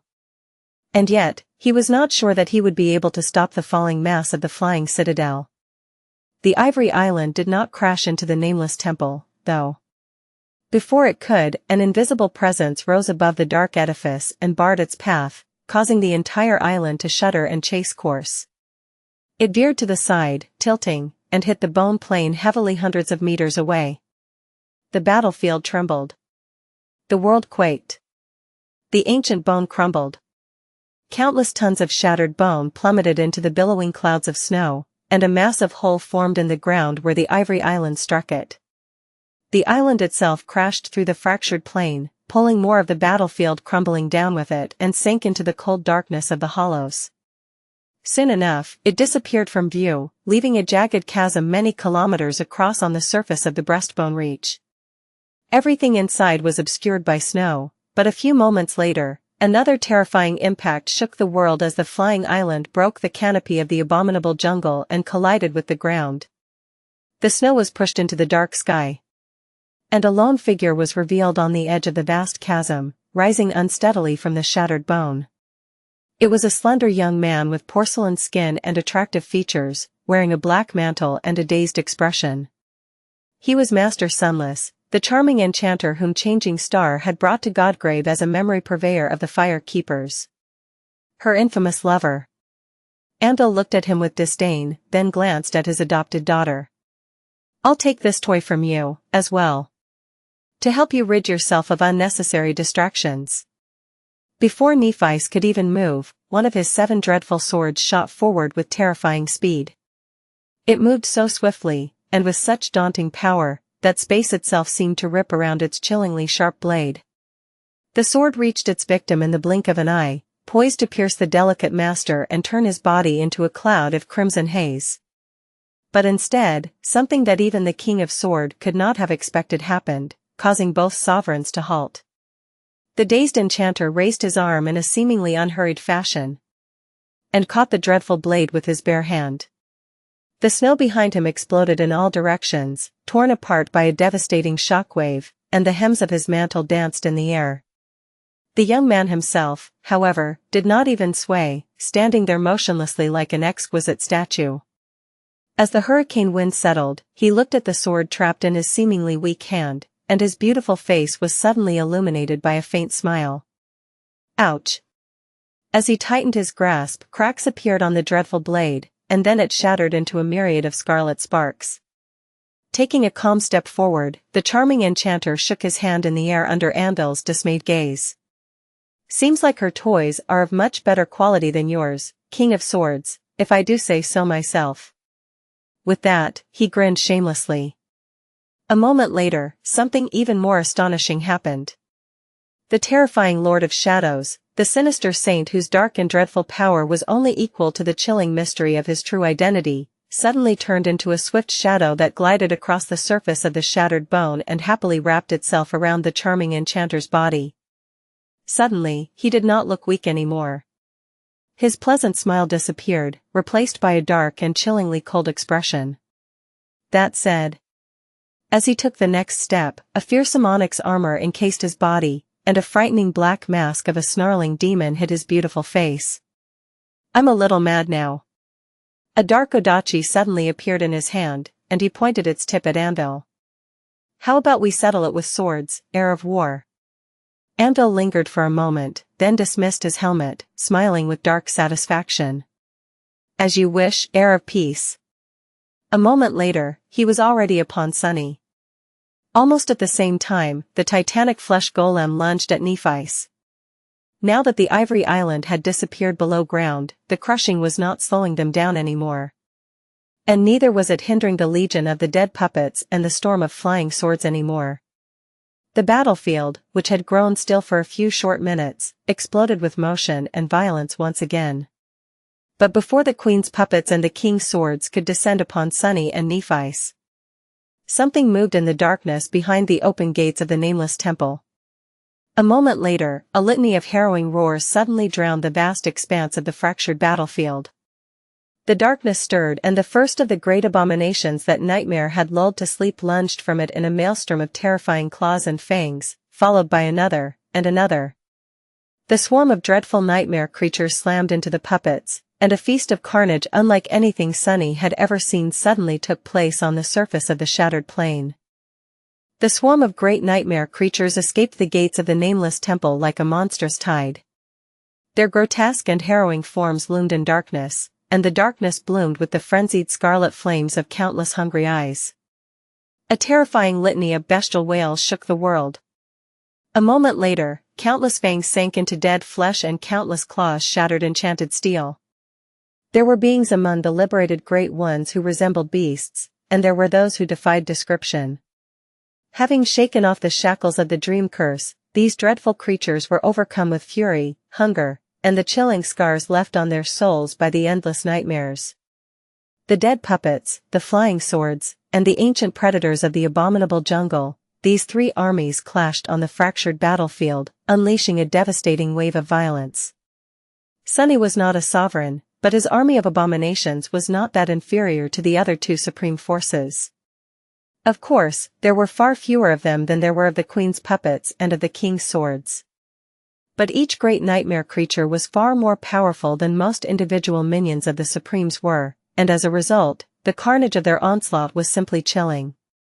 There was a simple trick to why Sunny was able to match the sovereigns as a mere transcendent, in that regard. It was because, unlike them, he had no control over his army whatsoever.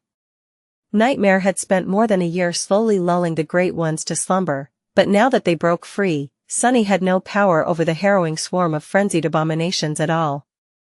They were just as likely to devour him as they were his enemies, so he would be wise to stay away from his own monster.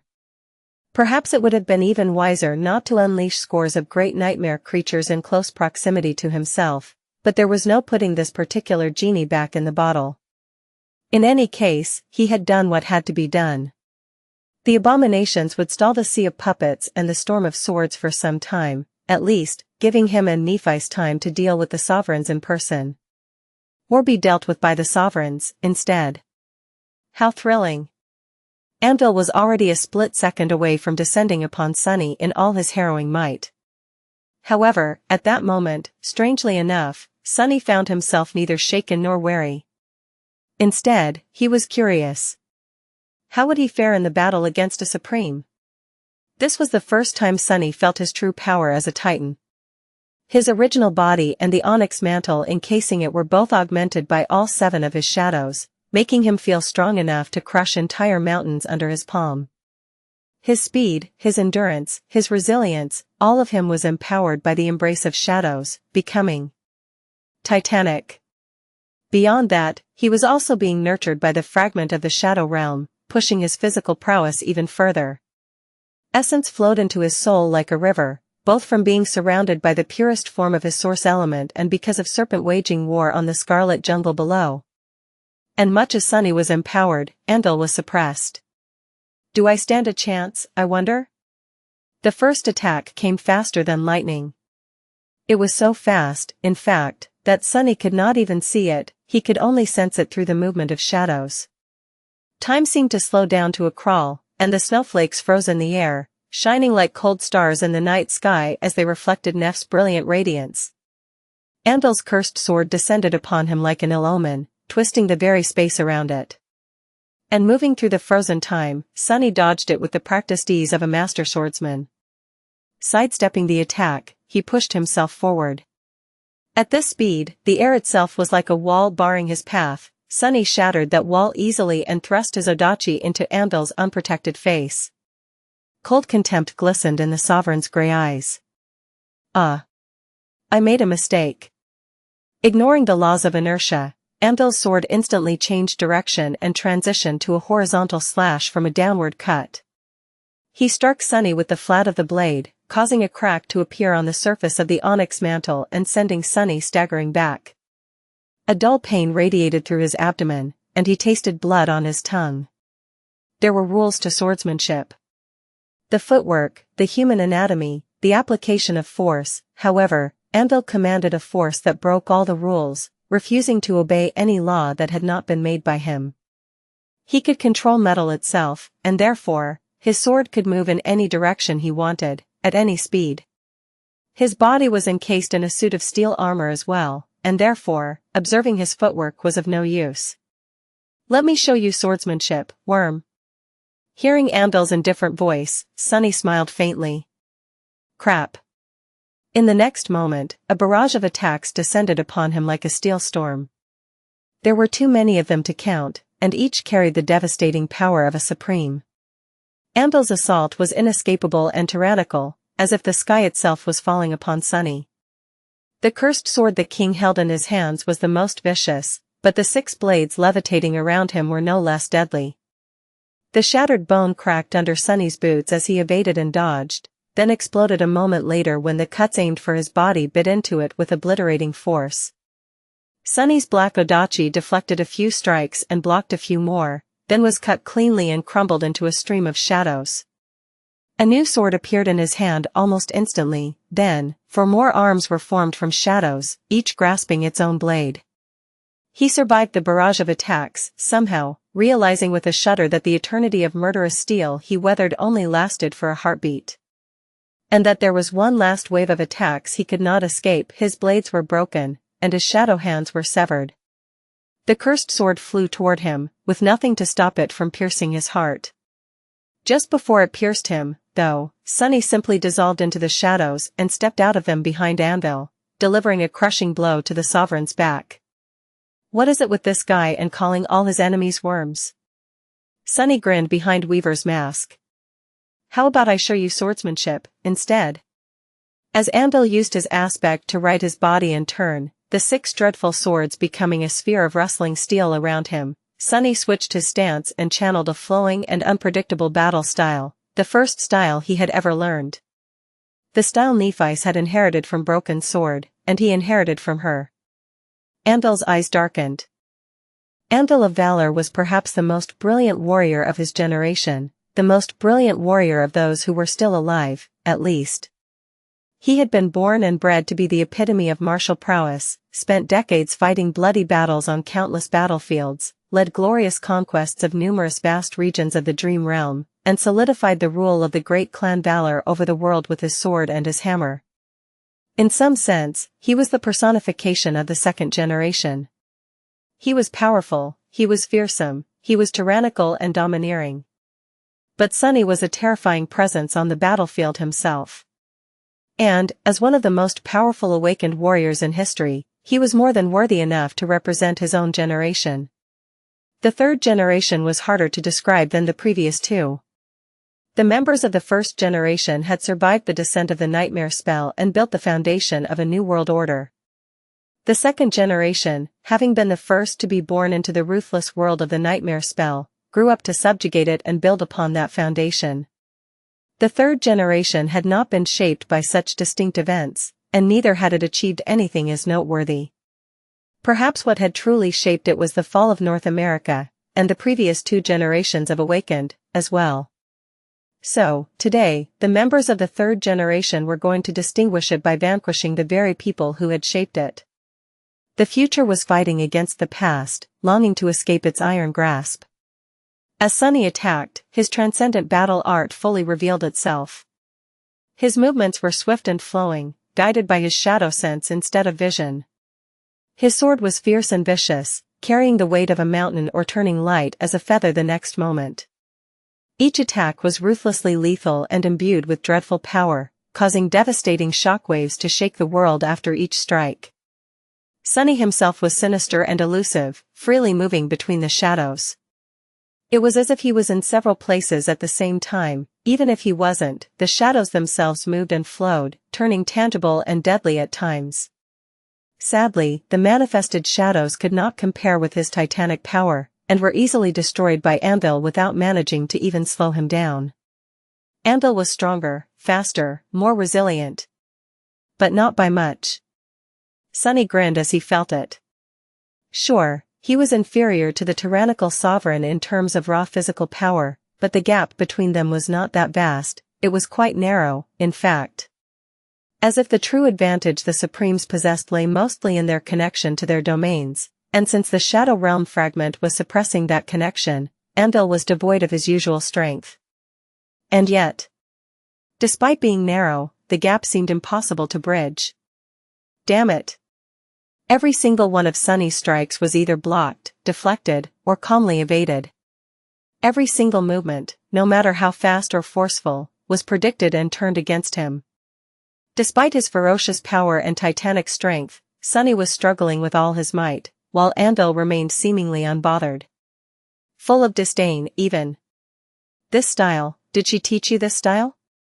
It seems that the two of you had known each other for much longer than you let on. Sunny gritted his teeth behind Weaver's mask. She wasn't the one who taught me, and we don't know each other at all. Anvil smiled coldly. No matter. Pushing Sunny's sword aside, he moved forward. Sunny fled into the shadows, but by the time he escaped them, Anvil's fist was still poised to strike him in the chest. A terrifying blow sent a shockwave running through Sunny's body and threw him back. The breastplate of the onyx mantle cracked, only to mend itself a moment later, augmented by 7 shadows. The living stone trait of his stone-like carapace had grown immensely potent. Anvil looked at Sunny darkly, then shook his head. Not metal, but not stone either, an underworld armament, then. Did you think it would save you? Sunny suppressed a groan, raising his sword to attack. I might have entertained such a thought, yes. Anvil possessed the ability to control metal, and that power was not limited to his own swords and armor. He could just as easily control the weapons of his enemies, as well. Fortunately, Sunny's armor was made from the strange material that was closer to stone than to metal while inheriting traits of both. His weapons, meanwhile, were made from shadows. Nephi's wore no armor at all, and the blessing was like a blade forged from furious flame. So, both of them were immune to Anvil's power. That was not something Sunny had relied on to save him, though. It was just one of the measures he had to take to give himself a chance. But why is he so strong? It doesn't make sense. As Sunny attacked and Anvil defended, unbothered, almost as if entertaining himself, they moved across the shattered battlefield. Sunny lunged forward to deliver a deadly thrust, but Anvil simply moved out of the way. The two of them crashed into a crowd of puppets, and carried by momentum, Sunny tore through them like a beast made of pure darkness. The bodies of the puppets were too fragile to offer any resistance to his dreadful might. As he arrested his forward momentum and turned on the ball of his foot, he saw clouds of crimson haze and tiny pieces of torn bodies spreading outward in the air slowly, as if suspended in water. Before the first drop of blood even hit the ground, Sunny and Anvil had already exchanged 100 more blows, moving away like a rolling disaster. I can sense it. All this time, Sunny had been learning how Anvil fought through Shadow Dance. The Sovereign's battle art was deep and complicated, strange, even impossible to fathom in a short amount of time. But now he was starting to realize why the King of Swords seemed so unassailable despite not being that much stronger. There, in the very essence of his battle art, being used as a weapon, was the will. And while the two of them fought, Sunny was learning how to wield the will as a weapon, himself. The fractured battlefield quaked as Sunny landed on the white bone, instantly dashing away with a thunderclap. Surrounded by a billowing mantle of shadows, he was like a formless mass of darkness that moved around the formidable figure of the King of Swords, aiming to end the king's life. His black sword was like an omen of death, and at any moment, his dark mantle could bloom with tendrils that shot forward at dire speed, turning into sharp blades, clawed hands, or rattling chains. The blades aimed to pierce Anvil's armor, the inky black hands tried to pull him down, and the chains tried to bind him. However, instead, they shattered against the dark steel of his impenetrable armor, were cut down by his swords, and were torn to pieces by his ferocious strength. What a bastard. If the shadow Sunny manifested had been more effective against his supreme enemy, he would have already encased himself in a shadow shell, bringing its immense might down upon Anvil. But for now, there was no point. The shell would just offer a larger target to the King of Swords, and would be destroyed swiftly.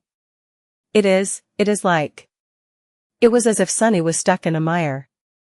That was what it felt like, to fight against an enemy who had long forged their will into a deadly weapon, like the quiet horror of a person slowly drowning in cold mud, unable to claw their way out or find purchase. That was because the world itself seemed to be on Anvil's side, bending to accommodate his will. Sunny had not noticed it at first, but once he recognized the wrongness, it was impossible to ignore it. The effect was subtle, but unmistakable, turning the King's swords sharper while Sunny's weapons became duller, making the King's armor more durable while Sunny's armor became more fragile, helping the King strike true every time while Sunny always seemed to miss his target by a hair's breadth. The will. Sunny possessed the will, too, and wasn't completely unfamiliar with wielding it. He even tried to unleash it against Anvil's will, hoping to bend the world back into shape, not even to favor him, but simply to remain neutral. However, he felt like an infant trying to overpower an adult. The distance between them was too vast. He could sense it, too, what Anvil was doing, and yet, Sunny had no words and no concepts to describe or understand what he was sensing. It was as if he was a blind person who had somehow managed to fathom what colors were, while Anvil could mix the colors to paint a vibrant, beautiful picture with his brush. Sunny felt bad. Sunny felt indignant. Why did he have to feel like he was drowning while experiencing his full power for the first time? It's driving me mad. The world was suddenly consumed by blinding radiance as Nephi's unleashed a roaring torrent of white flame some distance away. Sunny could not spare any attention to observe her battle against the Queen, but he did catch glimpses of it from time to time. Nephi's had already assumed her transcendent form, appearing like a spirit of light in the deep darkness of the Shadow Realm fragment. Her pure radiance spread far and wide, illuminating the dark sea of puppets and the rustling storm of swords above. Her beautiful figure was dwarfed by the gargantuan flesh golem, though, moving in the air as she dodged the devastating attacks of the Queen.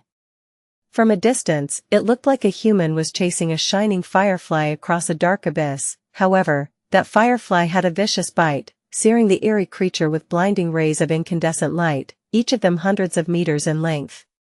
The incandescent rays were soul flame channeled through the blessing, condensed and shaped by its radiant blade.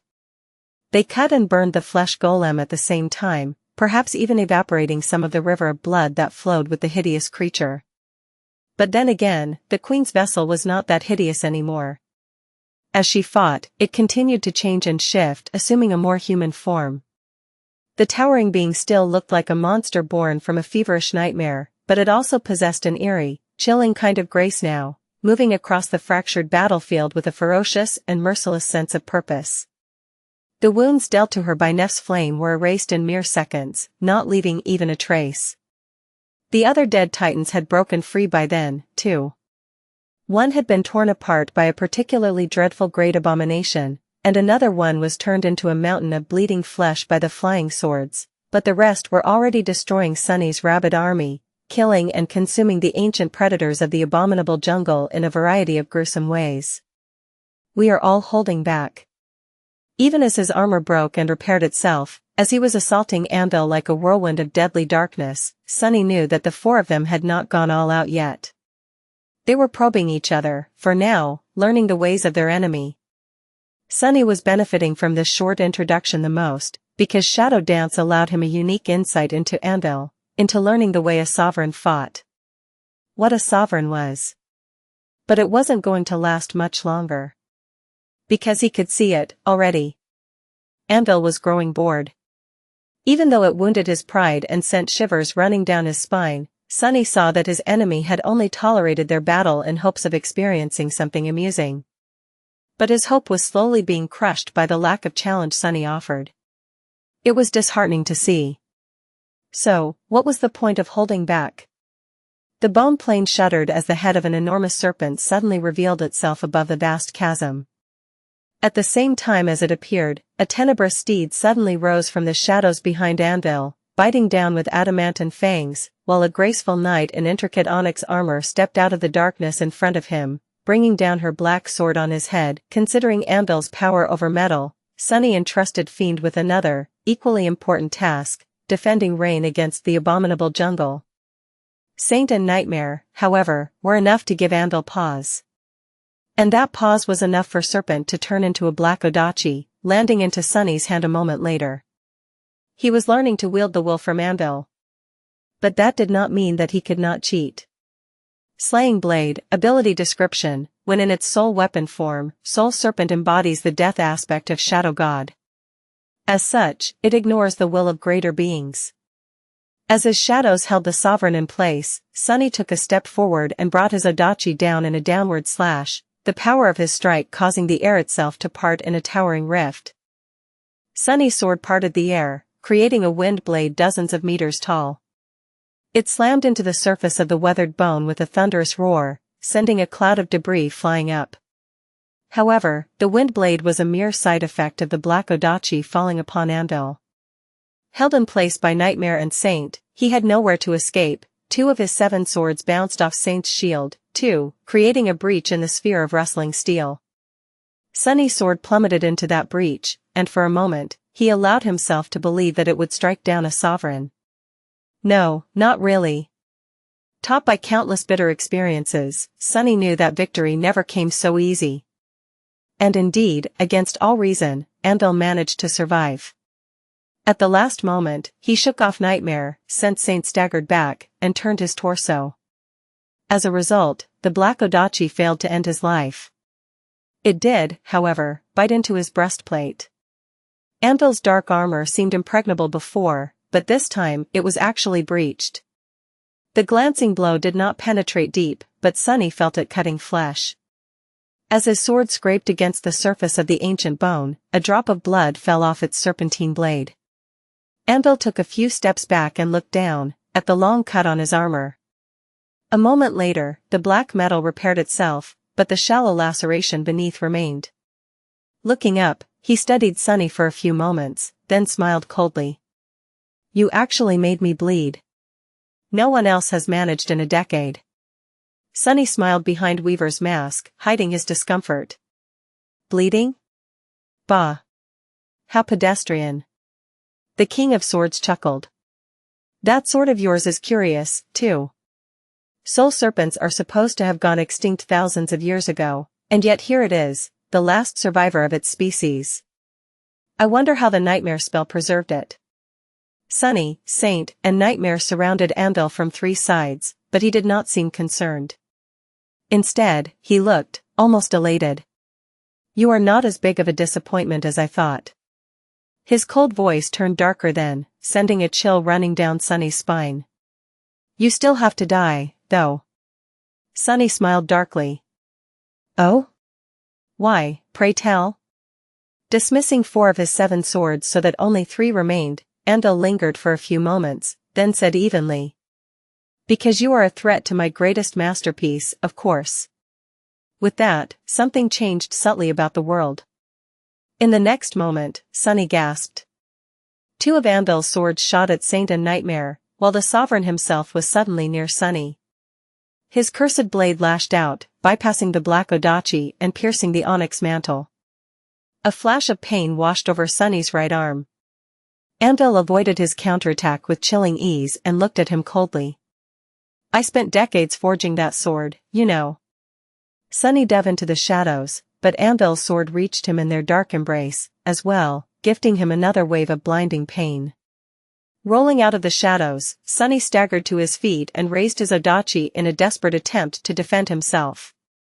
"Crazy bastard, you are not talking about Nephice, are you?" The corner of Anvil's mouth moved slightly. "Who else?" I will admit, I was late to realize her potential, but after she returned from the second nightmare alive, I saw it clearly. It was like a revelation. Everything fell into place, and I knew what I had been waiting for all these years. Sunny was suddenly overcome by an insatiable desire to rip that man apart. He had only been aiming to kill Anvil before, but now, He wanted to kill him slowly, and viscerally, with his bare hands. But Anvil did not give Sunny a chance to bask in that fury, battering Serpent aside and leaving a deep cut on his left shoulder. The cursed blade scraped against the bone, making Sunny growl in pain. In hindsight, it was me who had tempered her into the flawless blade that she became, from a lost little girl to the radiant star she is now. It was me who had shaped her, sharpened her, guided her. It was me who had forged Changing Star into what she is today. Sunny was too appalled to process every word Anvil was speaking, so he simply tried to stop the next blow. However, Anvil simply crushed his block, leaving a deep gouge on his right thigh. And now, finally, the perfect sword I forged is close to being complete. It is just that you, disgusting thing, are blemishing its blade. But that is all right.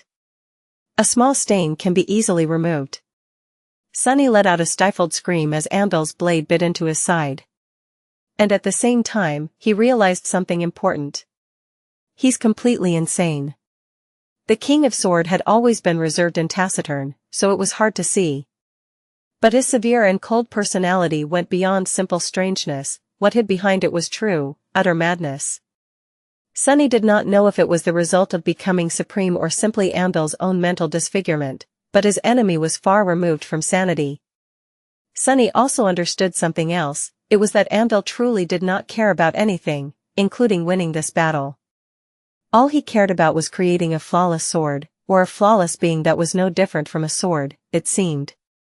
So, in a perverse way, he even hoped to lose. Because after failing to forge his own children into perfect weapons, he had fixated on Nephis, the daughter of Smile of Heaven, as his best and last hope of creating a flawless sword. He had said that Nephis was almost complete, which meant that she had not proven herself flawless yet. There was one last act that remained for her to achieve completion, in his twisted mind. The act of killing him, no doubt. He's completely insane and suicidal. And all of it was the result of Anvil's debilitating flaw. A chilling, but reasonable conclusion of his ruthless pursuit to rid himself of all attachments. A lot of things that seemed odd before suddenly made sense. Sunny groaned mentally. That's great, but... Sadly enough, Sunny himself was not part of Anvil's plan to give Nephis one last, deadly trial, whether she could prove herself worthy and survive or not. In fact, as far as the King of Swords was concerned, Sunny stood in his way, marring the pure beauty of the nearly flawless blade with his vile presence. So, Sunny had to be purged. Staggering back, he forced out a pale smile. Your Majesty, King Anvil. I want to say something. You are clearly, definitely not a complete damn lunatic. After listening to Anvil reveal the depths of his madness, something inside Sunny switched, or maybe snapped. He was not sure. There was a line that could not be crossed, and hearing the King of Swords boast about brutalizing an innocent child. Nephis, as if it was some kind of crowning achievement, had crossed the line for Sunny. A storm of emotions raging in his heart settled, and a swarm of thoughts weighing on his mind was quelled. All that remained was a cool, silent darkness of uncompromising killing intent. Before, Sunny had been worried about how to kill Anvil and survive. Now, he only cared about killing him. No, caring was not the right word. It suggested the possibility of a different outcome, but Sunny knew without a shadow of doubt that his enemy would die. It was an axiom, a self-evident truth. All he had to do now was shape the world to fit that truth. That was something he could handle. Sunny was the most honest man in two worlds, after all. His body was wounded and pulsing with pain, and his enemy was superior to him, his enemy was supreme. But it did not matter. Life is just the prelude to death. As two of Anvil's dreadful swords forced Saint and Nightmare back and the Sovereign himself descended upon Sunny, he allowed the cursed blade to pierce his armor and sink into his flesh. The pain was exquisite. Grabbing Anvil's wrist, Sunny smiled behind Weaver's mask. And war is just the key to open its gates. Got you, bastard. When he spoke, his voice sounded sinister and full of malice. Do you feel at home on this battlefield, heir of war? Well, allow me to invite you into my world then. With that, he strengthened his grasp. and pulled Anvil into the shadows. Some distance away, Nephi's was locked in a dire battle against the queen. The titanic flesh golem pursued her with eerie grace and bestial fury, and all she could do was flee, retreating further while lashing out against the monstrous creature with searing rays of pure white flame. The blessing was complementing her aspect flawlessly. Now that she had assumed the form of the radiant spirit, her bound sword seemed to be forged from pure light as well. Just like Nephi's herself was augmented by the titanic power of her soul flame, its incandescent blade was augmented by the white flames too. In fact, it benefited from their ferocious power even more due to the flame conduit trait. The very same trait allowed Nephi's to channel her fire through the blessed blade, condensing it into incinerating rays that span hundreds of meters in length. That was how she was able to contend against the towering flesh golem despite being much smaller, and that was how she had managed to deal it grievous wounds. Sadly, those wounds simply healed a few moments after being dealt. The scorched flesh was discarded, and the cut tissue was repaired. The queen never slowed down, never faltered, and never let up her fearsome assault. Nephi's raised her sword once more. Her world was stark and pure, devoid of all distractions. There was only her and her enemy, everything else was washed away by pain. The harrowing agony of her flaw was familiar, but the pain of having her body and soul ravaged by the talons of the flesh golem was new. Nephi's was able to move incredibly swiftly in the radiant spirit form, soaring through the carnage of swords as she circled the queen and evaded her obliterating attacks, but she had not managed to evade all of them. Usually, she would have been able to heal any wound dealt to her, and this partial transcendent form of hers was more or less immune to physical attacks, anyway. However, every time the queen managed to strike Nephi's, there were gruesome marks left on her body and on her soul, on her very spirit, perhaps. As if she was being cut not simply by the queen's talons, but also by her will. It hurts. But pain was just pain. More importantly, Nephi's was overcome by suffocating wrath because of how powerless she was in the face of Qisong. Nothing she did dealt any lasting damage to the eerie flesh golem, while the marks left on her by Qisong were refusing to heal. She was losing. Some distance away, Sunny seemed to be slowly succumbing under the steel storm unleashed by Anvil, too. Further still, the two great armies were slowly melting in the flood of abominations. The snow still swirled in the fissures of the ancient bone, but the shadow that had summoned it was already gone, having turned into a serpentine sword. The jungle was yet to recover, but it would shake off the frigid frost soon. The great nightmare creatures that had escaped from the nameless temple were dying. Time was running out for Nef's defiant rebellion, and for the great armies as well, perhaps. She could feel it, even through the pain. The flames of their hope, which burned brighter and brighter still the deeper countless soldiers fell into the dark, dreadful abyss of despair. There is no point in holding back anymore. Nephi's poured her flames into the blessing once again and swung her incandescent sword, unleashing a blinding jet of condensed flame from its blade. The white ray stretched high into the dark sky and then fell, leaving a deep wound on the queen's titanic body. Using the momentary lull in the barrage of attacks, Nephi's dashed away, flying high above the fractured battlefield. She had almost reached the edge of the massive chasm that had been caused by the Ivory Island's fall when the queen caught her. Nephi's twisted and summoned a devastating explosion, using the shockwave to slow down the flesh golem's attack. However, its enormous hand still reached her, the sharp talons tearing her flaming body apart. A flower of white flame in the dark sky as fire leaked from her gruesome wounds like blood. Suppressing a scream, Nephi's forcefully contained the fire and coalesced her torn form back into its previous shape, then used her momentum to circle around the queen. Before the flesh golem could turn, she delivered another cut, this one aimed at the ankle of the titanic creature. Fall. The ray of light sliced cleanly through the queen's leg. The wound would heal itself moments later, no doubt, but for the moment, the flesh golem had lost its balance. And as Nephi's dashed forward, using herself as the epicenter of a violent explosion, another shockwave slammed into the titanic creature, sending it stumbling over the edge of the chasm, into the billowing white veil of swirling snow. As the queen plummeted into the depths of the hollows, Nephi's hovered above the chasm, shining like a radiant star in the boundless darkness of the vast starless sky. Then, she aimed the blade of the blessing down and ignited her soul. As Nephi's felt the indescribable agony of her soul cores shattering and the ocean of flame contained within them escaping like an incinerating white inferno, she opened her mouth to scream. However, what escaped it was not a scream, but a thunderous melody of true names being evoked by a shaper to bend the world to her will. The true name of fire, the true name of destruction. Her own true name, as well. The name of changing star, the star of ruin. And the name of the queen. Ravensong. A brilliant star suddenly ignited in the dark sky above the snowy chasm. It was so bright and pure that even the soldiers in the distance could not help but turn their heads and look, her light reflecting in their frightened eyes.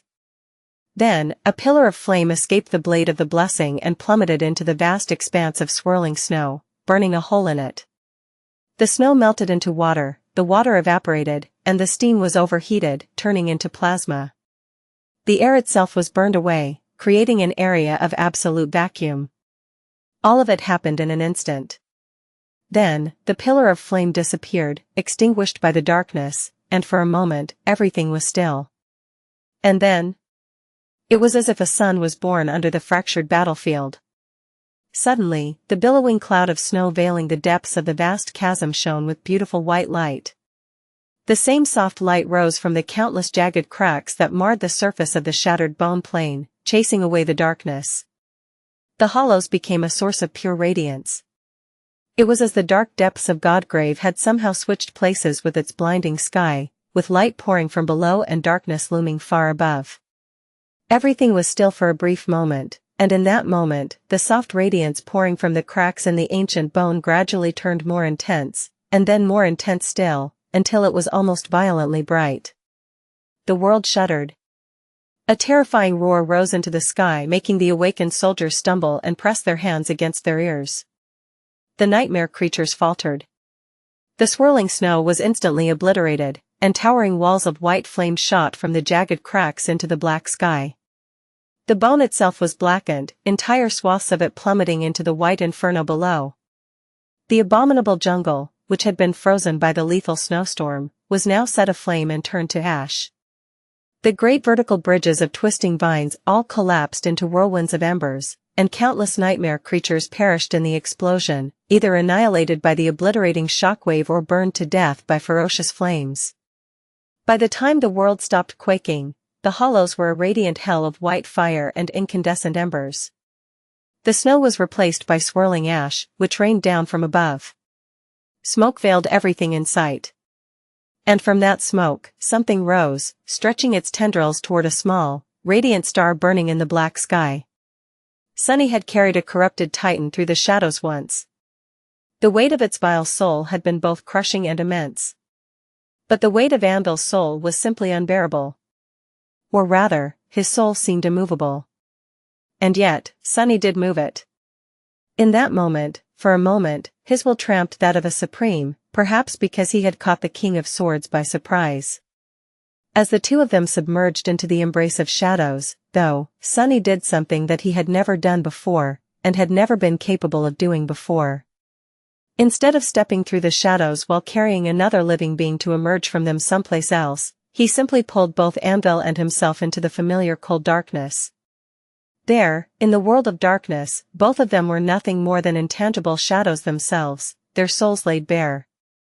And Sunny was quite familiar with battling other shadows in that lightless realm. He was in for an unpleasant surprise, though. Shadows were usually shapeless and formless, unless they were guided by a conscious mind that shaped them into a particular form. It had taken him quite a while to learn how to shape himself into a form capable of battle, long before. But Anvil was not formless. His shadow was vast and terrifying, as deep as Sunny's own. What's more, it had maintained the very same form he wore in the tangible world, as if Anvil's sense of self was so absolute that nothing could change it. Out there in the world of lightless shapelessness, Sunny saw color for the first time in his life. There was a colossal figure of an armor-clad warrior in front of him, entirely black, wielding an impenetrably black sword. A vermilion cloak rested on his shoulders, and scarlet flames were burning in his eyes. Still, this was the land of shadows. And Sunny was their lord. As his own shadow turned into a towering giant with 6 hands, he rushed at Anvil and clawed at his colossal form. Whatever armor the King of Swords wore must have granted him a great degree of protection against soul attacks, and yet, it parted in front of Sunny's claws like paper. For the first time since their battle started, he felt that his enemy was truly hurt. Anvil only wasted a split second to orient himself in the unfamiliar world of shadows, almost as if he had experienced fighting someone wielding power over shadows once, already, and coldly pushed his dreadful sword forward. The harrowing blade cut into Sunny's vast form, threatening to cut it in half. Anyone else would have probably been destroyed by that single attack, their souls collapsing like tattered cloth. But as soon as the black blade touched Sunny, an intricate weave of golden strings flashed for a moment in the dark depths of his giant form, almost like chainmail. That was soul weave, of course, which held his soul together and reinforced it against soul attacks. The pain was blinding, of course. Anvil's sword had been slowed by soul weave, preventing it from cutting Sunny in two, but it did not stop the cursed blade altogether, but in the next moment, his towering form simply parted in front of the sharp edge, allowing it to pass through him without dealing any damage whatsoever. He was not obliged to maintain the same form, after all. In fact, the very concept of shape was merely a crutch here in the embrace of shadows. The 6-armed giant collapsed, turning into a formless mass that enveloped Anvil like a shroud. Countless clawed hands protruded from its surface, and countless fanged maws opened on it, ripping the sovereign's soul to shreds. Anvil did not allow Sunny to attack him unpunished, of course. Just as Sunny was tearing him with claws and fangs, Anvil continued to stab and slice him with his sword. Ah, arg, HAA. Sunny wailed and laughed in dark glee as the two of them plummeted through the darkness, destroying each other. No one else managed to make you bleed in a decade, huh? How about now? Are you still amused, you wretched bastard? Anvil's soul might have been far more potent, it might have been empowered by his vast domain. But he did not have soul weave, and therefore, the very structure of his soul was different. It was far more fragile, and far easier to destroy. Let's see which one of us will last longer, King of Swords. Nephi's dissolved into pain for a few brief moments. Each moment lasted an eternity. The agony of her soul cores being torn apart was unfathomable. Knowing that she had only one chance, she did not hold back and went further than she had ever gone before, destroying not one, but 6 of them at the same time to fuel her fire. As a boundless ocean of furious flame that had been contained within her soul broke free with a deafening roar, she struggled with all her being to channel it instead of being consumed by it. She willed it into submission. The incandescent ray of white radiance fell into the billowing snow, and her shattered soul burned, mutilated, both enveloped in brilliant flame and on the verge of being extinguished. Humans were not meant to possess more than one soul core, but even if someone did, losing 6 of them would have instantly and utterly obliterated them. But Neph's soul was special.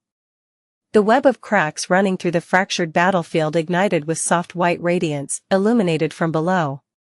The explosion was simply too devastating, causing not only the shattered bone plane, but all of Godgrave to quake.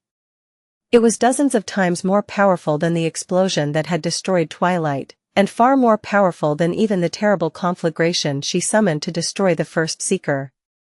Nephis had been merely a master back then, after all. She was a transcendent now, and so, the soul she was burning to fuel the flame was transcendent as well. That was why Nephis had pushed Kisong into the chasm.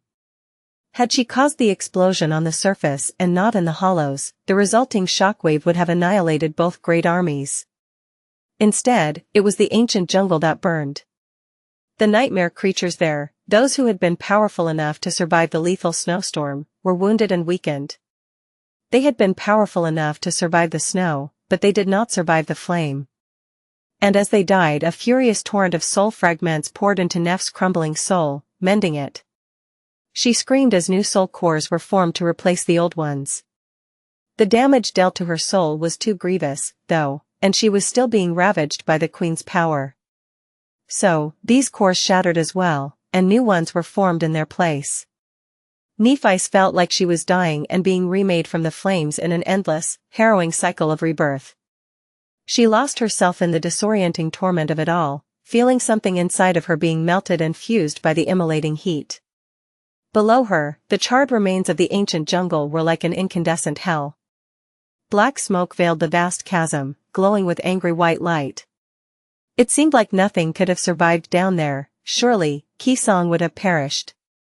But even as Nephi felt that brittle hope, she knew that she had failed. Because the spell had never whispered into her ear, announcing the death of the queen.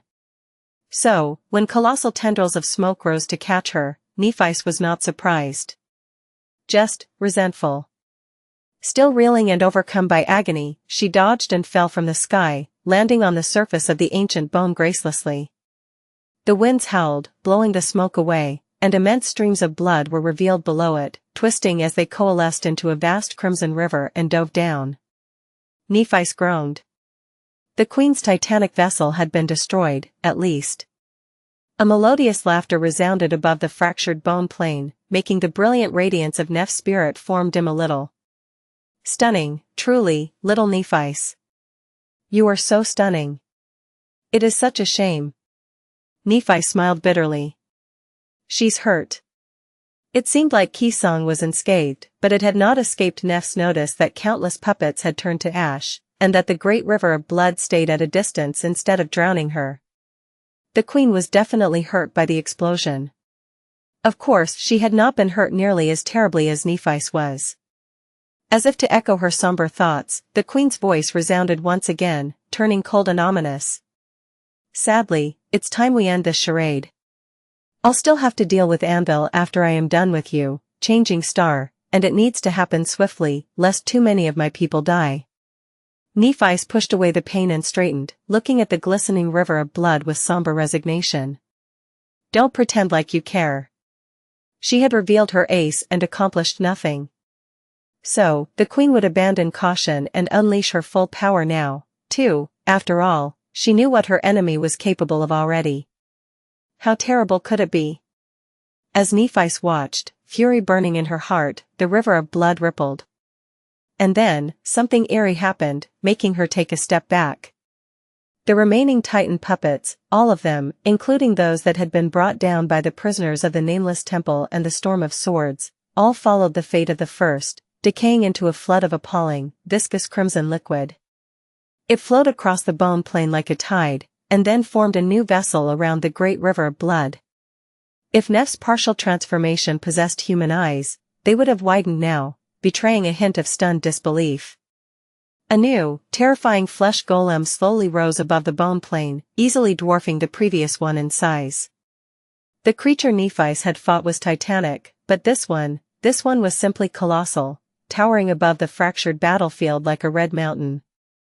It was at least a kilometer high, looking down at Nephi with an eerie, eyeless face. Nephi had been like a fly in front of the first of the queen's vessels. In front of this one, she was like a speck of dust. How could a speck of dust defeat a mountain? Her radiant figure rose into the air, burning with blinding light. Chapter 22:44 Strike deep in the embrace of shadows, Sunny was being cut apart as he was tearing Anvil apart. The two of them were destroying each other, both indifferent to the harrowing pain of their souls coming undone. However, the indifference of one was different from the other.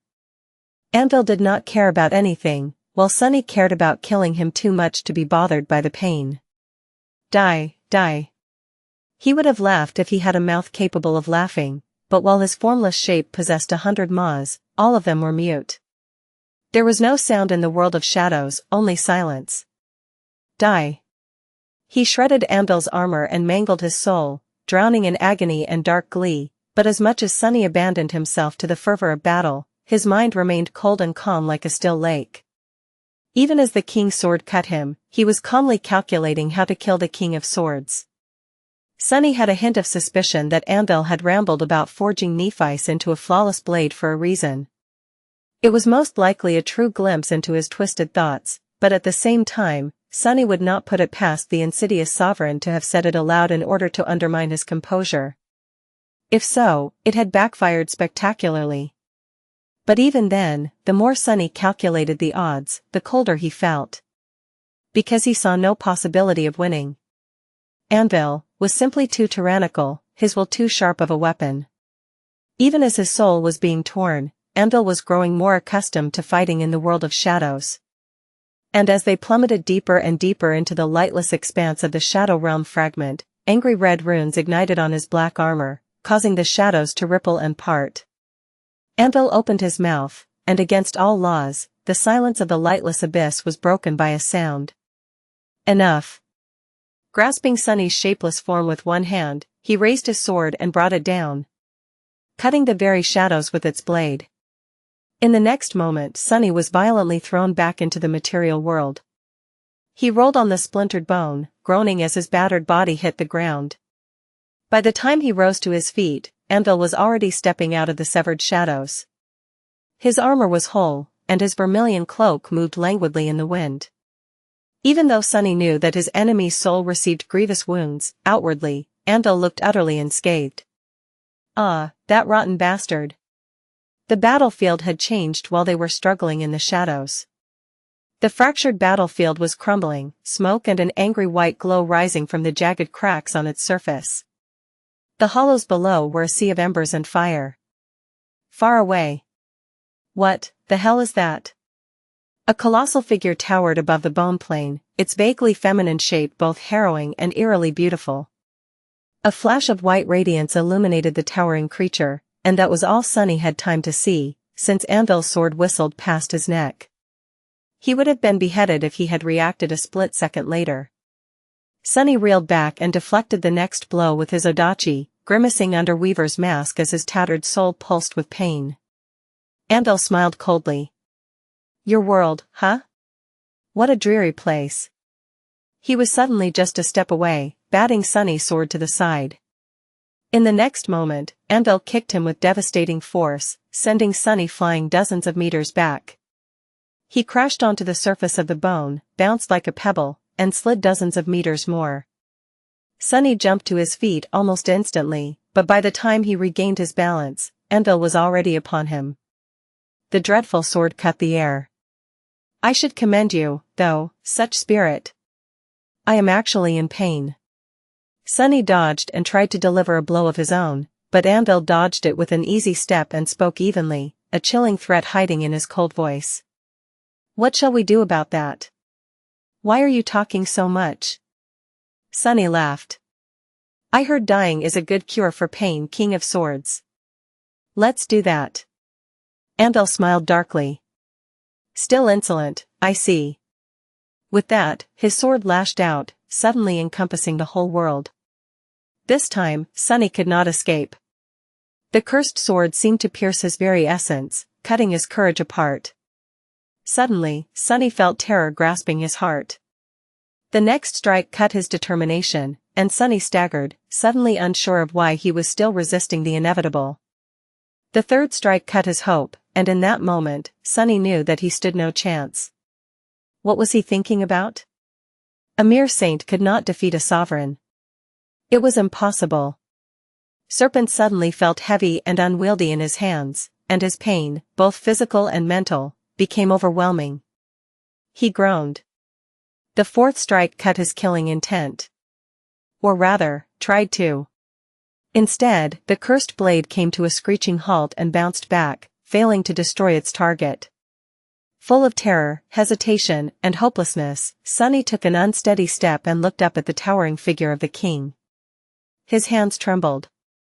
And yet, he forced himself to smile despite the dread, doubt, and despair that had conquered his heart. I'll kill him. I must kill him. I must. His shaking voice escaped from behind the fearsome mask. Are you ready to die? Was he ready? Anvil shook his head. How stubborn. The fifth strike cut space itself. What? The space was suddenly warped. It seemed like even Anvil could not destroy the Shadow Realm fragment, but being the inventive craftsman that he was, he found a way to displace a part of it. There was darkness behind them, and there was darkness in front of them, but in the space where Sunny and Anvil stood, the harsh radiance of the overcast sky poured from above, and the familiar heat enveloped them like a suffocating veil. Sunny was blinded by the light. He was also robbed of the power that had been bestowed upon him by the Shadow Realm fragment and lost connection to the source element that nourished him. The sixth strike was quite mundane, piercing his abdomen and throwing Sunny to his knees. Pulling his sword back, Anvil looked down at him with a cold expression and said in an indifferent tone, "Rest in peace, Lord of Shadows." The cursed blade fell down. The cursed sword fell down, its inescapable blade shining in the blinding light. Sunny was kneeling in front of Anvil, looking up. His black mask was baring its fangs in a fearsome snarl, but beneath it, he was pale and terrified. In his eyes, the thin edge of Anvil's sword seemed as vast as the sky, obscuring the whole world. He was gruesomely wounded and weak, his hands trembling, fear consuming his dazed mind. He could not move, he could not breathe. There was no escape. There was no point in trying to escape, anyway. He was defeated, and so, all he could do was surrender. He wanted to surrender. Had he not struggled enough? Every step he had taken was an arduous struggle. Every battle he had won was a torturous trial. He was tired, terrified, and in pain, just like he had always been. It had all been so hard, so painful. So lonesome. He was erased from the world and forgotten by everyone. He was lost. There was no salvation from Anvil's blade, but the blade itself offered salvation. A sad and somber kind of salvation, but salvation nonetheless, an end to all his pain and all his fear, as well as everything else. Sunny had no hope left. Let's give up, Sunny. He looked at the falling sword meekly, ready to accept his end. And then, he raised his hand and caught the cursed blade, stopping a short distance away from his neck. Sunny's hand trembled. The sword trembled as well, and as Anvil pushed it down, the steel blade easily cut the onyx gauntlet, mangling the flesh beneath and becoming smeared in blood. The sharp tip drew closer to Sunny's throat, but it still failed to pierce it, for now. The two of them wrestled for control of the sword. Anvil was pushing it forward with his physical might and aspect powers, while Sunny fought to hold it in place with all his strength, desperation, and sheer unwillingness to give up. Giving up sounded wonderful. But there was one problem: if he gave up he would not be able to kill Anvil. And that was not something Sunny was willing to compromise on. The cursed sword traveled a bit more, and a bit more of its length became painted by Sunny's blood. It was mere centimeters away from his throat now. Not good. Pale as a ghost, Sunny gritted his teeth behind Weaver's mask and looked at Anvil with murderous darkness burning in his eyes. He had not saved himself from death, really, he had merely postponed it, and not by long at that. He was managing to hold the cursed sword back for now, but Anvil would overpower him soon. The smallest of actions would break his concentration and allow the sword to plunge into his neck, as well. So, what was Sunny supposed to do? Think. He could sense Anvil's shadow. He could feel Anvil's tyrannical will giving shape to his killing intent and empowering the fatal inevitability of his sword. Summoning death upon Sunny. The will, the sword, what came first? What was the true weapon? No, was there even a distinction between the two? Or were they inseparable? Were they one and the same?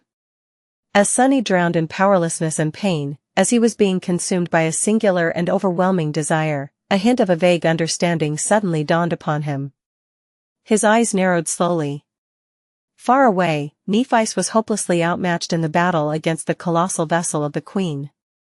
The titanic creature was too vast to be hurt by her flames, the burns they left on its flesh were too small to deal any lasting damage, and the cuts were too shallow to do any real harm. Even these shallow cuts healed in mere moments, leaving no trace behind. At the same time, she was deeply infected by the Queen's power. Nephice could heal herself, while Qisong could aggravate any wound. Their powers had been locked in a stalemate before, but by now, Nephice was too outmatched, too grievously injured. And so her soul continued to rot and crumble a little faster than it was being cleansed and repaired. Her suffering was unbearable. And her defeat was inevitable. Deep in her heart, Nephi knew that she could not survive. It was impossible. She was thinking of assuming her full transcendent form, but there was no point. Even if Nephi unleashed herself, she would not be able to harm the colossal vessel terribly enough to destroy it, and it was dangerous for her, as well. There was a reason why Nephi only ever used her partial transformation, and it was that she was afraid of losing herself forever in the furious flames of her true form, of never being able to become human again. She would have still done it, of course, if she saw that there was a chance. If that could have helped her survive. Ah! The colossal creature moved irrationally fast for its prodigious size. There was both something regal and something bestial about her ferocious onslaught. The queen's titanic hand reached toward Nephi's, creating a hurricane with the pressure of its passing. Nephi evaded the immense talons, this time, but she could not avoid them forever. Sooner or later, she would be caught, crushed, and extinguished. There was nowhere for her escape. All she could do was fall. No. No, she refused. Her soul continued to crumble and mend itself, continued to rot and be cleansed by the searing flames. Nephi wanted to scream, but she had no voice. Her vision was turning blurry. Far away, the Lord of Shadows was pierced by Anvil's sword and fell to his knees. The king raised his cursed blade, ready to strike down. No. The great armies were drowning in the flood of abominations. Her soldiers were dying, the flames of their brittle hopes disappearing in the sea of encroaching darkness. They longed to survive, but were met with the cold embrace of death instead. No.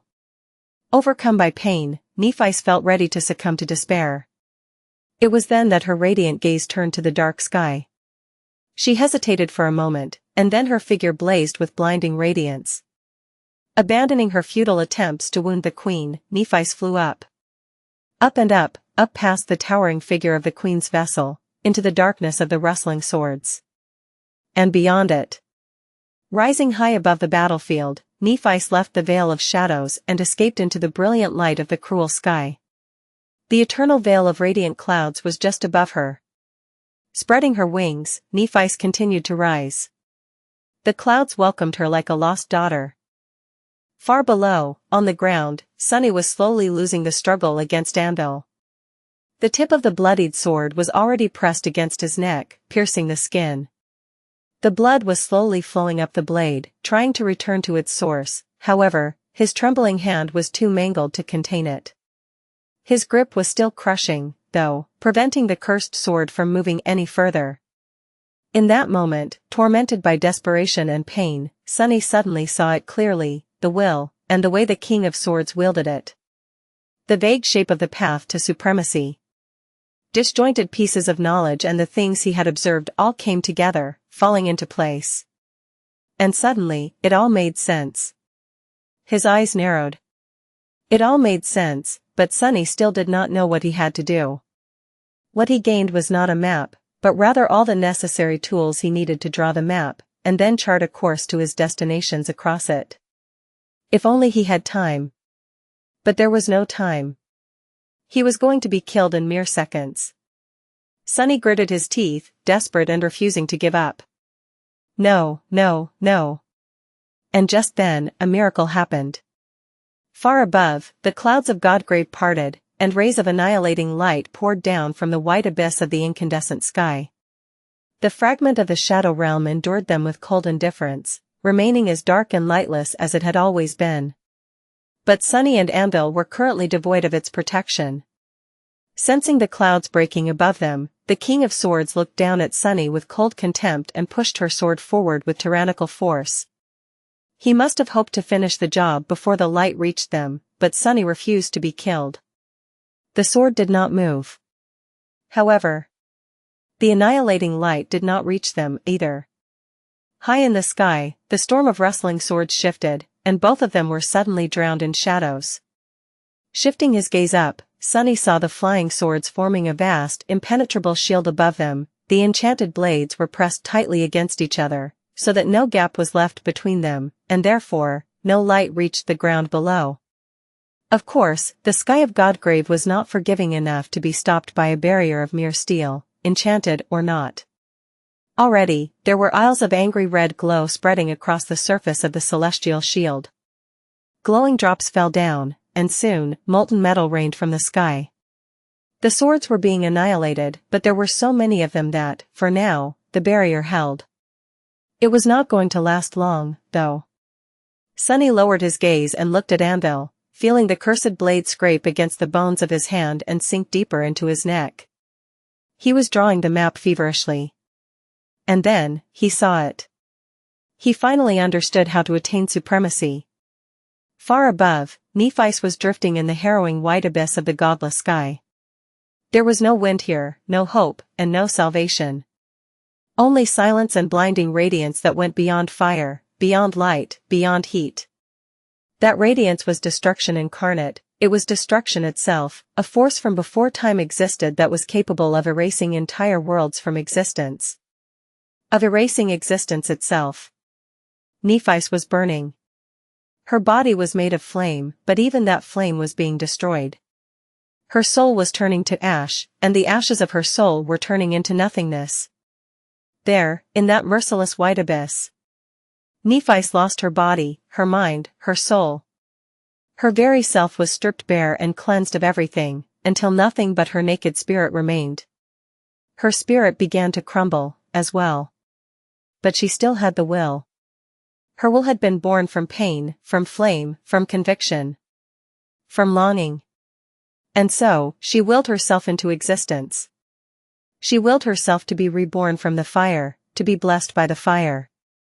She spoke the true name of destruction, warding herself from being destroyed. Even as Nephi's burned, she healed herself, and burned again. Maintaining a tenuous state of equilibrium, neither dead nor alive, she continued to exist, for now. She knew that she would not be able to prevent herself from dissolving into white radiance with her sheer will for long. Her will was not inexhaustible, after all. It was not absolute. But in that moment between life and death, Nephi's finally saw the path to supremacy. She knew what she had to do, and what her will had to become. I have to survive. I have to die. That was his answer. It was so simple, but Sunny had remained blind to it for so long. Anvil's blade sank deeper into his neck. Molten metal rained from the sky, and far above, the barrier of swords was falling apart. Rays of light were already falling on the surface of the ancient bone. Sunny had to die, but he could not allow himself to be killed. There was a trick to it all, at least there was for him. He was going to cheat his way to supremacy. That was his act of defiance. Still, death was cruel and terrifying, even for someone who had died as many times as Sunny had. He had cheated death on plenty of occasions, always finding a way to stay alive. But this time was different. It had to be. This time, he had to die in earnest, with no deception or trickery involved, only truth. It was so absurd that he wanted to laugh. He would have, if not for the few centimeters of cold steel currently piercing his neck. Still, Sunny smiled crookedly behind Weaver's mask. He opened his mouth and asked in a hoarse voice, straining to make himself heard. "Hey, King of Swords, do you wish to kill me?" Anvil looked at him coldly. "I do. I will." Sunny couldn't help it, after all, and let out a stifled, sinister laugh. The cursed blade cut him, and he grimaced. A dark, murderous fury rose like a pyre in his heart. Sunny spat. "Listen, you wretch, you can't kill me. You are not worthy enough to kill me." He mustered what little remained of his strength, arduously pushing Anvil's sword a few centimeters back for a moment. "A man worthy of killing me has not been born in this world, yet." Kneeling, bleeding, utterly broken, Sunny looked up at Anvil and laughed again. "And never will be. I am the heir of death, you fool. Did you really think that you could kill death? The only thing that could kill death was death itself." As brilliant light illuminated them, forcing Anvil to freeze, Sunny raised Serpent with his free hand. The black odachi rippled, turning into a ghostly stiletto. And just as his arm started to crumble into ash, Sunny grinned, turned the blade of the stiletto against himself, and plunged it into his own heart. Sunny had to die, but he could not allow himself to be killed. He had to be the one to end his own life. That was easier said than done, though. After all, he excelled at staying alive against all odds. His soul was vast and tenacious, while his body was like a fortress. He could endure an incredible amount of punishment and heal at breathtaking speed. Even if his heart stopped beating for some reason, there was a good chance that he could survive by simply forcing his blood to move on its own. That was why Sunny had pierced his chest with the dark stiletto, with serpent. With the slaying blade that embodied death itself. His eyes widened as the cold blade pierced his heart. That coldness spread in an instant, permeating his entire being, pulling him down and slowing down his thoughts. It was cruelly painful, but the pain was overshadowed by the terrifying realization of what he had done. He felt it. Death coming to claim what used to be a person, what used to be him. He felt his body growing weak, his soul collapsing, his vision turning dark. This was the end, and there was no escape from that end. No trick he could use, no clever strategy that could save him. The finality of it all, the eternal nothingness that lay in front of him, terrified Sunny at the last moment. At least death was swift and merciful. He did not even feel the agony of being burned alive by the blinding light, just saw his arms crumbling into ash, as if observing someone else ceasing to exist from a distance. The last breath escaped from his lips, which grew forever silent. The kneeling figure of the Lord of Shadows swayed, and then fell. However, his body never touched the ground, turning into a cloud of ash before it could. The ash was scattered by the wind. The last thing to crumble was the hand that still clung to Anvil's blade, stubbornly refusing to let go until the final moment. Soon all that remained of the fearsome Lord of Shadows was the black mask that fell to the ground and lay there, forlorn, staring at the sky with empty dark eyes. And his shadow. There was a still, silent lake that bathed in the darkness of 7 lightless suns. A great temple of black marble towered above the dark water, full of emptiness. A legion of silent shadows surrounded the temple, standing on the surface of the still lake without motion, their lifeless gazes turned to the ancient edifice of the temple. As if waiting for something. Nothing disturbed the tranquil silence of the dark lake, until, suddenly, a cold wind blew above its surface. The still water rippled. Then, without warning, a bolt of black lightning tore the peaceful darkness apart, falling from above to strike the magnificent temple. It passed through the tiles of its roof, unobstructed, and disappeared inside. And by the time the black flames retreated, a new shadow stood alone in the impenetrable darkness of the empty great hall. It was the shadow of a slender young man, his beautiful features still and unmoving. His eyes were closed. As the cold winds raged above the surging lake and the 7 suns burned with dark flames above it, the young man remained silent and motionless, just like the legion of shadows outside. But then, his eyelids trembled. As the young man slowly opened his tenebrous eyes, it was as if a wave of invisible force spread outward from the temple, passing through the silent shadows and making the vast lake surge. The 7 lightless suns ignited with a dark radiance, and the still waters boiled. Something was happening to the black suns, to the dark lake, to the vast expanse of lightless silence itself. As if it was undergoing a profound metamorphosis, reaching unfathomable depths. The shadow of the young man seemed to break the chains that had kept it motionless, moving slightly, coming alive. He looked around slowly, gaining awareness, then inhaled deeply. Then, he walked across the great hall of the dark temple, and passed through its gates.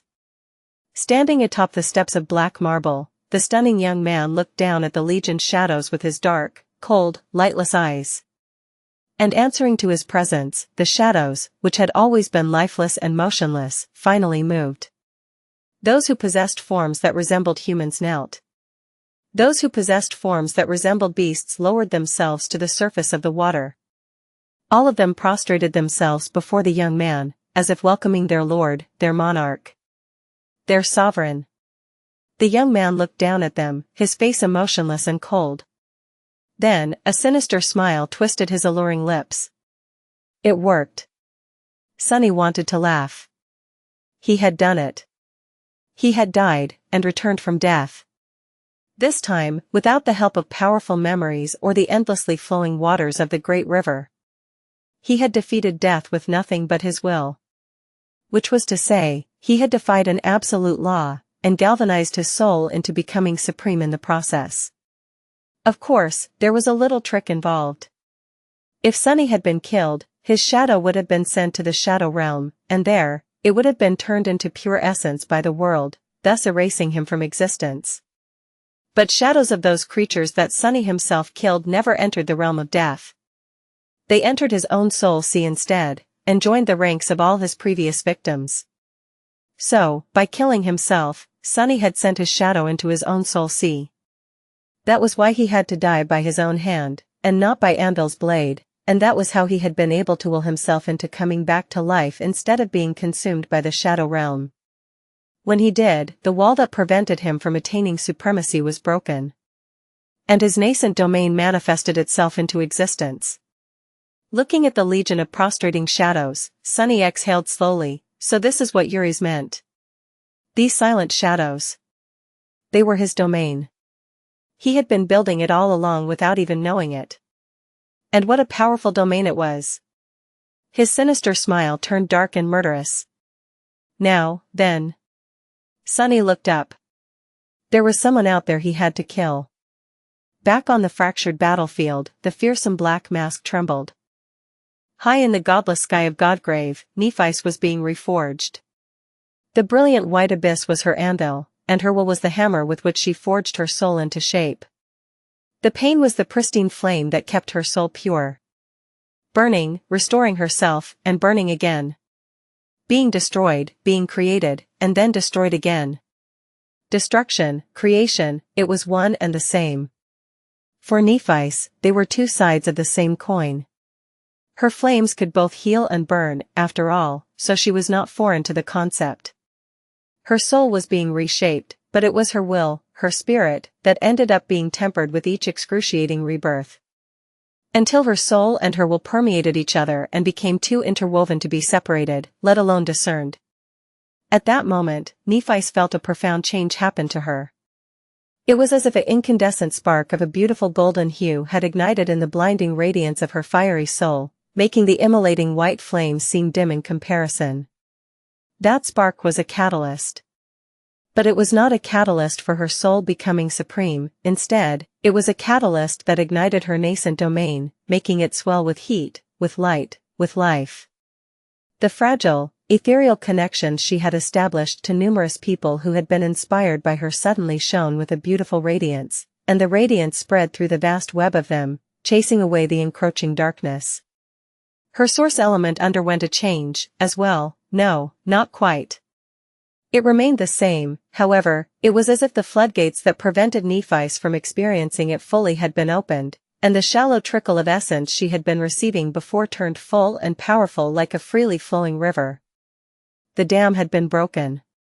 Each of the countless people whose souls had been ignited by the flames of longing was a source of this radiant spirit essence, and as the spirit essence flowed into Nephice, her own essence was galvanized by it, undergoing a qualitative transformation, making her supreme.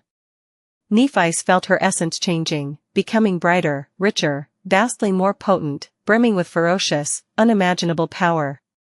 Her soul cores rebuilt themselves, becoming deeper and stronger in order to contain that startling power. Her soul sea changed, as well. The copy of the ivory island there had been lifeless and still before, like a frozen replica, but now, it suddenly seemed much more real. The blades of emerald grass swayed in the wind, glistening with dew. The leaves of the ancient trees rustled peacefully. The waters of the clear lake rippled as they shone beautifully, reflecting the sunlight. And that was not all. The Tower of Hope was not the only landmark in her soul sea anymore. Some distance away, a great castle of white stone towered above the resplendent water. A magnificent black palace was there, as well. A gargantuan ship drifted on the calm waves, its numerous sails full of wind. There were other citadels, as well. All of them rose from the water like islands, and the vast expanse of her radiant soul was not empty anymore. Instead, it resembled a small world. Nephice survived. She had survived the incandescent heaven of the sun god's fallen realm, and therefore, defied both the absolute law of death and the laws governing this broken world. She became a supreme. Her domain was now truly manifested, as well, and it was both vast and splendid. For great citadels were empowering it. Dozens of other citadels belonged to her domain now, too. That was because the saints who ruled them had lost their faith in the sovereigns, but had faith in Nephi's instead. Even those like Xianxia had been swayed, choosing her over the supremes that had failed them. Dozens of saints, thousands of masters, hundreds of thousands of awakened, and numerous mundane humans believed in her, too. Their souls were a part of her domain, shining like a myriad of stars in the radiant sky. After all, Nephi had spent a decade building upon the legend of her clan with Cassie's help, to create a myth of her own. Now, across the two worlds, countless people were inspired by changing star of the immortal flame clan, their souls burning with yearning. Countless people believed in the famous propaganda slogan invented by the government. As long as immortal flame burned, humanity would not be extinguished. So, it was as if the immortal flame clan, and its last daughter, had become synonymous with humanity. And therefore, most of humanity was a part of her domain. Nephi could feel all of them, too. The connection she shared with those who had been inspired by her was much deeper now, and more universal. It did not depend on distance or proximity anymore, and so, there was a boundless ocean of hopes and desires that washed over her mind, threatening to overwhelm her. Nephi silenced it, for now, or at least tried to. There would be time to explore this connection later. For now, she had to finish the battle. Boundless power, endless essence. Full of furious light, Nephi cast her flaming gaze to the ground. Far below, on the ground, the great armies were melting in the flood of nightmare creatures. The sudden snowstorm summoned by the Lord of Shadows had stemmed the tide of abominations, somewhat, and the terrifying explosion caused by changing star diminished their swelling number even further. But people were still dying, and the remnants of the incinerated jungle still threatened to consume them all. The humans were losing. Until, suddenly, a soft radiance flooded the battlefield. The soldiers of the united army faltered for a moment, looking at their own skin in amazement. They themselves were the source of the radiance. It was as if white flames ignited within all of them, washing away their wounds, and making them much stronger, much faster, much more resilient. Augmenting them with fearsome power, those who were on the verge of dying were saved, and those who were beaten and exhausted suddenly found themselves full of renewed might. The radiant army stirred, meeting the dark tide of abominable monsters, and pushing it back. Not long before that, Cid fell to the ground, blood pouring down the torn, bent metal of her breastplate. It was flowing out of her mouth, as well, but she was more concerned about the armor. The memory was on its last breath, ready to collapse into a rain of sparks. It was a shame, too, because the charming enchanter, Master Sunless, had personally improved it for her. More importantly, she was wearing very little under the armor. Becoming one of the queen's dead puppets would already be bad enough, but shambling around the battlefield both dead and while wearing nothing but her underwear seemed simply mortifying. That'd be embarrassing.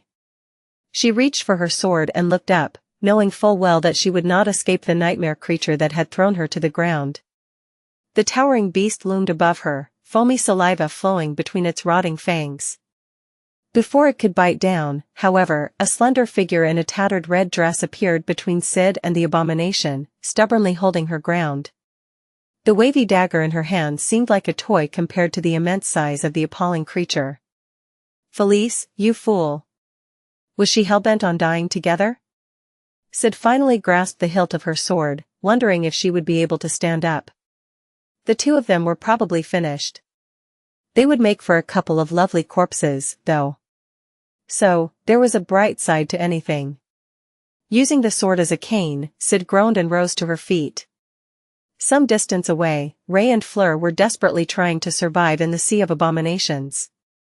They had lost Ronnie and Tamar in the chaos of the battle a while ago, and the nightmare creatures around them were not something a couple of awakened could fight. Ray had thought about trying to escape by hiding himself, but he could not take Fleur with him, and he would not abandon her, either, so the two of them were barely staying alive. Staying alive for now. At some point they found themselves protecting the backs of two unfamiliar masters. Judging by their age and armor, the masters seemed to be legacies from the sword army side.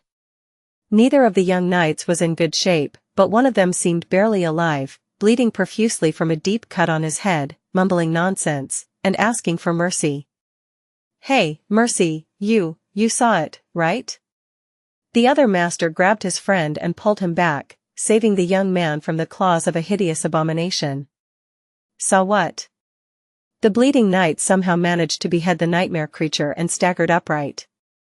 That vulgar scoundrel. That profligate lecher, Master Sunless. He's the Lord of Shadows. I knew it. I told you. He has been deceiving Lady Nephice this whole time, the sinister rake. The other knight, Mercy, looked at him with concern. "Were you hit on the head, Tristan?" "Wait, don't answer that, you were." "Anyway, there is no way." Tristan shook his head, paying no attention to the blood streaming down his face. No, I saw it clearly. He is. At that moment, Fleur let out a scream and fell.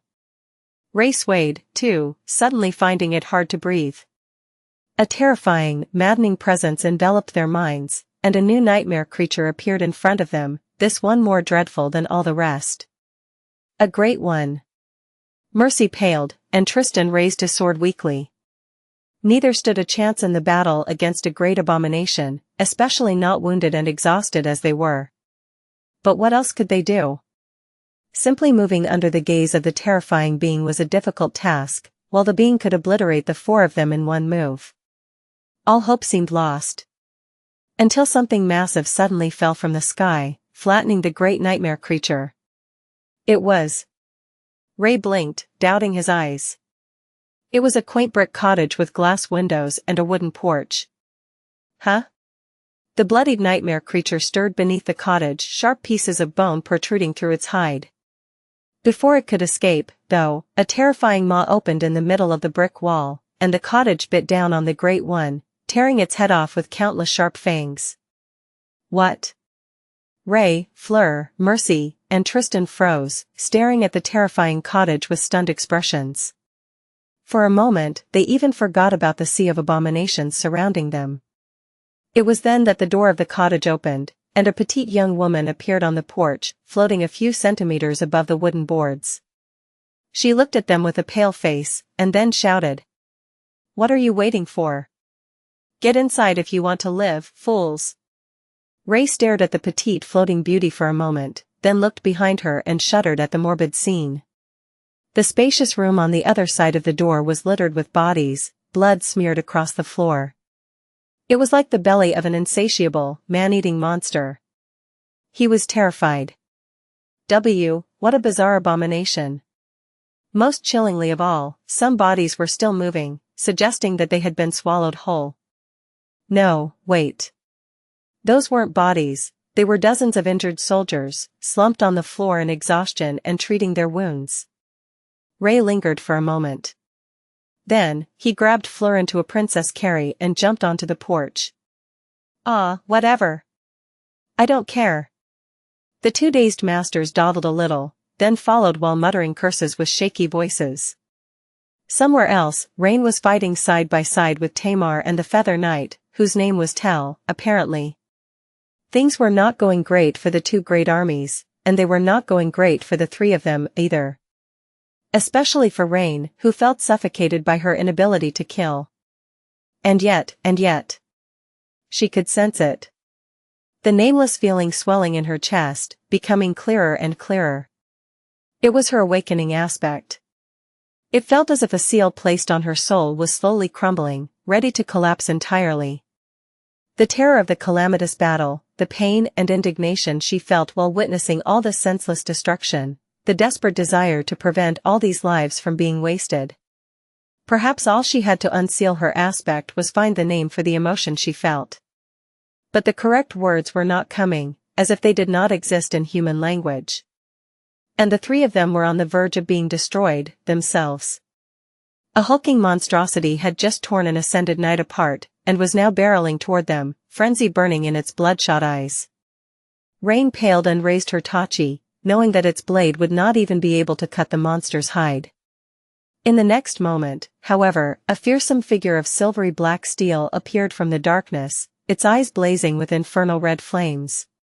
Four clawed hands reached for the charging abomination, piercing its body and raising the massive creature into the air. Then, with a revolting squelch, the nightmare creature was torn into 4 bleeding pieces. As blood flowed onto the four-armed fiend's dark carapace and evaporated, it turned its fiery gaze down and stared directly at Rain. The fiend's hellish maw opened, and a grating voice resounded from within. Addressing her. "Protect, Auntie." Rain blinked. "Huh? Auntie? Me?" She stared at the towering fiend, stunned.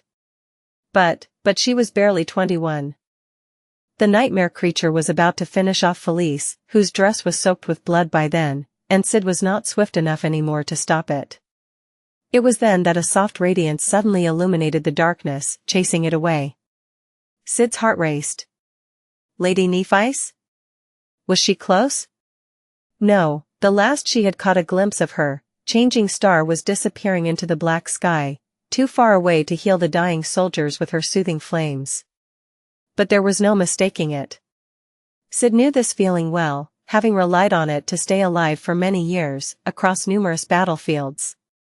Granted, the warmth spreading through her body, washing away the pain, was far more potent than usual. Her wounds were healing much faster than they usually did when bathed in the gentle white flame. That was not all, either. There was a soft radiance glowing beneath Sid's skin, and she felt powerful, invigorated. She was brimming with power, her exhaustion gone. It was as if her body, which had already been at the pinnacle of what an ascended could achieve, grew twice as strong. Even her soul felt empowered by the white radiance. Thank the gods. Activating her aspect abilities one after another, Sid rammed the abomination with her shoulder and sent it flying back. Felice. Turning to look at the handmaiden, Sid could not help but grin. Felice was emanating the same soft radiance, and her wounds were healing as well. No. It was not just Felice. It was everyone. All around them, hundreds of soldiers, both of the song and the sword domain, not that there was a difference anymore, were being nurtured by the pure white flames. Their wounds were healing, and their power grew. And further away, it was the same. Sid's eyes widened. How? Before, Lady Nephice could only bestow the gift of her flames to her most loyal followers, and only if they were close to her. She had developed that ability over the years, increasing its range and potency, until she could heal entire swathes of the battlefield, thousands of soldiers at the same time. But now, it was not just thousands, it was hundreds of thousands. The entire vast mass of the 2 great armies was being healed and empowered, while Lady Nephice was nowhere in sight. But even without seeing her, people knew who had saved them. Voices rose here and there, full of gratitude, relief, and hope. Changing Star. It's Lady Changing Star. Immortal Flame is with us. Sitting among the wounded soldiers that the petite fairy had rescued with the help of her terrifying cottage, Ray suddenly flinched. What the? The interior of the cottage was suddenly much brighter than it had been before. All around him, people were glowing. He was glowing, too. A familiar warmth filled his body, and the scrapes he had received during the battle disappeared without a trace. The same thing was happening to Fleur, and the 2 sword army masters that had helped them survive. In fact, the only person who wasn't shining with a soft radiance was their fairy hostess, who floated in the air with a confused expression on her impishly pretty face. Ray recognized this feeling. It was the same warmth he had felt while being healed by Lady Nephice.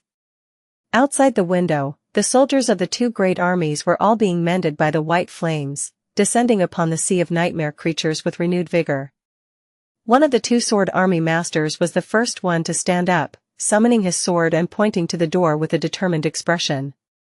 My fair lady, the benevolent mistress of the cottage. I, Tristan of Aegis Rose, am eternally grateful for your kindness. However, my honor compels me to rejoin the battle now that my wounds have been healed. Please, command your cottage to open its door. Ray and Fleur exchanged glances. Ronnie and Tamar were still out there, somewhere, fighting for their lives. Master Tristan must not have recovered from the blow to his head yet, considering his bizarre manner of speech, but the gist of what he had said was right. They could not hide away while their comrades were fighting and dying out there on the bloody battlefield. When Fleur nodded subtly, Ray sighed and rose to his feet. The rest of the soldiers slowly stood up, as well.